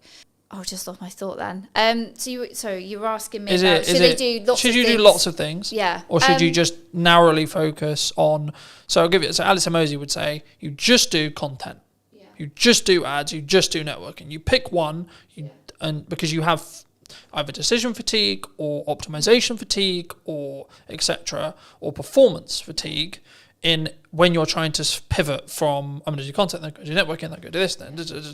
So yeah, my answer would be no. Don't just put all your eggs in one basket, because I don't think that's efficient. And again, with my B2B buyer's hat on, they won't make a decision. They won't get to know you just through one channel. So you need to be in other places of where your prospects are going to be. You need to, because they need to hear from you directly, but also they need to hear from other people that have worked with you to kind of you get that stronger credibility and it's built up quicker when they can hear from a third party who might be a client or might be an advocate, to hear what it's like to work with you, and then to really kind of think, yeah, okay, this is a company I think I want to engage with a bit further. So I would always say, like, no, you can't just focus on one area and ignore everything else. But if you've got limited time, budget, resources, you've really got to go back to, well, why are you doing this? What are your goals? What are you looking to achieve? And you've got to be really critical and say, okay, I want to grow the brand. Okay, I'm going to focus on these activities. But if it comes back down to a goal, then you've got to focus, and then you've got a reason to help you make a decision. Like, decision fatigue happens when you probably don't really know what you're trying to achieve. I also think we don't give ourselves the time window. So I was alluding to it earlier. For the next 3-ish months, but just under 3 months, I've got 2 focuses. Podcast, event. That's it. Yeah. Nothing else. Everything I do is in one of those 2 buckets. Yeah. The byproduct of me doing that is I'll probably win more production work, I'll probably win more marketing work. Cool. But the main 2 content focuses is those 2 areas. Yeah. Now, after the event, when there's a bit of downtime between the event, I might add another one for 3 months. Yeah. But the thing I did potentially poorly in the past, and why my marketing didn't reap the rewards I wanted it to, was because I was constantly pivoting and adapting and changing what I was doing all the time, so I didn't commit to anything, which showed a sign to the market, if I'm really looking into it, that I didn't necessarily believe in what I was doing necessarily, but also I wasn't getting good enough at it through that 1% improvement consistently, right? So I think, to be honest, if we have another conversation in a year, I would hope that one of the channels I'm still consistently focusing on is podcast, because it's something I've committed to doing for the long term, not for the short term, because of the way I'm investing in it, because of the way I'm utilizing it, because of the way I'm testing it. It will reap the rewards in a window of time, either 6 months or 12, but I don't need it to reap the rewards now either, all right? But for those who maybe enjoyed this conversation, who want to connect with you, see some of your content, see some of the video content you alluded to, etc., where's best for people to connect with you? Find me on LinkedIn. That's where I am in my professional self. That's my main channel. And you can also obviously go onto my website. I do have a newsletter, so I don't bombard people. I send a semi-frequent newsletter, sharing tips and advice, and explaining to people how they can work with me. Fab. And I always like to end the show by asking, if you were going to talk to yourself 10 years ago, 5 years ago or 15 years ago, what advice would you give to that, Gemma? Oh God, if we went 10 years ago, my life was totally different, and I would tell myself, be more confident and value yourself more, because I think it was like one of the other questions you sort of mentioned before about like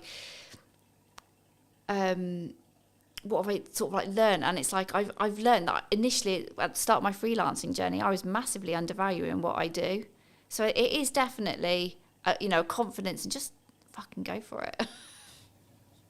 Thank you so much for the time, Gemma. Thank you. It's been good. And if you did enjoy this episode and would like to see more like it, then I'll be back next week with a brand new episode. So why not be subscribed and let me know what your thoughts are in the comment section down below. And I'll see you very, very soon. Hook. This is stopping the scroll. I'll use TikTok as an example because it's probably the commonality in the room. Scroll, scroll, scroll, scroll. Oh, what pattern interrupt? What thing, either visually or audibly or on screen, is going to stop me from infinitely scrolling on Instagram or Facebook or TikTok or etc. I redistributed it on short form. One without captions, one with captions. The one without captions got 100 views. The one with captions got 1,100 views. It's the same video. Done is better than perfect, and posting a lot is powerful because you can work out what happens. To quote Gary Vaynerchuk from his new book, you should market to get better at marketing. It's the market will tell me in views, reactions, shares, sales, etc. what's working. No one really cares who you are. That's why I didn't start this conversation with, hello, my name's Colton. I wanted to get the basics, or help you understand the basics of marketing before we start. So can I just get a show of hands? Has anyone read, listened, or watched something on social media or the internet today? This is an opportunity for you to have either marketed what you do, how you do it, why you do it, or been marketed to. By the fact that you've all consumed content at least once today means you're in that marketing system. Now this is quite basic, but then the question becomes, well, what do we create? How do we create it? The commonalities for me, in 95% of cases, whenever I have a one-to-one conversation, I work with businesses, etc., their hurdles are, in most cases, not knowing what to create, not having the time to create it, or not knowing specifically what to create it about as a whole, right? So the first part of this workshop has been designed in such a way for you guys to really troubleshoot what you feel is your hurdles. So I'm going to apologize ahead of time about spelling, because I'll probably get some spellings wrong, but just quickly around the room, what is your main hurdle right now with either creating content for what you do or utilizing AI in that process? So standing out. Okay, yeah. So it has that feel of AI, yeah? Okay. How to use AI. Anything else? Confidence is a really common one, but it doesn't sound like that's really the issue for the room necessarily.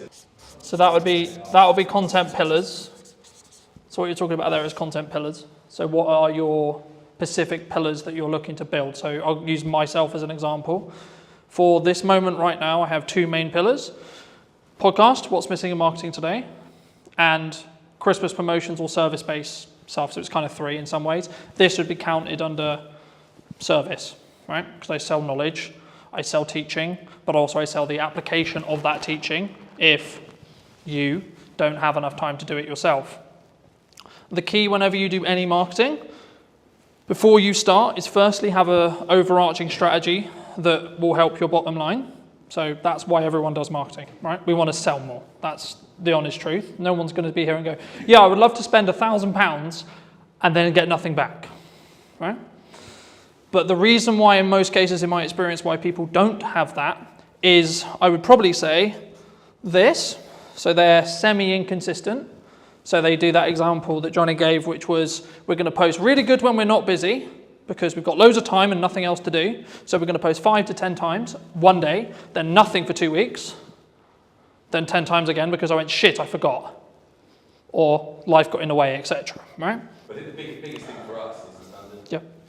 Okay. Standing out is, I'll do that next actually. That's quite simple once you understand how that works. So very quickly, this is mostly video, but the same is true of written content, etc. Whenever you format your content, it should follow this structure, right? You've got 3 chunks, okay? Hook, this is stopping the scroll, right? Scroll, I'll use TikTok as an example because it's probably the commonality in the room.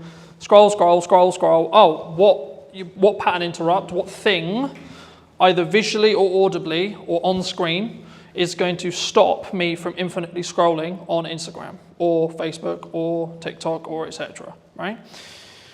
This in most cases is roughly 3 to 5 seconds of your, again, video. If it was a blog post or something like that, it would be your headline and then your top 2 lines.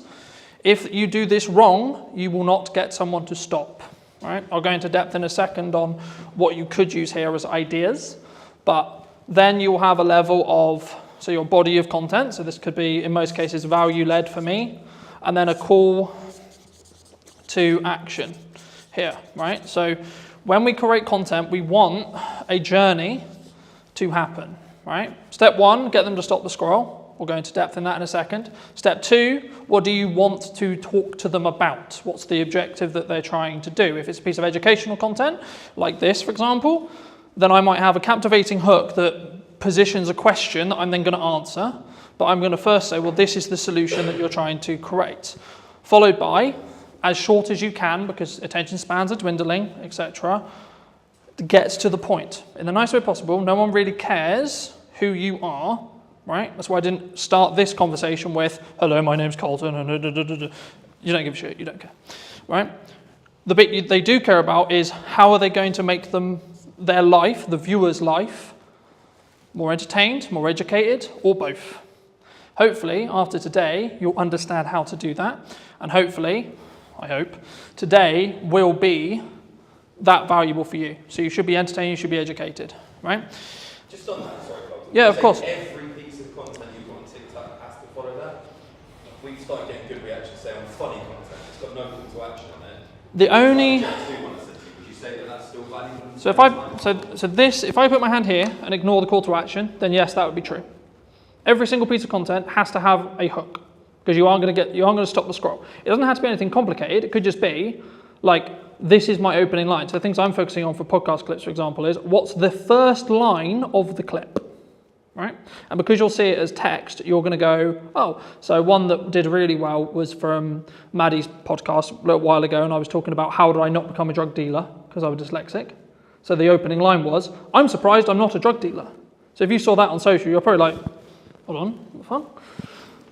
But then I gave the context, right, straight away, here.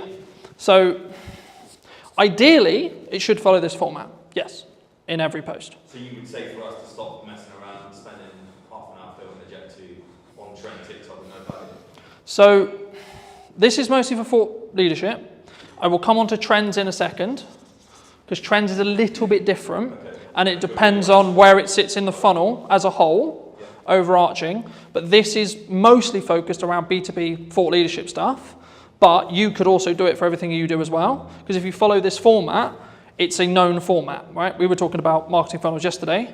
This is a mini marketing funnel that then leads on to your, so this could just be, so for example, a lot of the content I did for this event was, here's the thing I'm going to talk about. Here's the value I'm going to add.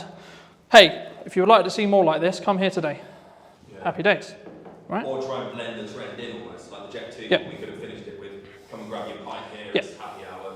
So it doesn't need to necessarily be, especially at the start, you don't necessarily need to follow this format. It's being aware that this is the ideal format and then using it in the content where possible. When you specifically look at trending, so on TikTok, it's kind of controversial in some ways because some people think, yes, you should trend jack, okay? I'm of the mind of, you should if you see an opportunity to be able to gain eyeballs that you otherwise wouldn't be able to gain, okay? But it should be additionally, not instead of, additional content to doing this consistently, right? This is where content creation gets hard because you need a lot of it to be able to do it, right? If you can do this well, then you can do this. If you can't do this well, don't do this. Because I personally believe it distracts from this focus, right? For me, the issue with this is you know you're going to hit your demographical things, right? So I put out a video, I know it's roughly going to be hit by people in Salisbury because that's my following, right? The issue with trending is because you're in a trending sound, I'll use TikTok as an example, but Instagram, etc. is true too, you have no idea demographically where that's going to go. So you might get, let's just put a big number there, 100k views, okay? Wonderful. Okay, but if we look at ROI on a business and we ROI on time, what would you rather have? 100 views to 200 views on something like this, or 100k on a random video that's actually mostly spread across the Philippines, China, America, the UK, so on.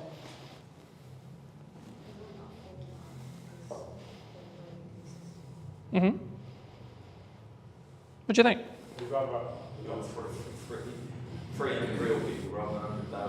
Because 100,000 looks good. Yeah, but 100,000 looks good, right? Yeah. But when we... 999,000 aren't going to become, or probably might not be close to your venue. And that's why chasing virality, yes, it looks fun, yes, it looks sexy, but does it really do much for your business? I'd much rather have consistent of the right people at 200 to 300, maybe up to 1,000, but I know that each one of those views is going to potentially mean that I get more people sat in a room, I have more people to work with, I have more people I can help in my location, or in your... How do you do that location on TikTok? Facebook's very simple, physical business. So social media has changed, right? If I did this presentation or talk 3-4 years ago, I would only be talking about social graphs. Okay, I'll explain both in a second. But on this side, we've got social graphs. Okay, that's how Everything worked before TikTok or Musical.ly arrived. Okay? Here we have interest graphs that I'm definitely going to spell wrong, right? But the job of the team of two. So this was basically what TikTok created. Kind of their algorithm created it. It was in other places like Tumblr, etc. But like modernized and actually like popular, it was TikTok who did it. So what happens here is and this is why I said yesterday, following doesn't matter because we're now over here. But just for those who don't know, socially, what happens is I would follow someone. I would like, share, or comment on their post, right? This would send or say to the platform, hey, cool, this person likes and enjoyed this content. Cool. Okay, so the platform goes, we're going to show more of that to that person, right? So you followed me. Okay, cool. So that means you're telling to the platform, I like Colton's content. Can you show me more? Sick, right? Same with likes, same with shares, etc. Now, the bit where it got interesting is because when they started changing the weighting, you wanted to target different things. That constantly changes. There's no point me going into it because by the time we finish, it'll probably have changed. The main difference when TikTok launched a handful of years ago was instead of it being followers, like, shares, etc., they are kind of still important, which I'll explain in a minute, but the job here is Craig is going to open TikTok, and if he had previously never installed TikTok, it will just show him videos. And what it's trying to do is it's going to go, right, I'm going to show Craig a picture and a video of a dog.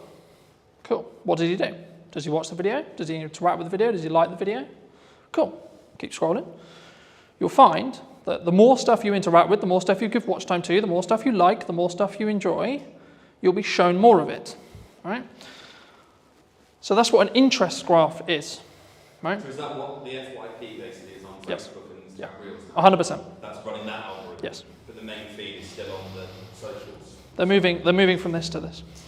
The only place where this is still prominent is LinkedIn. Really? So Every... the same people, use the old Georgia example, right? We post on that a lot. We can get the same 30 people commenting like on that all the time. Mm-hmm. So they're still seeing it. Because that's interest-based. In an FYP of like TikTok. Because they are interacting on the posts related to that location. Right. So they're signaling the platform to say, hey, I want to know more about this location. So it's not as fully TikTok's 100%. The reality of socials, well, it will probably be in this line here for the rest of time, right? The future of socials is going to probably be, there's a debate at the moment, right? In the marketing space, in the etc. with Meta and so on. But my prediction, and probably the prediction which I think most people would agree with, would be in 2 to 3 years, you'll have two feeds. One that's like this, and one that's like this. Okay? So this would be your FYP, this would be for you to discover new content. And this is where, to an extent, trending would probably go into. So if you're trend jacking, following trending music, etc. Let's say you like, I'll use the example I used with Craig, dogs, cats, motorbikes, games, pubs, pick your topic, right? This is also where a concept called community talk came from, which was a specific hashtag around a specific thing. So when TikTok launched, everyone thought, oh, it's for dancing. Can I just get a quick show of hands? Who thought TikTok was for dancing? And for kids as well. Oh, for kids, yeah. That was the commonality, right? Everyone thought, oh, I'm going to go on TikTok and I'm going to do a... Thank God that people laughed at that. But the key is that's when it was Musical.ly. So very quick history lesson. TikTok is owned by a Chinese company known as ByteDance, who used to own an app called Musical.ly, where that was what the app was for. Lip syncing, dancing, etc. They bought this. They then launched it in China, did really, really well, and it was strong from an educational point of view. And then it moved to the West, and it became interest-based. But what they didn't realize was that interest-based would work so well, right? And that's why you're seeing, in the last couple of years, Instagram Reels launched, standalone, short-form feed that scrolls forever. Facebook launched, scrolls forever, so on, right? Even LinkedIn's now doing it. LinkedIn will probably have a video-only feed that's interest-based. The only post that will be social graph based will most likely be carousel or image posts where you tag. So Johnny came to my event today. Thank you so much, Johnny. Going to tag you. Cool. How that quickly works, if you tag someone on socials, on a social graph, so this is mostly around LinkedIn, and they don't interact with it, it will be buried as a post, is the current conversation with the algorithm, right? And the reason for that is it stops people going, I'm going to tag whoever I want because I'm going to tag David Beckham in my post just to get more views on my post, right?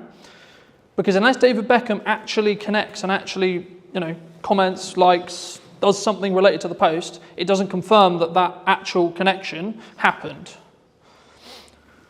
Because you need to remember, LinkedIn specifically is a recruiting platform.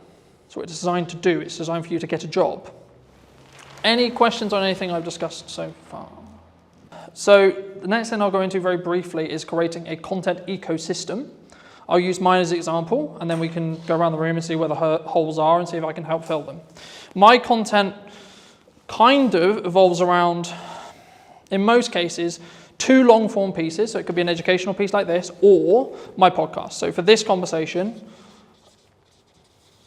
it'll be a podcast. So this is an hour to 45-minute conversation between myself and a guest of choice, right? So most cases it'll be talking about marketing, could be talking about trends, could be talking about very similar to this. But you might say, okay, well, who's going to sit and watch the 45-minute presentation? Quick show of hands, who would watch a 45-minute presentation? Okay. That's the key. Okay. So what most people do, and the reason why most people don't do it, is because they don't have the self-worth and self-belief to be able to put this 45-minute conversation out and it to get 2, 3, 10 views. What 95% of people should be doing is creating this, and then using it to fill their socials, right? I'll show you in a minute. Yeah. So that's called, that is basically about how you structure your short form, right? So very quickly, short form. I'll show you how to use AI to create 20 plus pieces from each one of these, because I do it, right? Every week I do it. For you specifically, you could talk, I'll use an event that you're running for an example, okay? You could talk about every single unique selling proposition and every single thing about the event that you think is really good, okay? Like a Q&A almost? Yeah, with your staff. You get someone to ask you questions. Okay. What's it going to do? Film it, chop it down, and then put it. And you don't have to film it the way I would film it, with multiple cameras and pro audio and this and this. I literally mean, right, a phone on a tripod, looking at 2 people, right, stick person, wonderful, another stick person, you can tell I'm not an artist, right, 2 people having a chat, wonderful, okay? That will fill your socials, okay? Because it's this long piece here. Could be anything. Your long form piece could be, this is how to utilize 1 hour of content, especially if you're time poor, right, and you've only got an hour of content to deliver. You can film it once, then distribute it into short form. You're probably good for a month. And then if you want to hire an editor, like I do, I get a custom trailer made for each podcast. Some of you would have seen them. If not, go on my socials. There's one every week, right? And that is designed for the hook, which I showed you earlier, on the front of the podcast specifically. So that's meant to hook you in, show the best parts of the conversation, etc. if you come to the whole hour. But also it allows me to be on social media with short form. So by the nature of how the trailers are designed, I'm naturally going to get a higher retention chart, which will look something like this, which means people are watching the whole video, which in 95% of social media cases, if people watch up to 100% of a shorter video, less than a minute, it will then be served to multiple audiences, right? I'll go into that very quickly, but just quickly on this. Once you've got short form from this 1 hour, you can then do lots of stuff with it. You can pull out the audio and have it as a standalone audio podcast, right? You could also get it transcribed, and then using tools like ChatGPT, you can get it into blogs, etc., in your own tone, etc., right?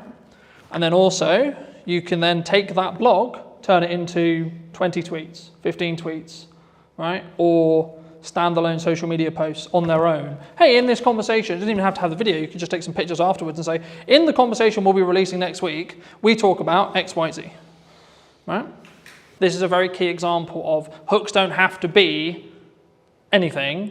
You need to do them to then see what works for your audience. Because what works for me is not going to work for you, and vice versa. So that's a social question. 95% of the time, socially, we watch videos in our breaks, when the kids are asleep, etc., right? So you don't want... Yeah, so or the telly's on or something else is on. So in a social scenario where you wouldn't necessarily want to blare out your reel, but you still want to know what's going on, right? And just to give you some numbers behind this, I re-edited some Christmas content that I did, I think about 4 years ago. I redistributed it on short form, one without captions, one with captions. The one without captions got 100 views. The one with captions got 1,100 views. It's the same video. Okay, that's a 10x difference in views with one change. And this is how I'm starting to test stuff. The one thing people get wrong with marketing all the time is they go, this is our ideal profile, this is the person we're trying to talk to, and I know what they like. Do you? You may have known what they liked 2 years ago, but is that what they're into now? Does your ideal profile change through time?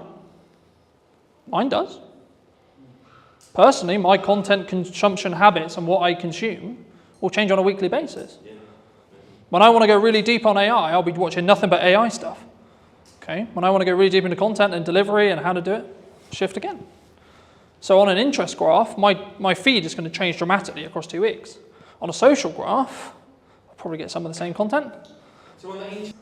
Look into the terms and conditions of TikTok, you'll be scared about how much it knows. Well, this was actually a big problem a couple of years ago where I was aware of it, where people would be watching a specific video. So I'll give an example where maybe it's a motivational video or maybe they're feeling a bit sad, etc. They're watching something that may be a bit sad. And what the TikTok algorithm did, and they got in a lot of trouble for this, but they would then start feeding more and more, and you would go down this loop of negativity, right? I don't want to go into detail on it today, but it's the same with the quote, red pill spear, right? You are fed what you watch. So people are like, oh my God, my TikTok's so annoying because it only shows me X, Y, Z. I'm like, okay. A, log out, reinstall the app, watch stuff that you don't want, so watch the stuff you want, and then the algorithm will catch up. Or just when you're on the socials, just stop consuming and interacting with the stuff you don't want to see more of. Or search what you do want to see. Yeah, or manually go in and search, I want to see pretty kittens. I want to see dogs, I want to see positivity, I want to see quotes, I want to see etc. To start, put your video everywhere. Put your blog everywhere. Put your piece of content everywhere the same way. Because the first thing you need to get into the habit of is doing content consistently and getting consistent, right? Because that's where the results will come from. And concentrating on video. I focus on video because it's my best, building off Emily's point, it's my best way of communicating, and it's what I will also consume, and also I know the power of being able to leverage it because I can use it a million ways. Some people say, I don't want to be on video. Okay, that's okay, don't be on video then. But if you're a good writer, then write. Okay? You don't have to reinvent the wheel. The content quality will always rise to the top if you're A, consistent, B, talking to your target demographic, and C, adding actual value. Not fluff, not this looked nice, this was wonderful. The goal for me today is to give you as much valuable the stuff you want to learn as much as possible. That's it. That's my only objective today. Very quickly on how algorithms work in most cases. This is a video algorithm, but the same would be true in blogs, the same would be true in articles, and you can swap the words. So whenever I say video, there is a similar algorithm for every other form of content and will work very similar to these principles. Okay? So when you post a video, I'll use Instagram Reels, for example. This is your video. Okay?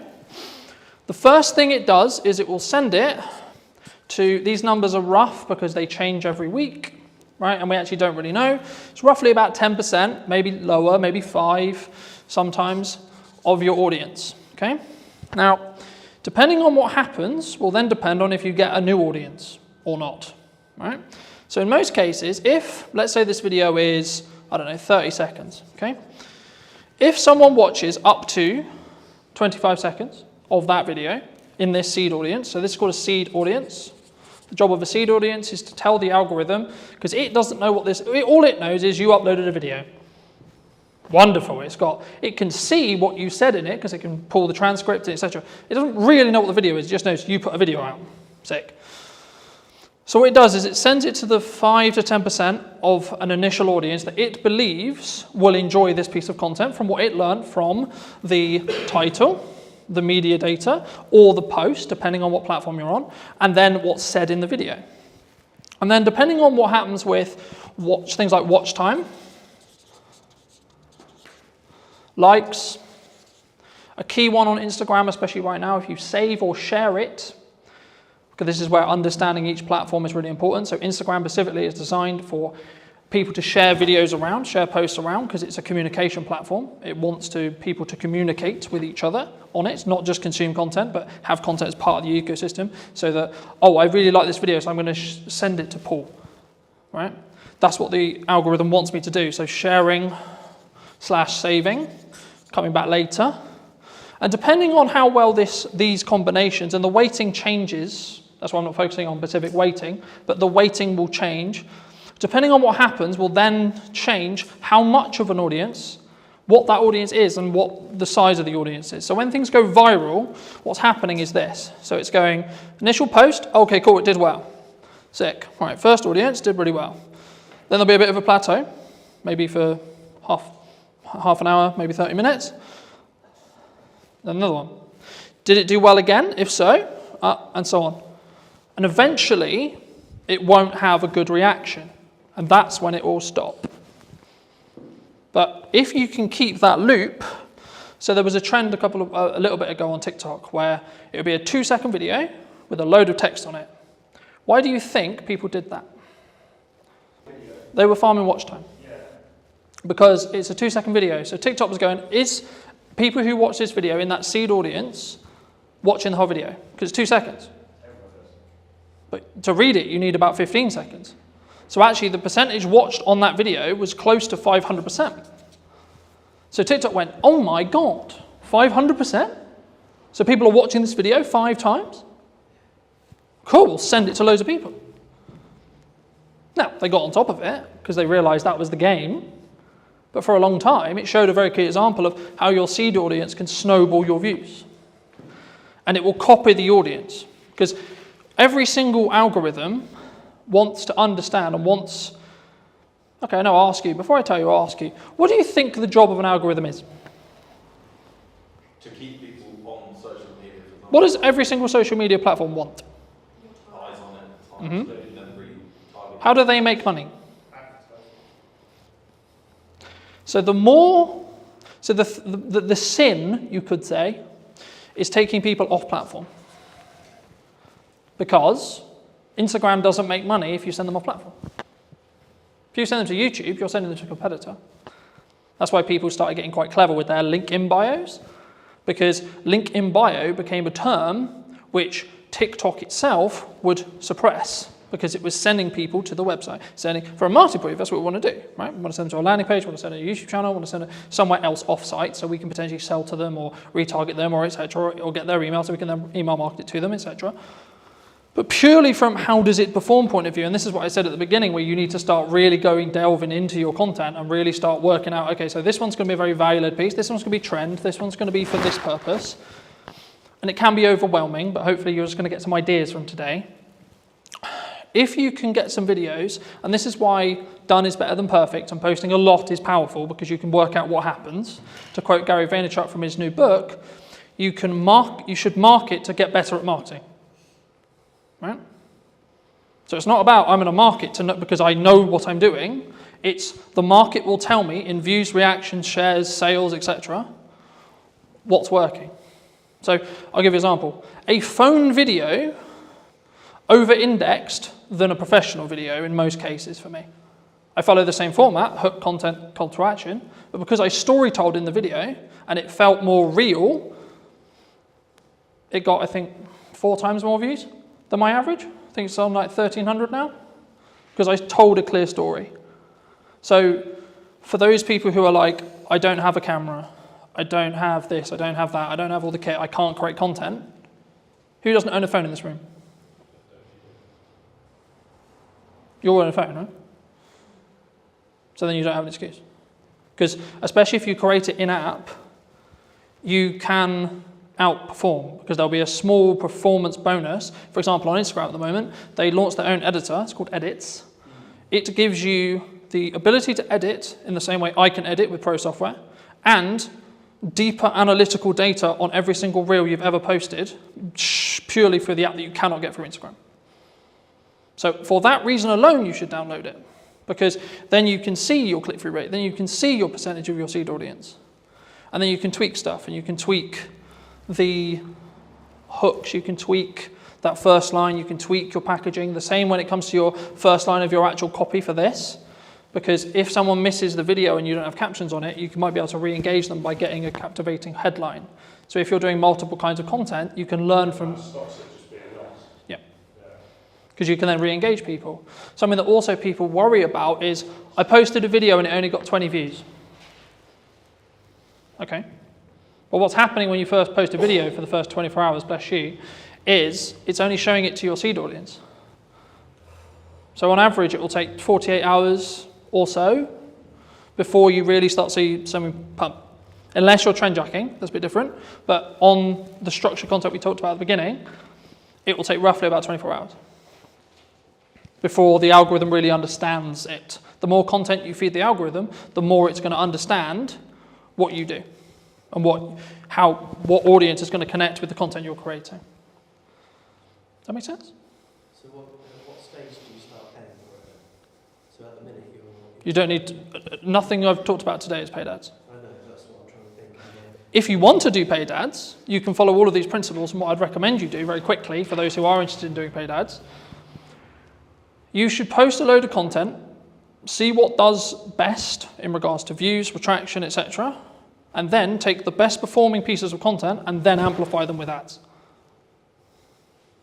Because then you don't have a question mark on whether the creative or the video or the blog or the post, etc., is actually going to do well or not, because you already know, because it did well organically.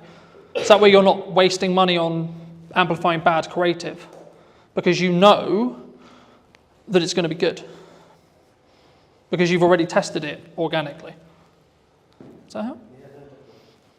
But if 10,000 people saw it organically, you go to millions if you pay for the 10. Yeah. But the key there is to understand that is that 10,000 the 10,000 that you want? Moving back to my original analogy of, do you want 100,000 or do you want 10,000 or 1,000? If the metrics align, as in you got 10,000 of the right people, absolutely you should pour money on it. That's the hard bit. Because you've already done it. You already know it works with the target sector that you're trying to talk to. So of course you know. And then it's just taking the guesswork out of paid ads.